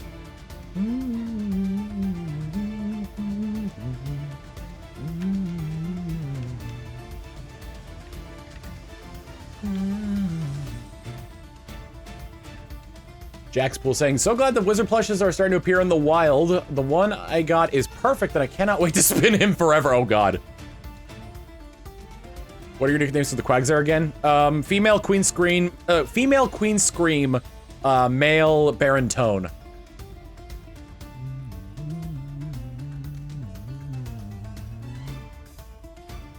The example I like to use for mundane, difficult tasks, getting a Japanese synthetic voice bank to speak in clear English.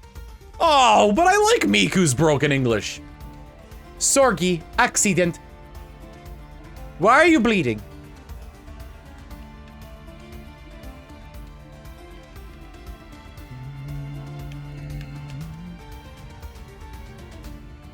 Again, quote, I want AI to do my laundry and wash dishes so I can make art, not make art so I can do my laundry and wash dishes.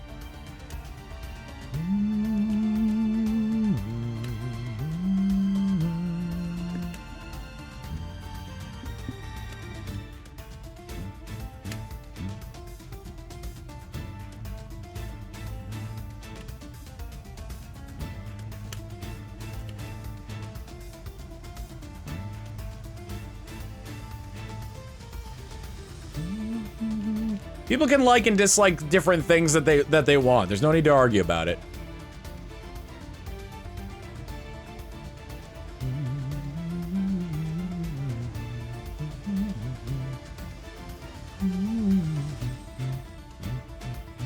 Yeah, the 7th TF2 comic's being made.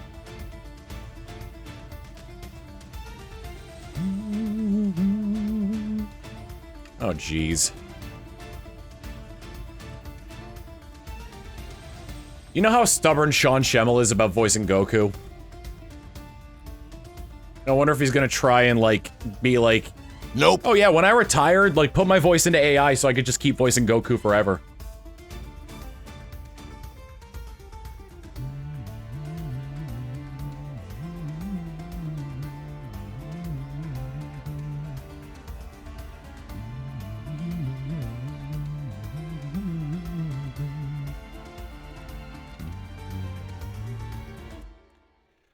The key card. Whew. We're in this for the long haul.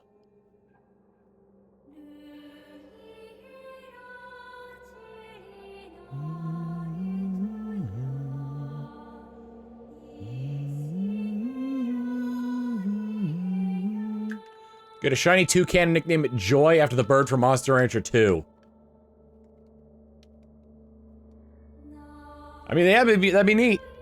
I'm currently hunting this, though.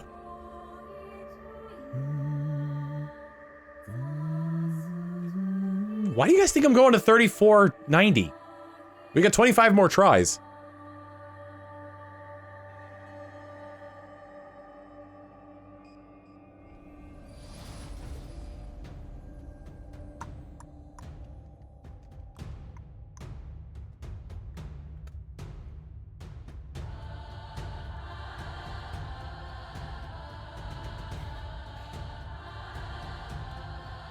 I am Monado, and also an AI.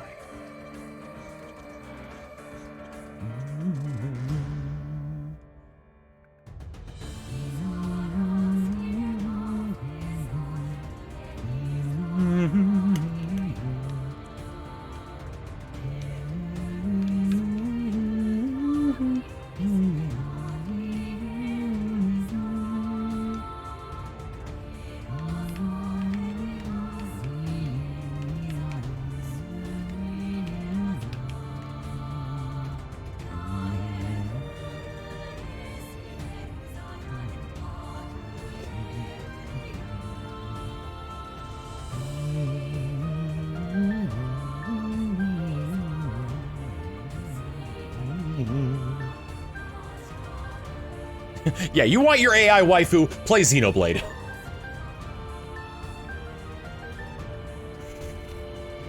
Nope. Specifically Xenoblade 2. No, none of the art was made with AI, nor are the voices AI. But the characters themselves in universe are technically AI.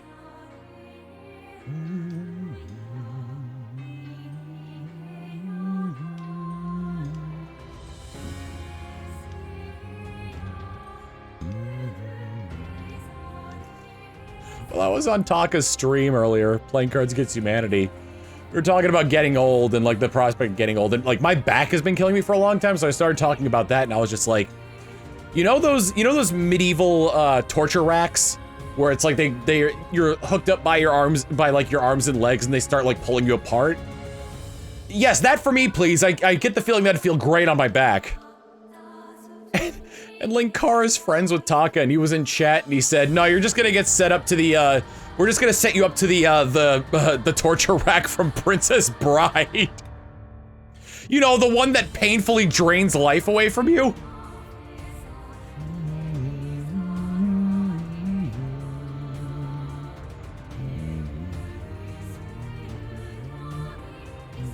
Can you prove you're not an AI trying to take over the world? I guess not. Isn't AI getting smart enough to pass the Turing test now?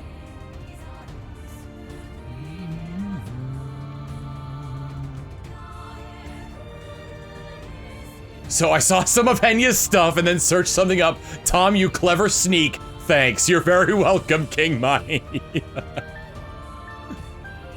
Can you answer a capture question?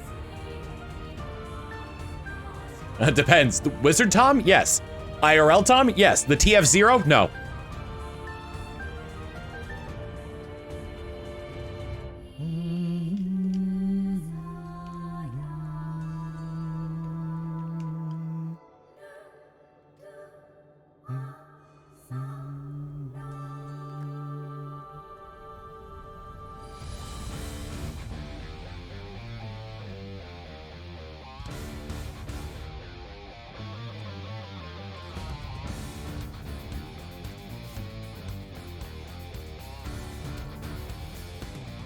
VTuber. I'm just Tom Fox. That's it. I'm Tom Fox here. I'm Tom Fox IRL. I'm just Tom Fox. This is a different form I've assumed. Thinner.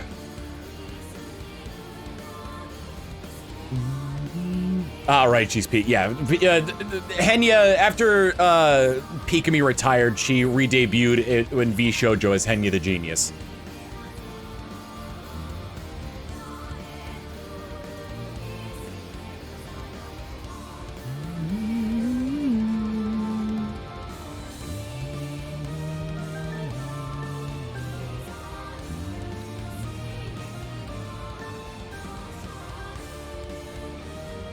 Thought you were Tom O'Donnell IRL. Fox isn't even my real last name. It's Michelson. I'm Tom Michelson. Son of Michael, Tom Michelson. Nope.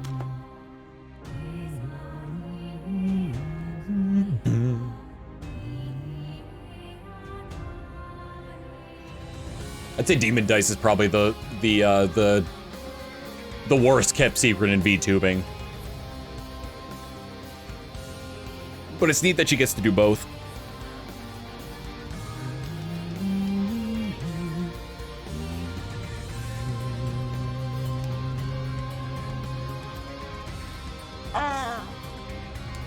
Tristan Thunderbit saying, I once used generative art in its earlier days as a Pokemon generator. I used the typing and base it gave me good lord, what is wrong with my controller? Is the battery dying? Yes, the battery is dying. Son of a bisquick.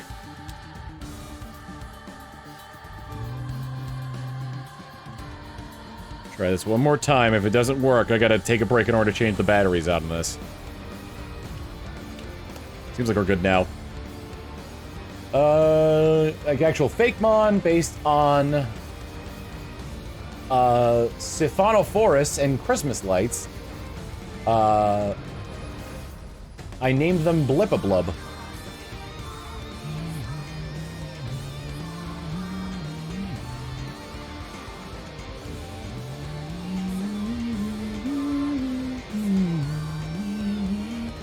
I'm using a Wavebird, yes. They were selling Wavebirds at Classic Game Fest. There were 2 for 90 and 1 for 75. The 2 that were 90 were the white one, and the $75 one was the silver one. And I was just like, why the difference in price there? And they're like, oh, the silver one's just got some aesthetic defects to it, like a visual tarnishing, essentially.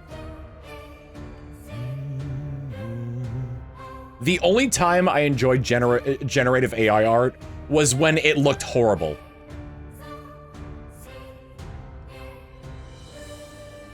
Like, go look at the episode of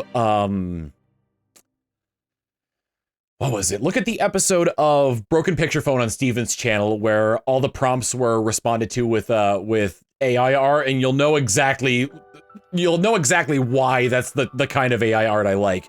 Because it's not stealing anybody's job. It's just a nightmare factory.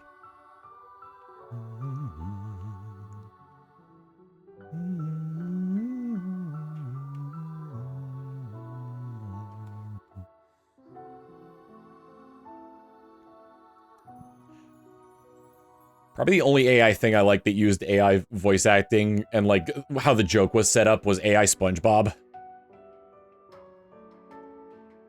I'm trying to remember what the line was, but it was like, Mr. Squidward, what's with this Krabby Patty? And then it pans over to the door where Plankton yells, fire in the hole! And there's an explosion. Nope.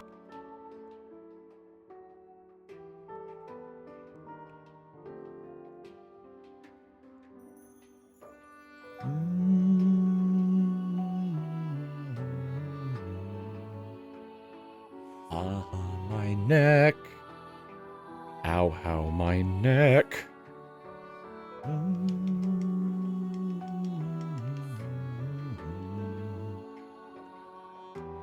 Jules showed me a Twitch channel where it's, he showed me that this year at MagFest. I can't remember what it's called, but it's essentially... It's AIs of Trump and Biden that are just like responding to chat and debating each other. It's so cursed.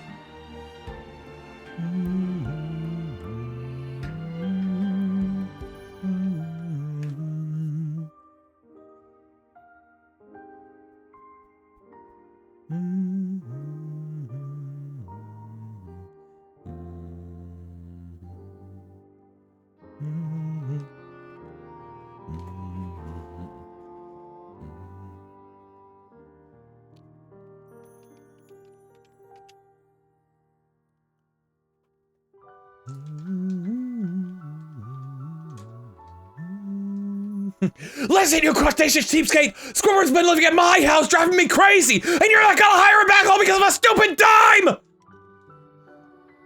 Surprised I got through that without stumbling over my words.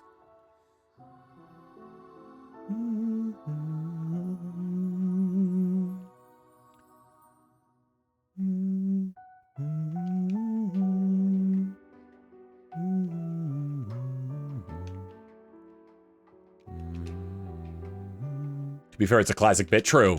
A lot of classic SpongeBob is very meme-worthy.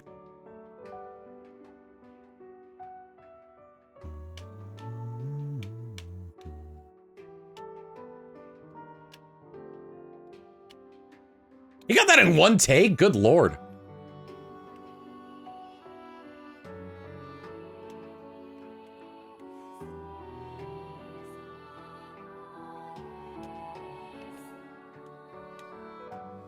Ever heard of Who's on First? Oh yeah, the classic Abbott and Costello bit.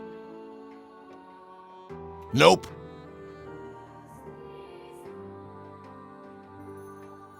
So who's on first? Who? The name of the player? Who? The name of the player on first? Who? What's the name of the player on first? Who?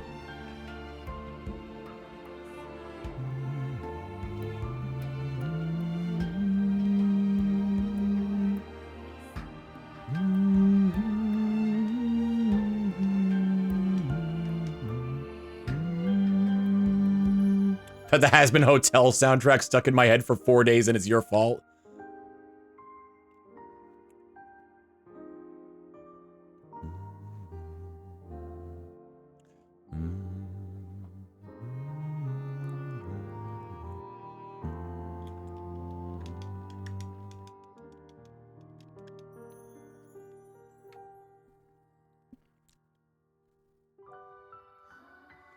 Let me see if I've memorized the entire spiel at the beginning of Stayed Gone.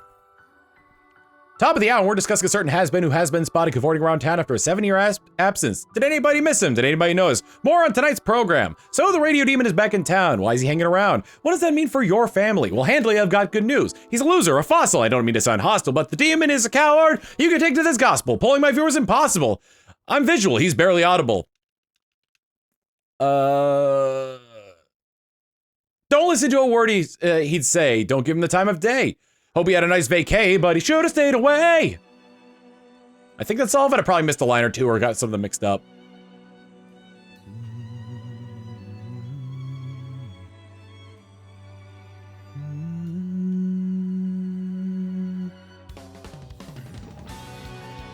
My wife will start meaning tell me the oven is done, but I'll continue saying, loser, baby, a loser, goddamn baby. You're a fucked up little whiny bitch. You're a loser just like me. You're a screws loose boozer and only 1-star reviewer. You're a power bottom at rock bottom, but you've got company.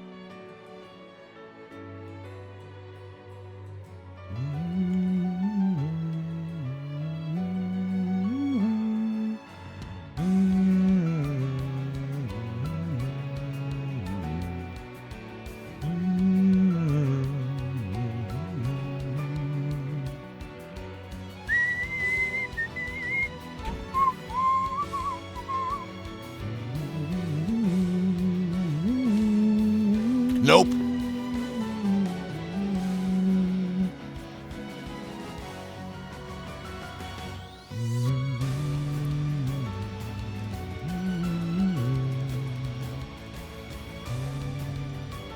Or Shaw for suggesting, well, you could, and my brain will finish. Also call me Dad.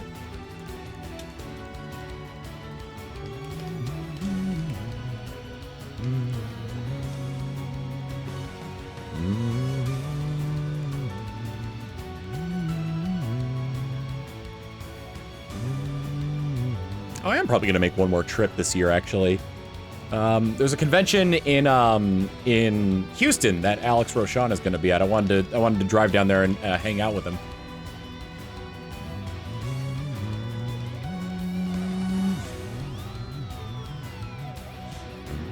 Make it a day trip. Leave at like 6 a.m. Get there around 10. Spend the whole day there. Leave around like 8 o'clock. Get home at midnight. I've never been to Houston before.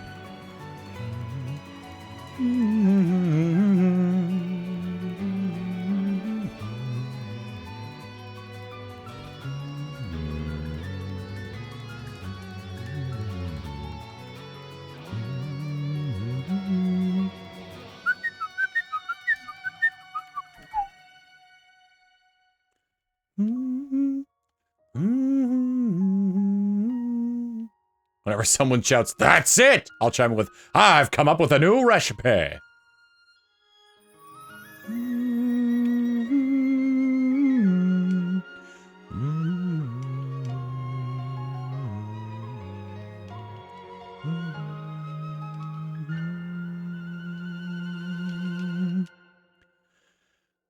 Xenoblade is good. You should play those games. Or play the third one. After watching a synopsis of the first 2 games, so you can appreciate the world much more.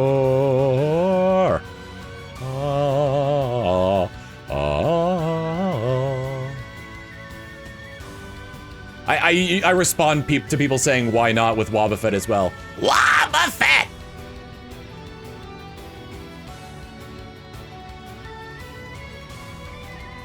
I only found out recently that Wobbuffet's Japanese name is based off. Well, I knew that it was based off of a line that was spoken by a famous comedian in Japan. What I didn't realize is that it was the same thing that Meowth says at the end of the Team Rocket motto. So that's why Wobbuffet is always interrupting Meowth.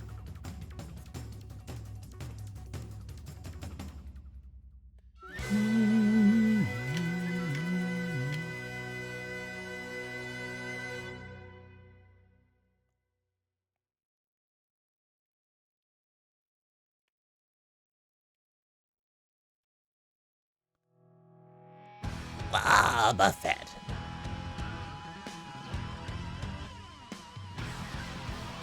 I love how that just didn't translate it all in the English one. It's just like, oh, funny, Boba Fett came out. Boba Fett keeps interrupting me out.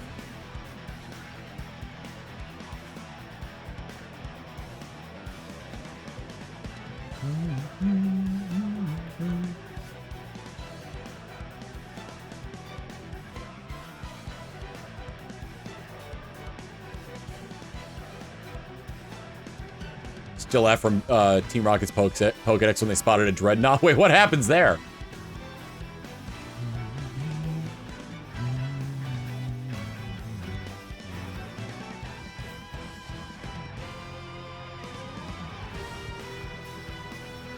I do say. Nope. Whis, shut your goddamn hole. I want to eat pizza, Whis. Can't get that cadence quite right. There's a timbre. There's a more bassy timbre in Beerus's voice that I can't quite get. Oh my, Lord Beerus.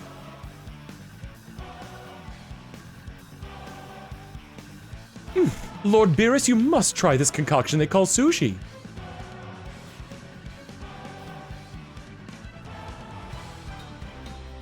Dreadnought, not very nice Pokemon. Once it starts to chase you, you're toast. The Rotom on their Pokedex is quite lazy, so the entry is Dreadnought, the Bite Pokemon, a Water and Rock type, and I don't know. Jason Douglas, okay.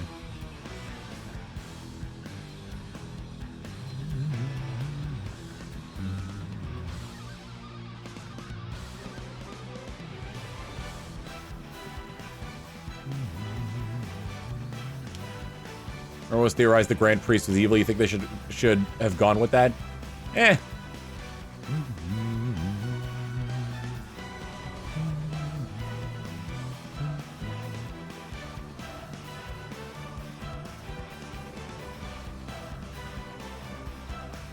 I must say, you're a rare genius.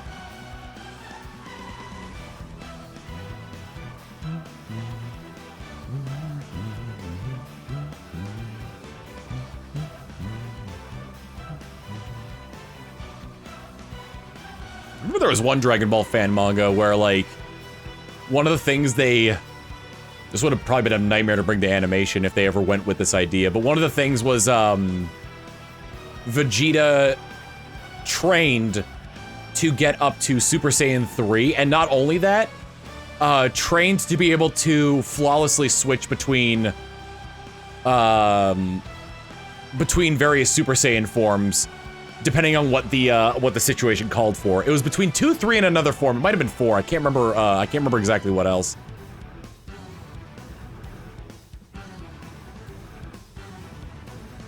What exactly is the plan if you don't get a shiny today?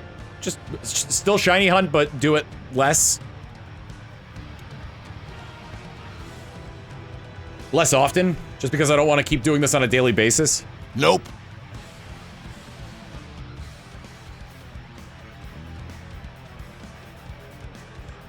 Super Saiyan 4 Gogeta is peak design to me in terms of Dragon Ball. I know it wasn't done by Toriyama, but Toriyama liked it, and it was done by somebody who like was like directly under Toriyama for a vast majority of like the anime.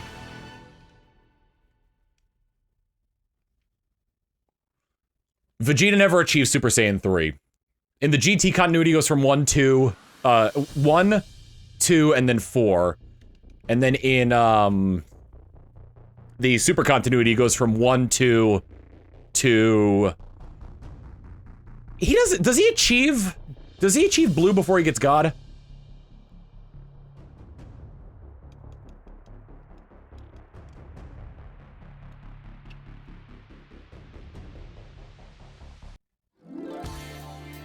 He has God in the manga, at least. He got God off screen.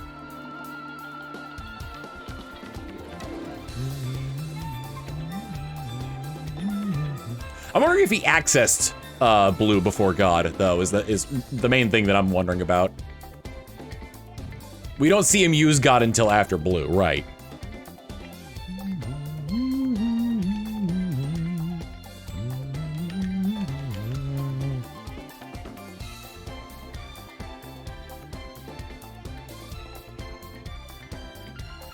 I hate how almost immediately Super Saiyan God was completely undercut by Super Saiyan God Super Saiyan, thankfully renamed to Blue. He does use God in the Broly movie, yes.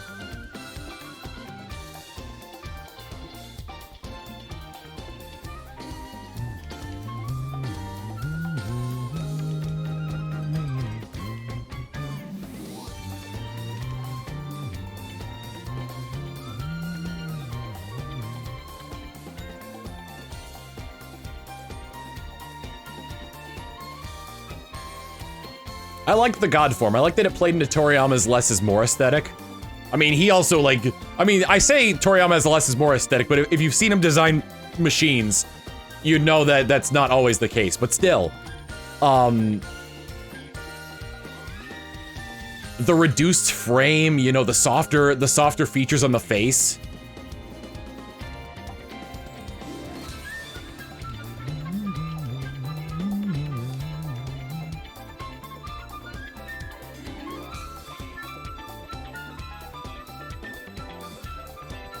And then with Blue, it just turns into, what is it? With Super Saiyan Blue, it just turned into the standard Super Saiyan form with blue hair. Nothing really about Super Saiyan God, at least design-wise, is retained from Super Saiyan Blue.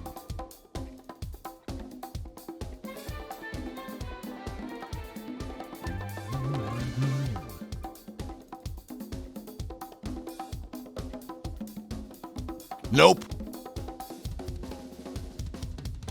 Meanwhile, there's probably a producer over in Japan right now that's like, what the? Ultra Instinct doesn't have the Super Saiyan hair! All of our products have to have the Super Saiyan hair!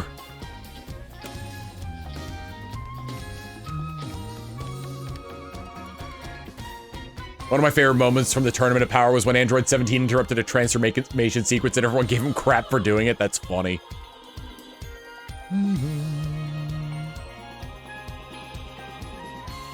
I honestly like the design of Ultra Instinct's sign better than Perfected Ultra Instinct. It's not really a form, it's a state of mind. So it baffles me why the hair would change. The idea behind Ultra Instinct is cool, I just don't think it, like...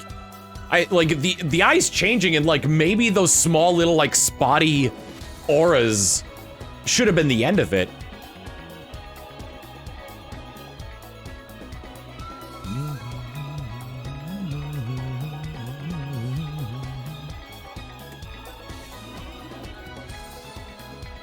I mean, Whis' hair is white. Oh, shoot, that is true.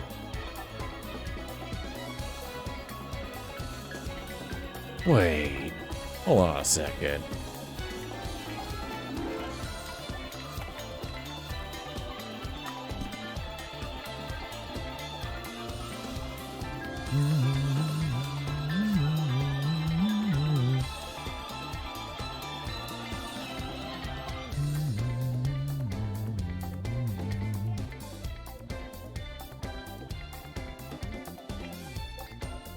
Something just kind of clicked for me.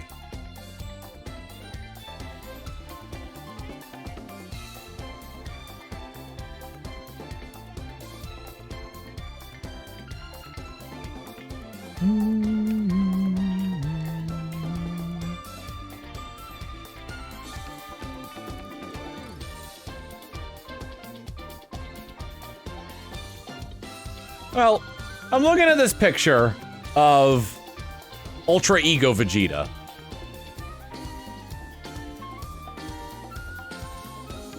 And I think the opposite is true on that too. Whis' hair is white, Goku's hair turns white when he uses Ultra Instinct. Nope. Beerus is purple, and Vegeta's hair turns purple when he uses Ultra Ego.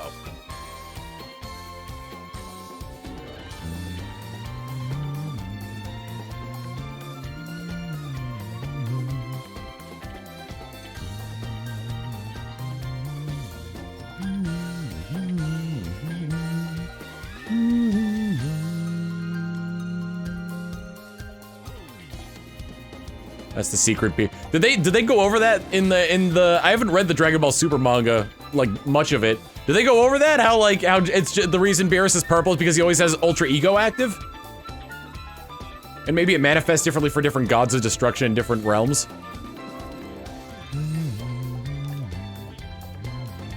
No, I'm just saying silly stuff. Ah.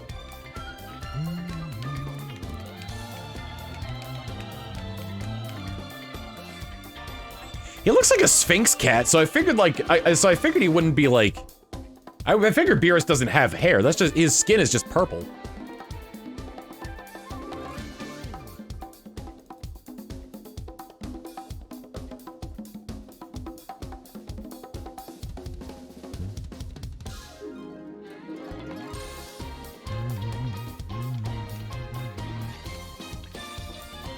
Trying to think of a technique that Goku just came up with completely on his own. The only one I can think of is the Dragon Fist.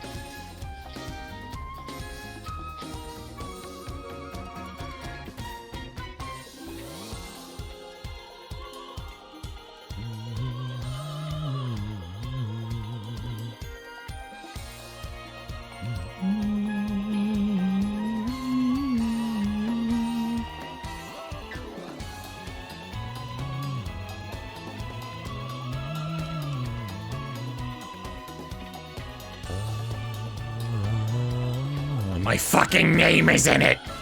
Oh, hey, King Kai, listen to me, did I come up with the Kaioken?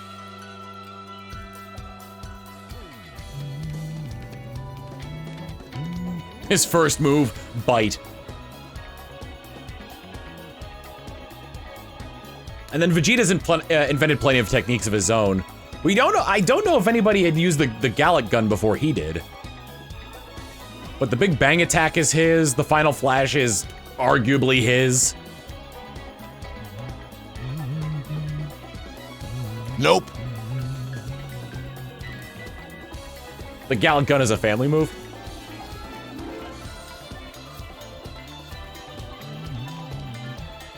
I'm sorry, the autocorrect killed me on that one. That's Yamaha's move!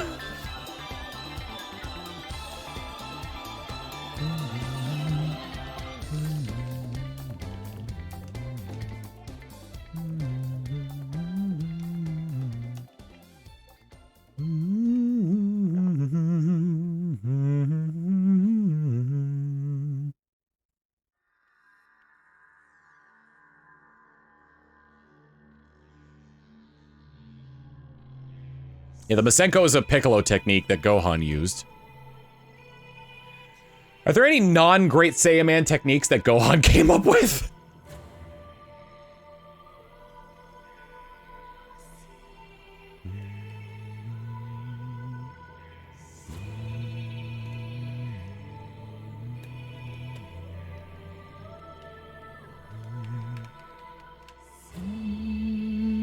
Headbutting his uncle.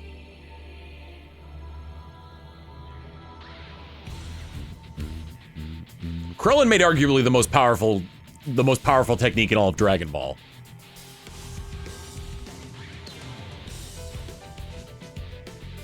Famously known for cutting Frieza in half by Frieza.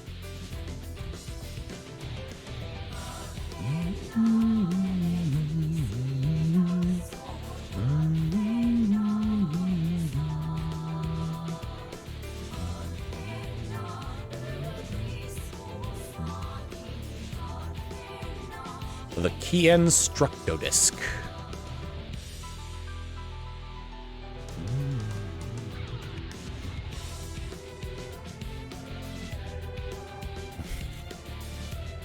You know, Frieza's real reason for blowing up Krillin was so he could take complete credit for the Kienzan.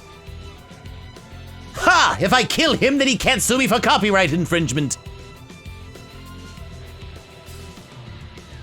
Now I just have to kill all the witnesses.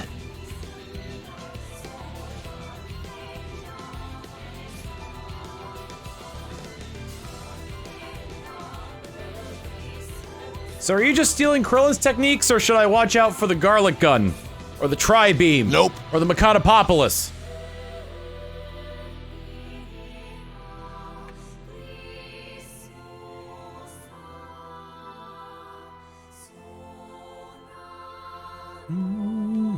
Can't get sued for copyright on a destroyed planet. 100 bits from Tristan saying, give us a rendition where Mr. Crocker is a Super Saiyan.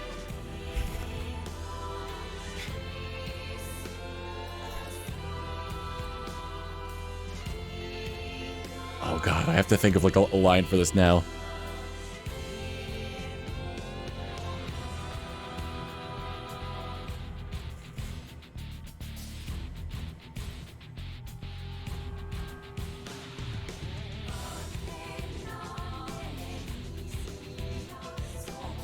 Oh, you may be powered by your fairies, Turner.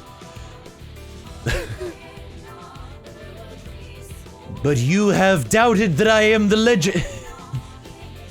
What is it? But you must know of the legend. I'm losing the Crocker voice.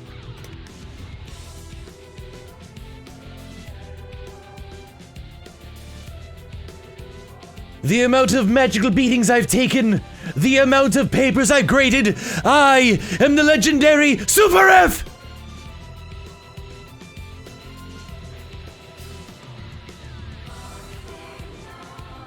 Ah!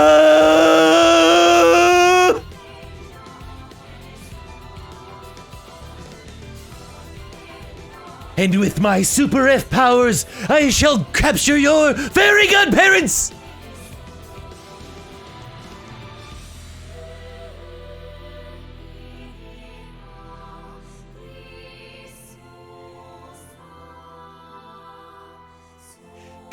Me, butterfly net!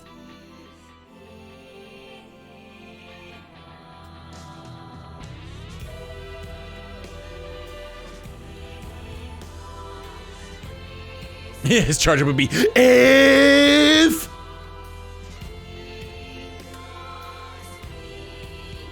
Blast, missed.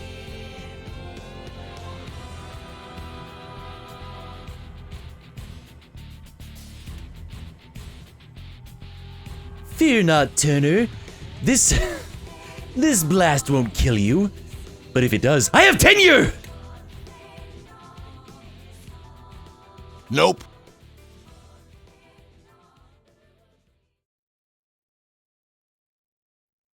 The resurrection of if.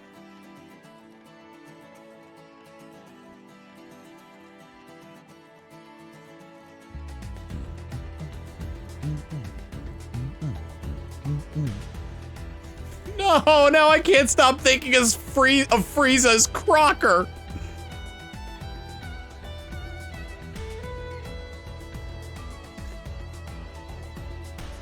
No!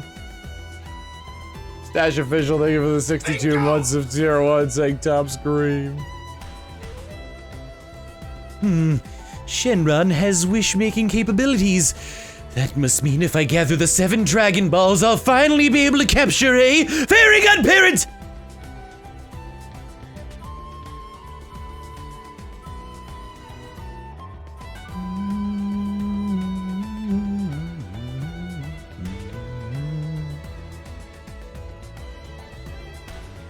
Oh god, if Timmy is Goku, that means that Bardock is dad.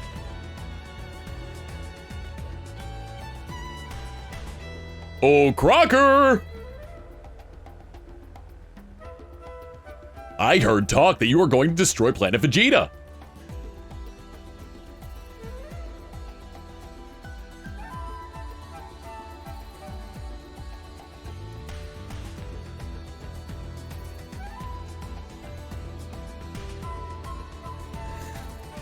Silly Bardock, I give you and your entire planet And he like points his finger up and charges the death ball, but it turns into a giant F. An F!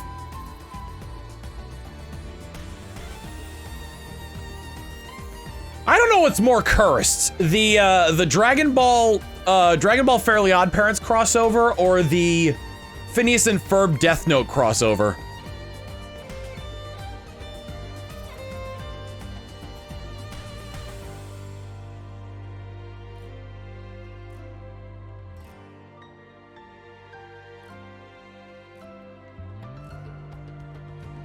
Like Ryuk is Norm, Doofenshmirtz is Light, Perry is Perry is L. I know who we're gonna kill today.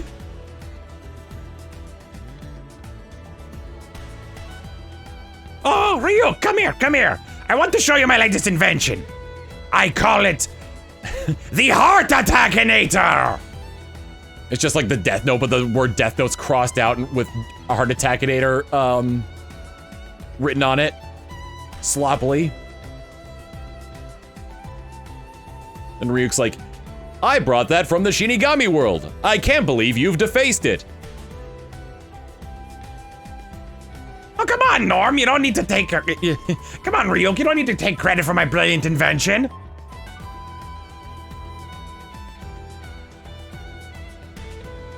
With this, I'll finally be able to kill Agent L. I want apples. You always just want something from me, don't you, Ryuk?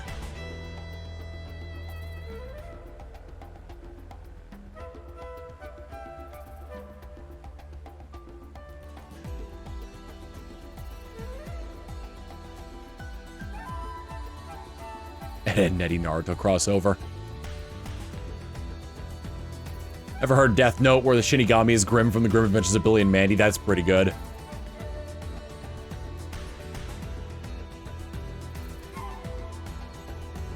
Oh, Ryuk, you would not believe the day I had.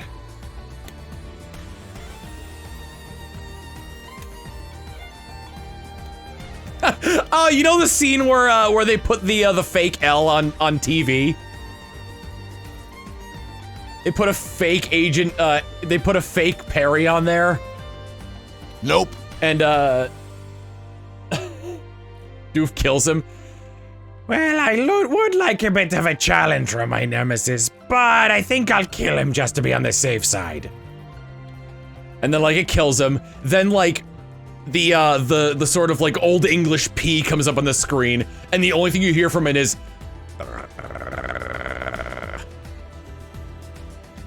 Whoops!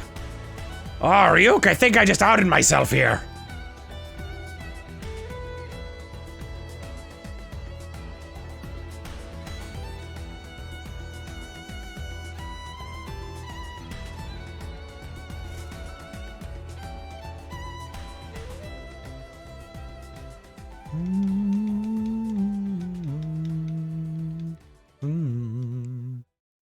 It's Carl in a Perry suit. Sir, I don't think this'll work. Oh, come on, Carl. It's not like the supernatural mumbo-jumbo exists.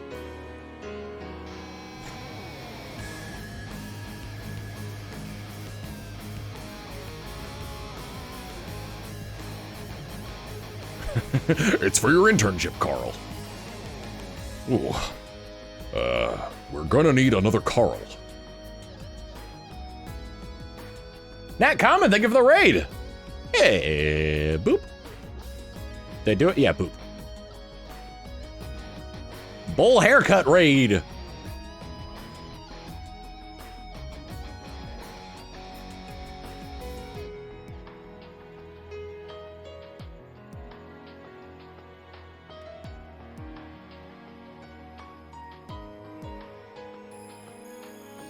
Okay, so...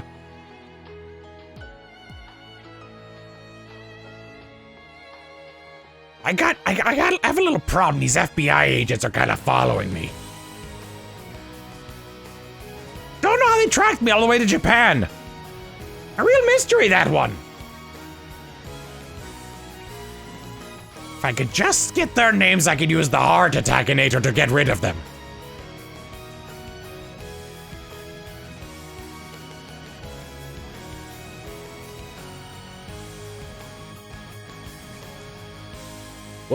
What American cartoon on early Cartoon Network would you want to have in a bridge series? How early are we talking? Because I would love to... I don't know, really. I just want to see a resurgence of Megas XLR.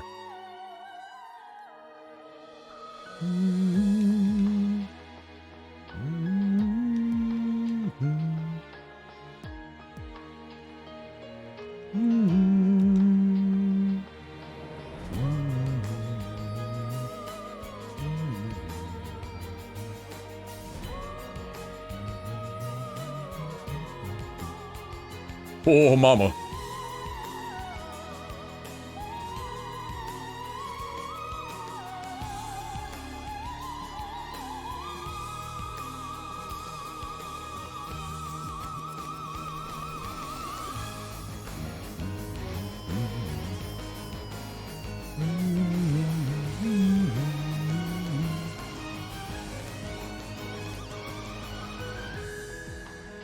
The last, the last mega slush machine in the city. If we don't save this one, then we're never gonna be able to, we'll never get one. We can always go to Hoboken. Well, yeah, but that's Hoboken. Attack on Teen Titans. Bravo.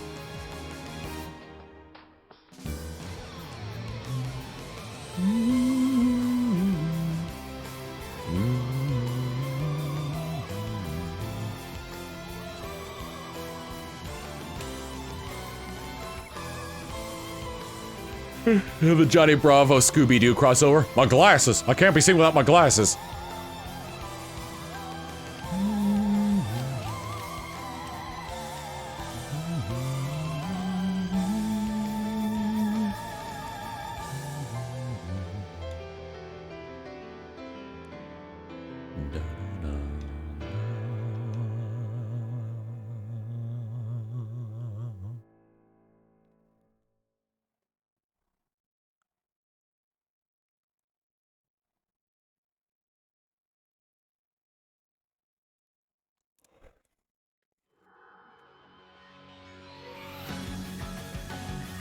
Chain attack.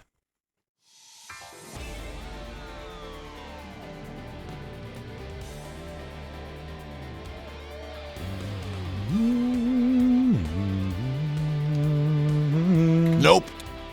11 left for Shiny Month. I'm gonna go celebrate by getting a burger.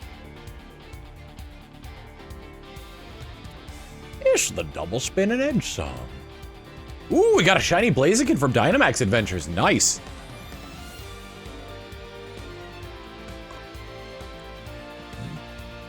Three, 4, 8, 9. Na na na na na na. Yada da.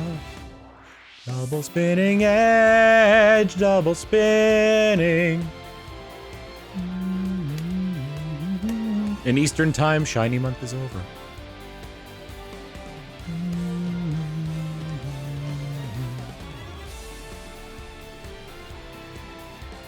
Oh yeah, the Cartoon City was like the peak time of Cartoon Network.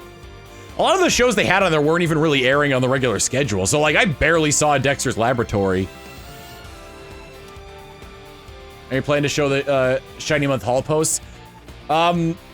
Maybe, probably not tonight, just because I'm going streaming for so much this month has gotten me seriously tired.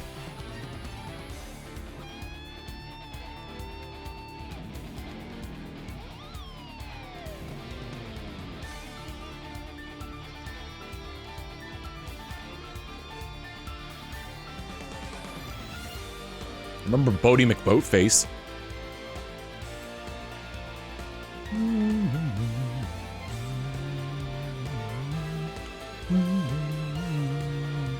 What fun shows were there around that time? Robot Boy, The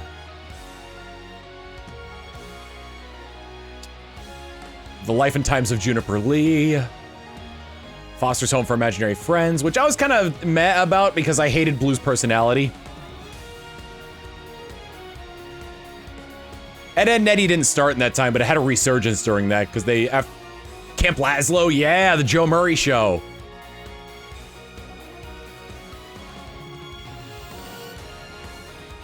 Now you're thinking of American Dragon Jake Long. By the way, Foo Dog and American Dragon Jake Long is a Shar-Pei. And it's probably the only Shar-Pei I know of in media.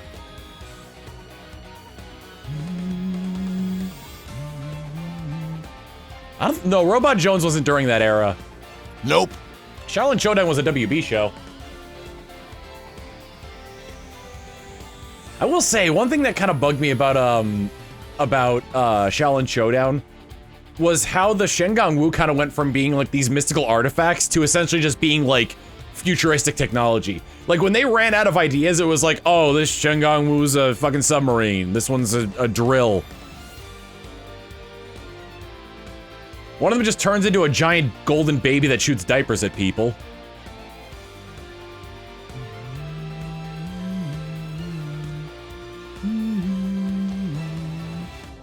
Samurai Jack, yeah, Megas XLR.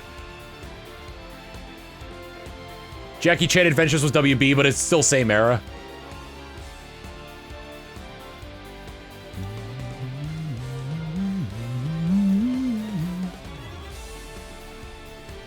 Like, a lot of the later Shengang Wu just started looking like Jack Spicer's inventions. By the way, Jack Spicer, mwah, primo bumbling villain, love him.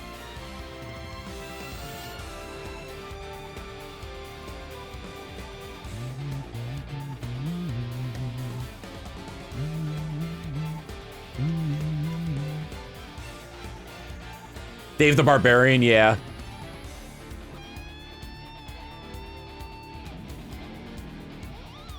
The original run of Ben 10, yep. Yeah, no, Shaolin Showdown, if you remember, like, Derps Against Humanity from forever ago. Or whatever games we were playing back then, with the Derp crew. Where I would go, fancy feet! That came from Shaolin Showdown. Because, like, there's one showdown that's between Raimundo and Omi, where Raimundo keeps activating the fancy feet Shengang Wu over and over again, and he just keeps saying fancy feet over and over again. Fancy feet! Fancy feet!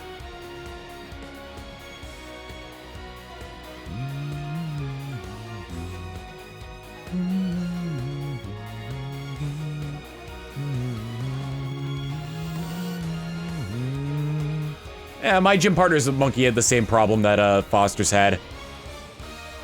Asshole main character who has no remorse and never changes. Need a cartoon tier list from me? Nope. I mean, maybe. There's gonna be a lot on there that I haven't watched. Oh, I love Static Shock! Such a good show.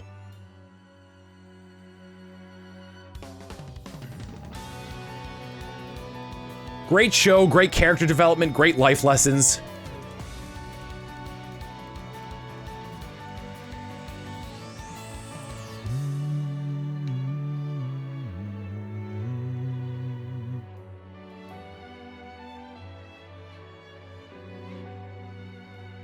The gun violence episode? Yeah! I can't remember the name of the character that was getting bullied, but did you know he was played by Richard Horvitz?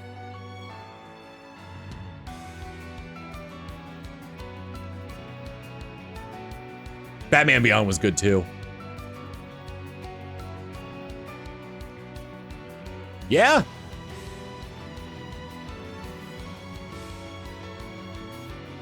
The performance he gives when he's holding the gun up to the bully and saying, "A lot of things aren't funny.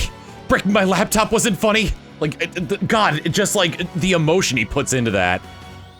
Richard Horvitz went to the rafters on that one. It was really good.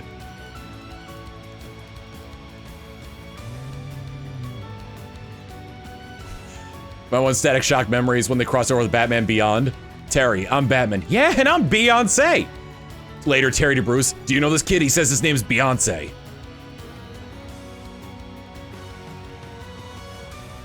Ah, come on, it's Shui. It's Schwarbage.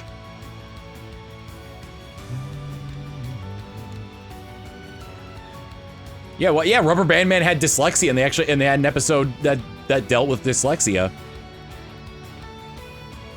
They had an episode on homelessness as well.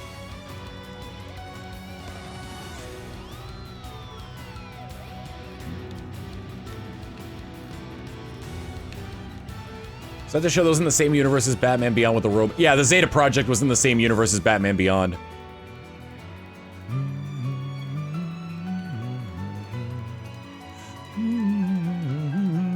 I love shows that take place in the future that try to predict like future trends. I mean, like it's like there's no real like rhyme or like there's no reason to believe that any of the things that happen in those shows would become trends. It's just really funny to look back on and be like, oh yeah, in the year 20 you know, in 2022, we should be you know, we should all be saying shui, and our athletes are all using a form of venom. Nope.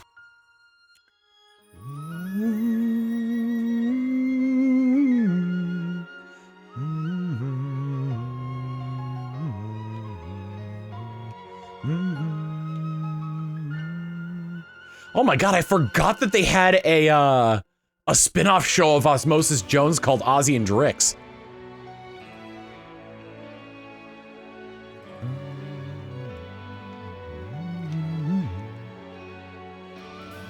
Yeah, the trend of having your DNA spliced with animals.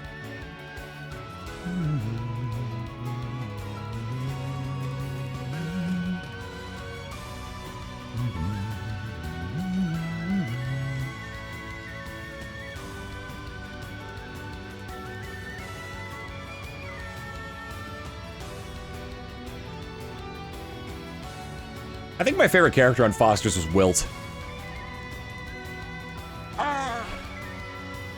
Big nice guy who gets who has a tendency to get taken advantage of. Yeah, I relate. Triswell Thunderbit saying, "We come from the far off from the far off future, the year 2002." Looks at the calendar, 2006.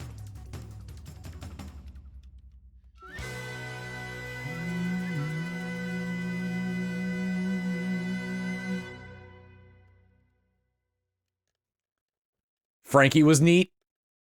We all know what you're thinking. I'm thinking the same.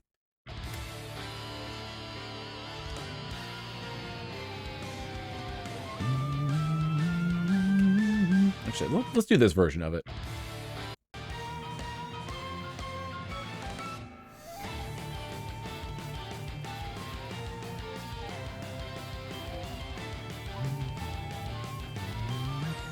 In what regard?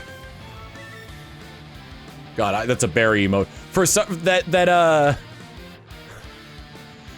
emote of Sora squinting looked like the Ed's, kind of reminded me of the Ed's World drawing of Tom Ska. So I was like, oh god, he's not on Twitch, is he? I'm never getting twitch.tv/Tom now.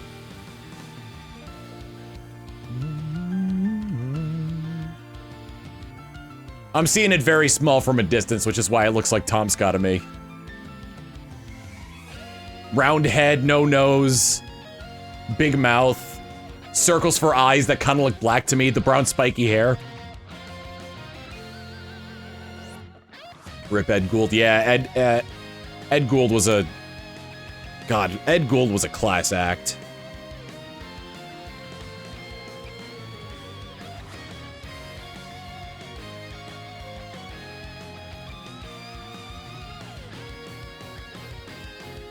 It's hot in Topeka. When you were younger, if, like, the name of the town... Either, like, the name of... This is probably just for me living in a small town in a small state. Because, like, the name of my town was never mentioned in, like, any sort of media that I watched. But if the name of, like, your state or town was ever mentioned in, like, the media you watched, specifically, like, fictional stuff, did you ever get excited? Did you get excited when that happened?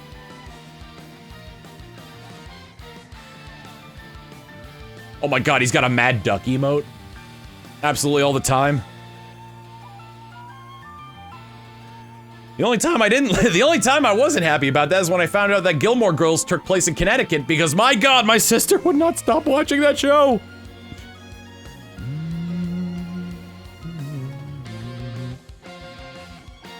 I was excited when I found out As Told by Ginger took place in Connecticut. The only reason I know that is because I distinctly remember one episode where, like, she's sending a package from, like, camp to her home. And the address is in Connecticut.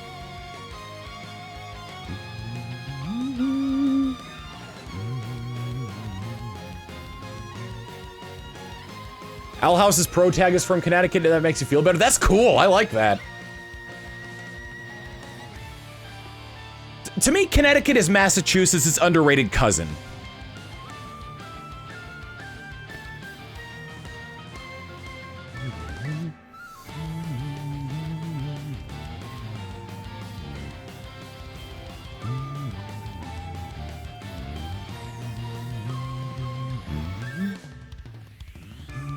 Without the mass holes? I mean, no. Because let's be honest, Connecticut is just the, let's see. Connecticut is just the suburbs of Boston and New York.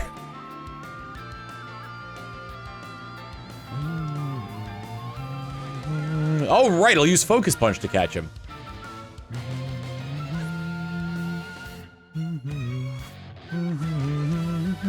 In Connecticut, they have a different name, a more Australian name. Yeah! Chilled and I called ourselves that when Chilled was living in Connecticut. Almost doxed the town he lived in.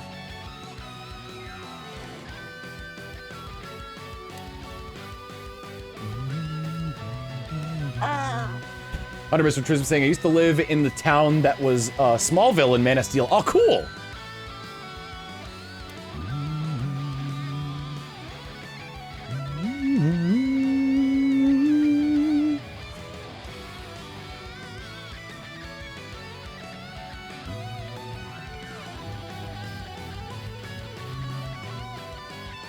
Sorry to share some bad news. My parents and I have been affected by COVID. Oh, good vibes.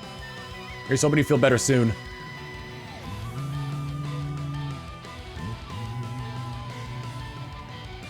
Bobby Moynihan is a UConn grad? Damn.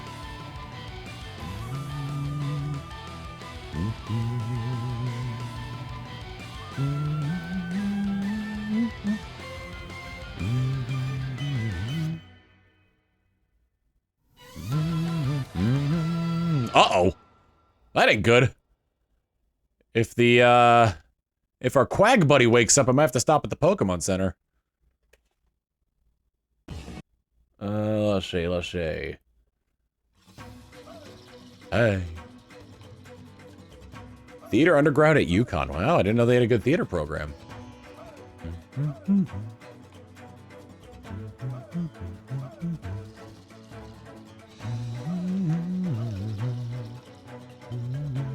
It's over if the Quagsire wakes up anyway. Yeah, good old Rasputin laser.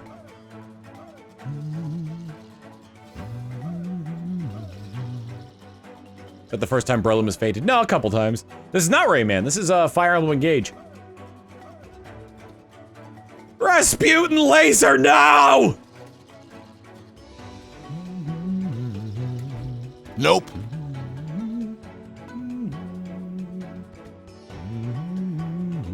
I have not seen anybody post a picture of them putting their Tom plush in a blender to make it spin.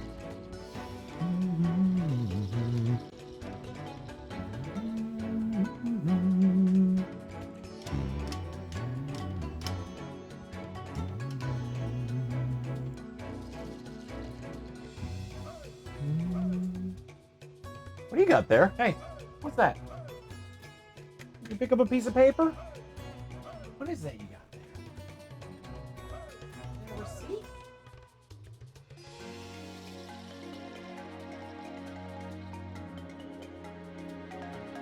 Nope, this looks like a note that probably my roommate wrote.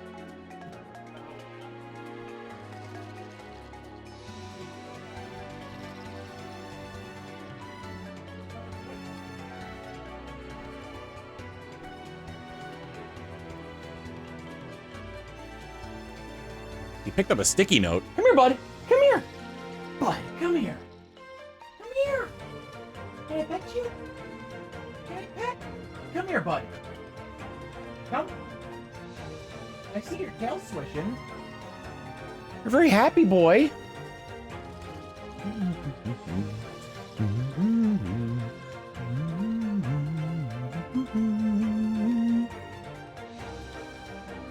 Tom plush on a record player and fast forward. Nah, he's lying down outside.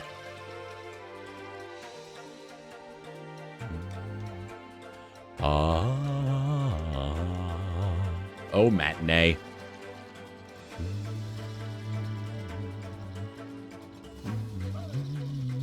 Tom Plush in the microwave.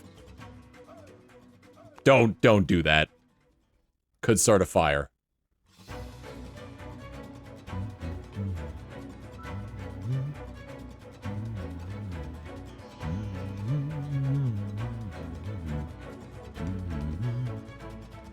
Well, the freezer doesn't spin. Neither does an oven. Hear about people who put chibi... People put chibis in the microwave? God damn it.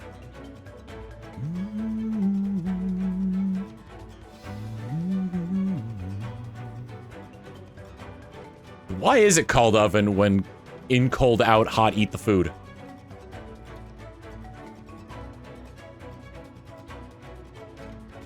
The plush on a pottery wheel. Just put me on a lazy Susan. Was a lazy Susan named after the inventor? Or was it named after named by someone who was scorned by someone named Susan?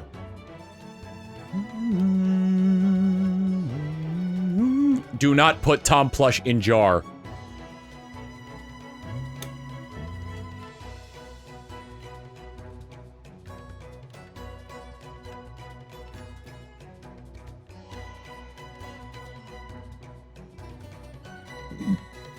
Yeah, you can put it in the microwave, just don't turn the microwave on. And make sure you take it out when you're done.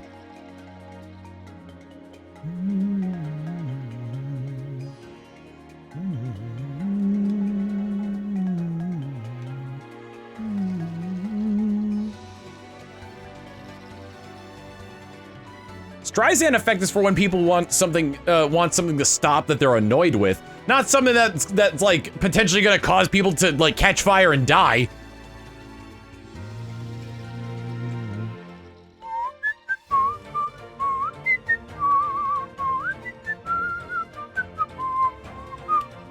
God, this song is so good.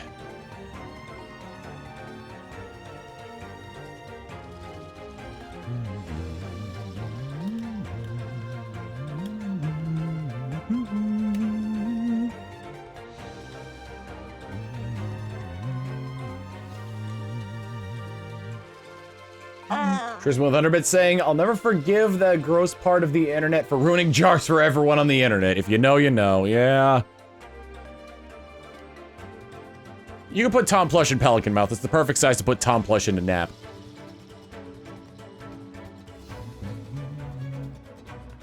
You're gonna put the Tom Plush in the large hard-on collider?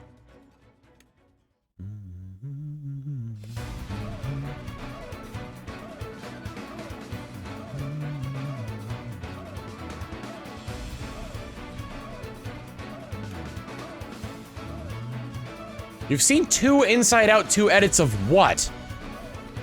Nope. Dare I ask?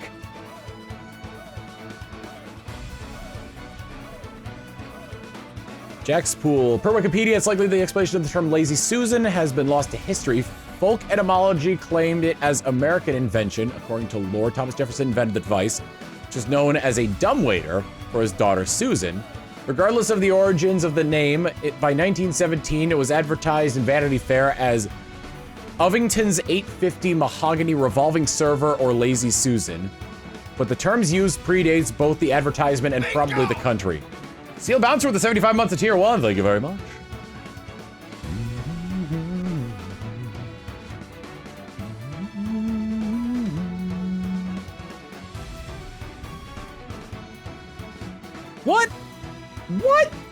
What shows? What shows?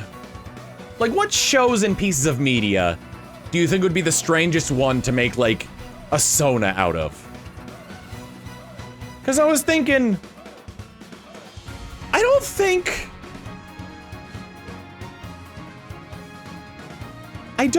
that, like, that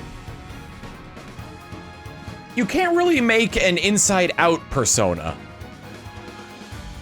Will you just assign yourself an emotion?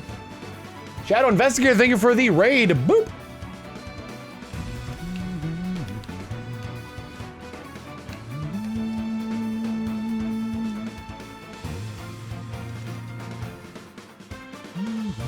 Hamilton musical.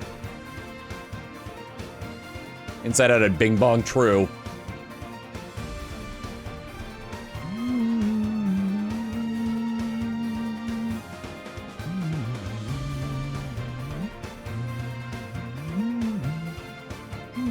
I guess you could technically draw emotion personas of yourself, considering how the dads and moms looked.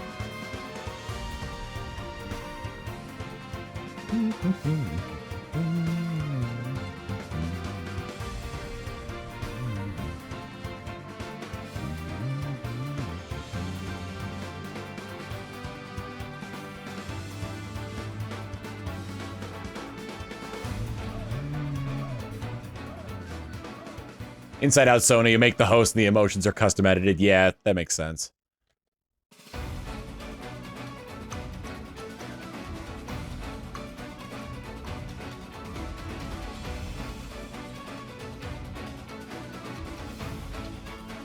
Oh, Blood Edge the Minion will always be my favorite.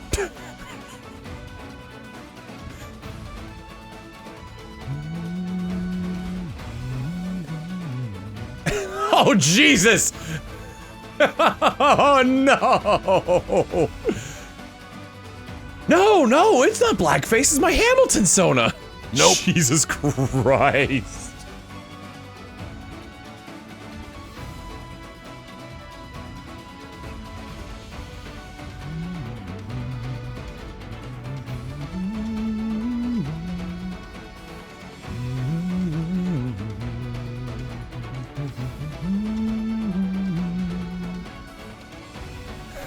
Whoa. Is that fucking blackface, dude? No, no, this isn't blackface. I'm literally a demon from the edge of the forest.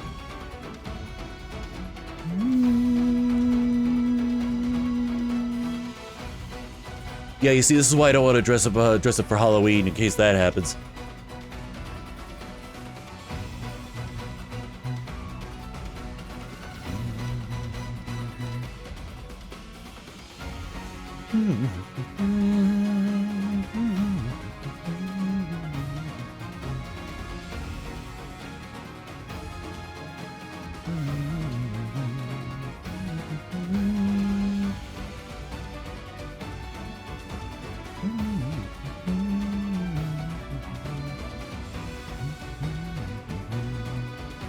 One of my friends did an animatic when, Detective Pikachu, when it was theorized that Danny DeVito would play Detective Pikachu. And it was the part, they animated it over the bit from Always Sunny, where, Frank is Danny DeVito's character, right?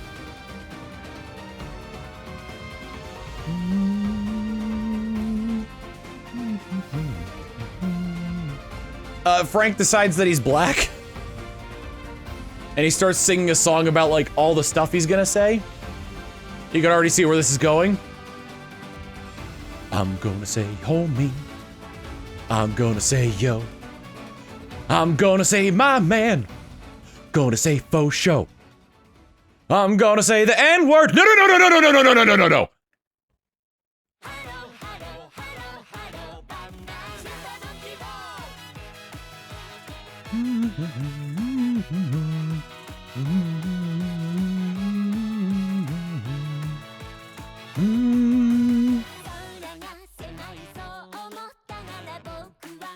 Nope.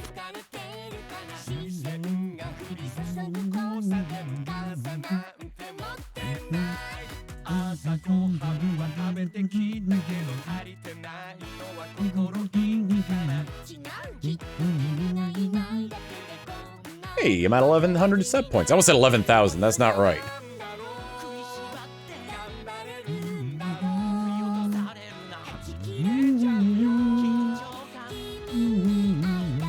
What about the one Mr. Science Theater song about? I love that song, but given like, given like the climate we've lived through of September 11th, 2001, really hard to sing that song.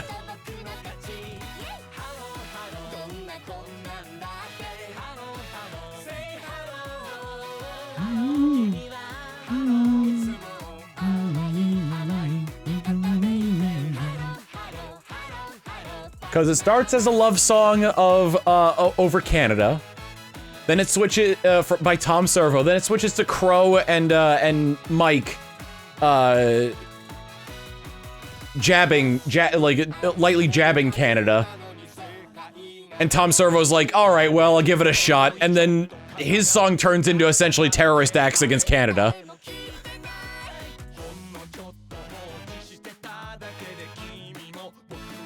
Ending with them stopping him and him breaking down like, I'm sorry, I've got no sense of proportion. I'm a disgrace. He's wearing a Mountie uniform at this point. It's like, I'm a disgrace to my uniform. Pardonnez-moi, pardonnez-moi.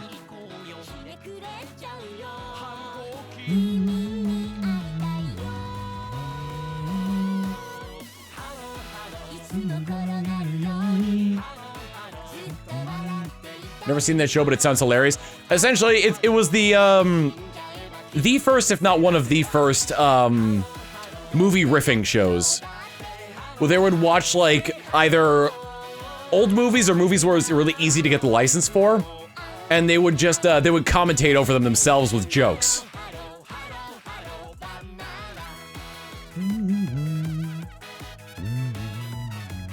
Is the new Monkey Ball good? I haven't played the new Monkey Ball yet.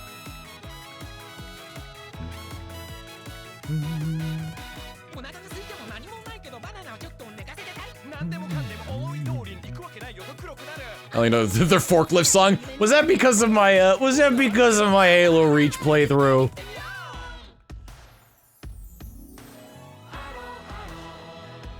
This is the song written for the Let's Play. Nope. The Let's Play of Halo Reach. We tried to kill them with the forklift. Olay!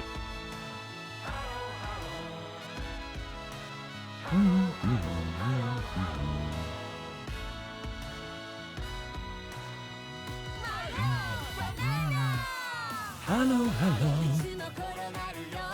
Hello, hello. What's another song I like of theirs?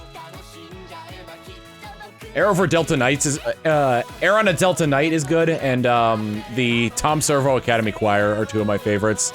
Oh, and Creepy Girl! I love Creepy Girl from the, from Catalina Caper. Creepy Girl! Won't you be mine? I'll give you scrolls and fish and tinker toys and wine. I'll ditch these guys, my creepy girl.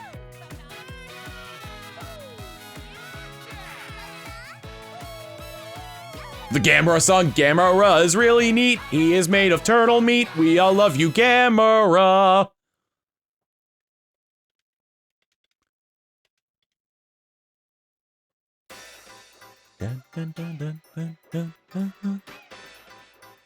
It's my job, but also my passion. Forklift simulator.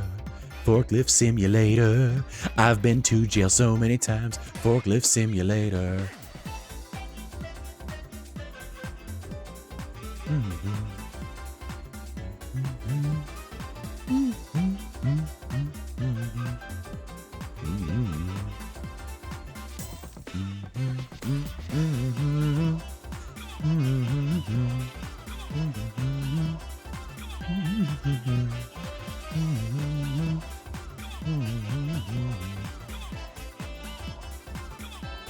You're too late, Sonic. I'm already forklift certified.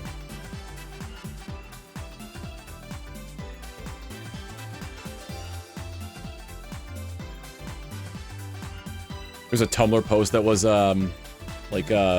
roses are red, would you go to the prom? Who posted my nudes on Twitter.com?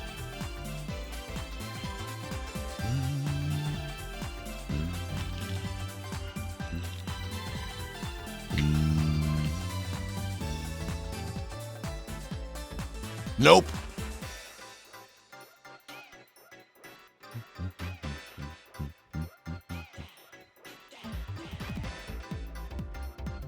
You're too late, Link! I'm already forklift certified!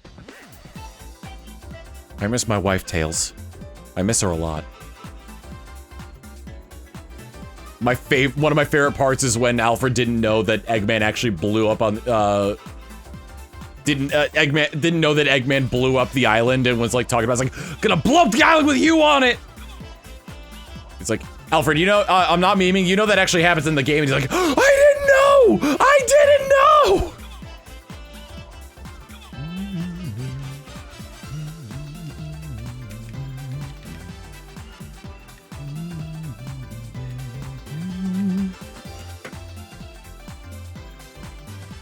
Attention, you Hot Topic wannabe and you blue gumball son of a bitch.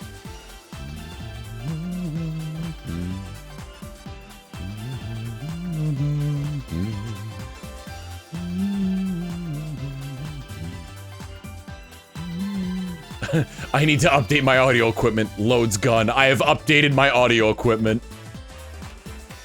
Was that the final story one?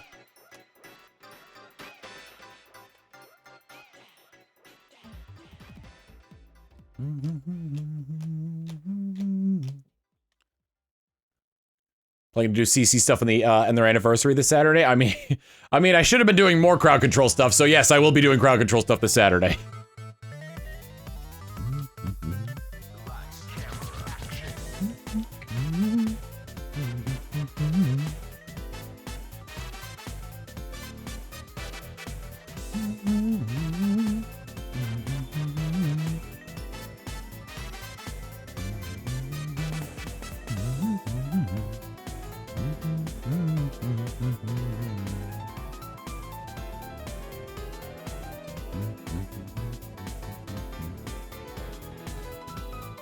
Well, they're not supposed to be on the shiny one in 8,192.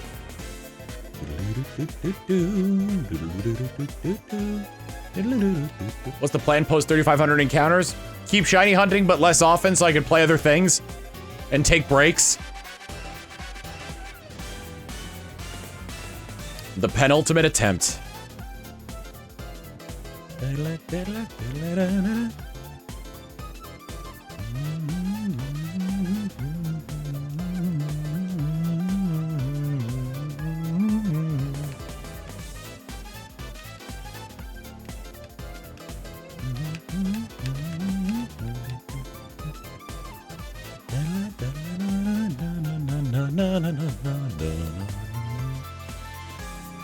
All right. Number 3499.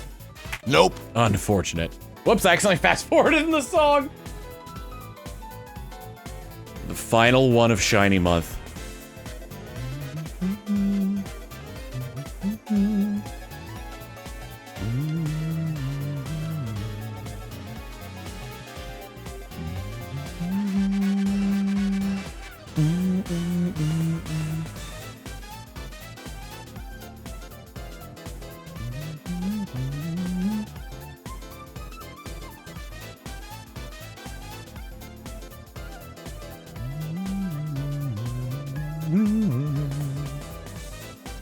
I should make an animated GIF of the zoom in on Rui's face.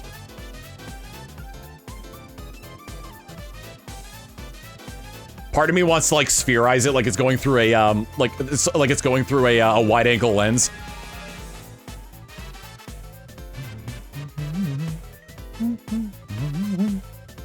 I feel like I'd be stepping too much on Jabroni Mike's territory though, because he's got his moisty emote that's essentially that.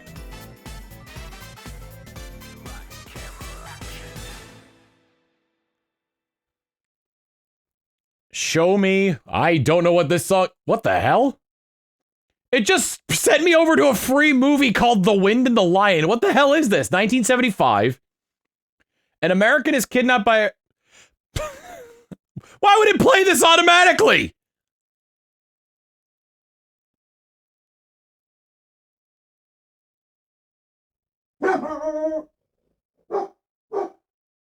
What the fuck?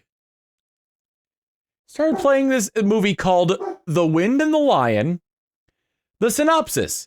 An American is kidnapped by a rebellious Arab chieftain, principally as a means to embarrass the Sultan of Morocco. This abduction sparks the threat of armed intervention by President Theodore Roosevelt.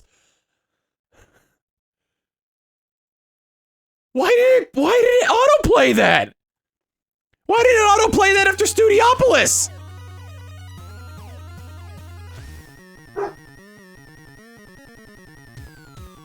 I'm baffled, perplexed, confused, flummoxed. Oh, I miss Lummox. I'm not adding it to my watch later.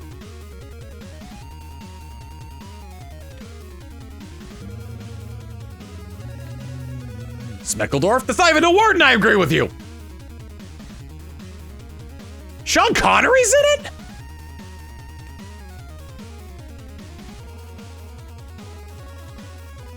Quite possibly bamboozled. Wait, is the root word of bamboozled bamboo?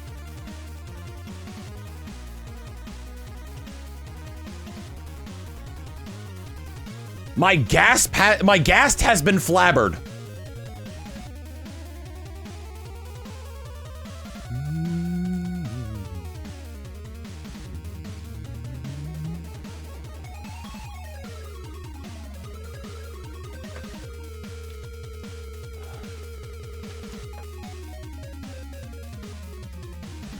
All right, everyone. The greatest way to end off Shiny Month is not happening! Nope. Damn it! 1,550 attempts across the month of July, and still no Shiny Quagsire. The good news is I'm still below odds.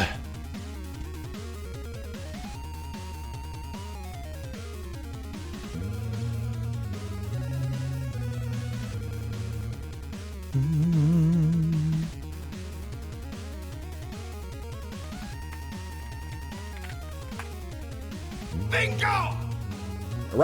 Jesus Christ, Irrational Soup!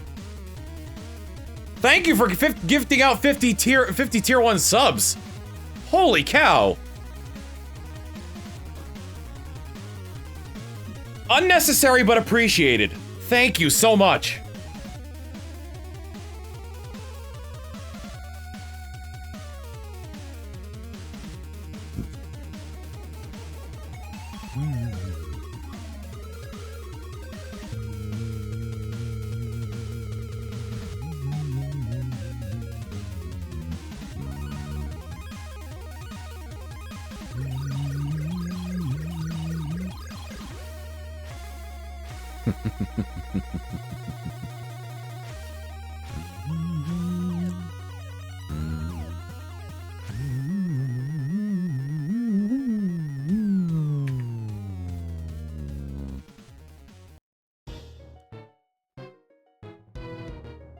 Alright, fan art. Bubblegum Cal started coloring in. I colored and added more enemies to King Tom Heart's piece I did earlier. Here I am as Sora, there's Chauncey Well Enough, at casting spells. And there's, Krug, and the enemies are the postmodern art that I despise so much from Super Paper Mario.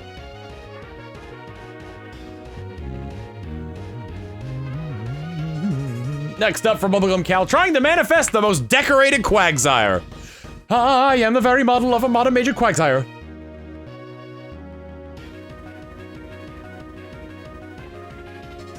Finally from Steel Bouncer, I got sidetracked, but here's 2 Quags, had to speedrun this one. Shiny Month 2-4. Is it the ice cream as well? I actually can't remember which one. Is it this one? This one with the face? This one's definitely new.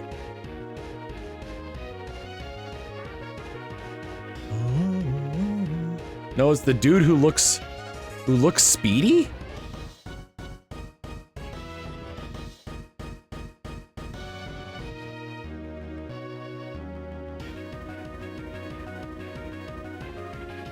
Ice cream. Okay, so it's this guy and this guy down here. Oh, speedy as in speedily drawn. Gotcha.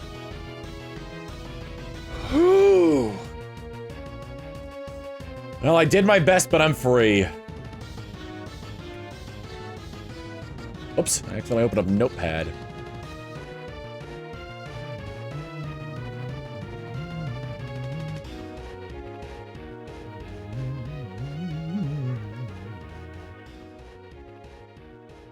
this guy.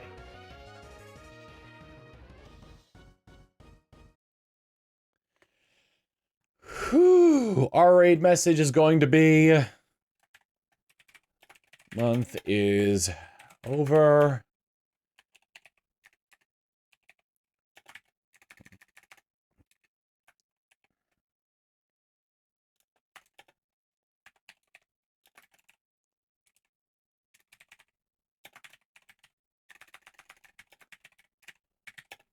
And still no Quagsire. It's a long one. Shiny month is over! 3,500 attempts total, and still no Quagsire! We're gonna raid Proton John, who is playing through, Dead Rising 1. He's got the goblin head on. And he's got a bloody machete, so give him some of that Tomminess love, and I will see you back here on Friday. Friday or Saturday, I'll have to see. There's somebody I need to talk to about that first. I'll see you all next time. Later.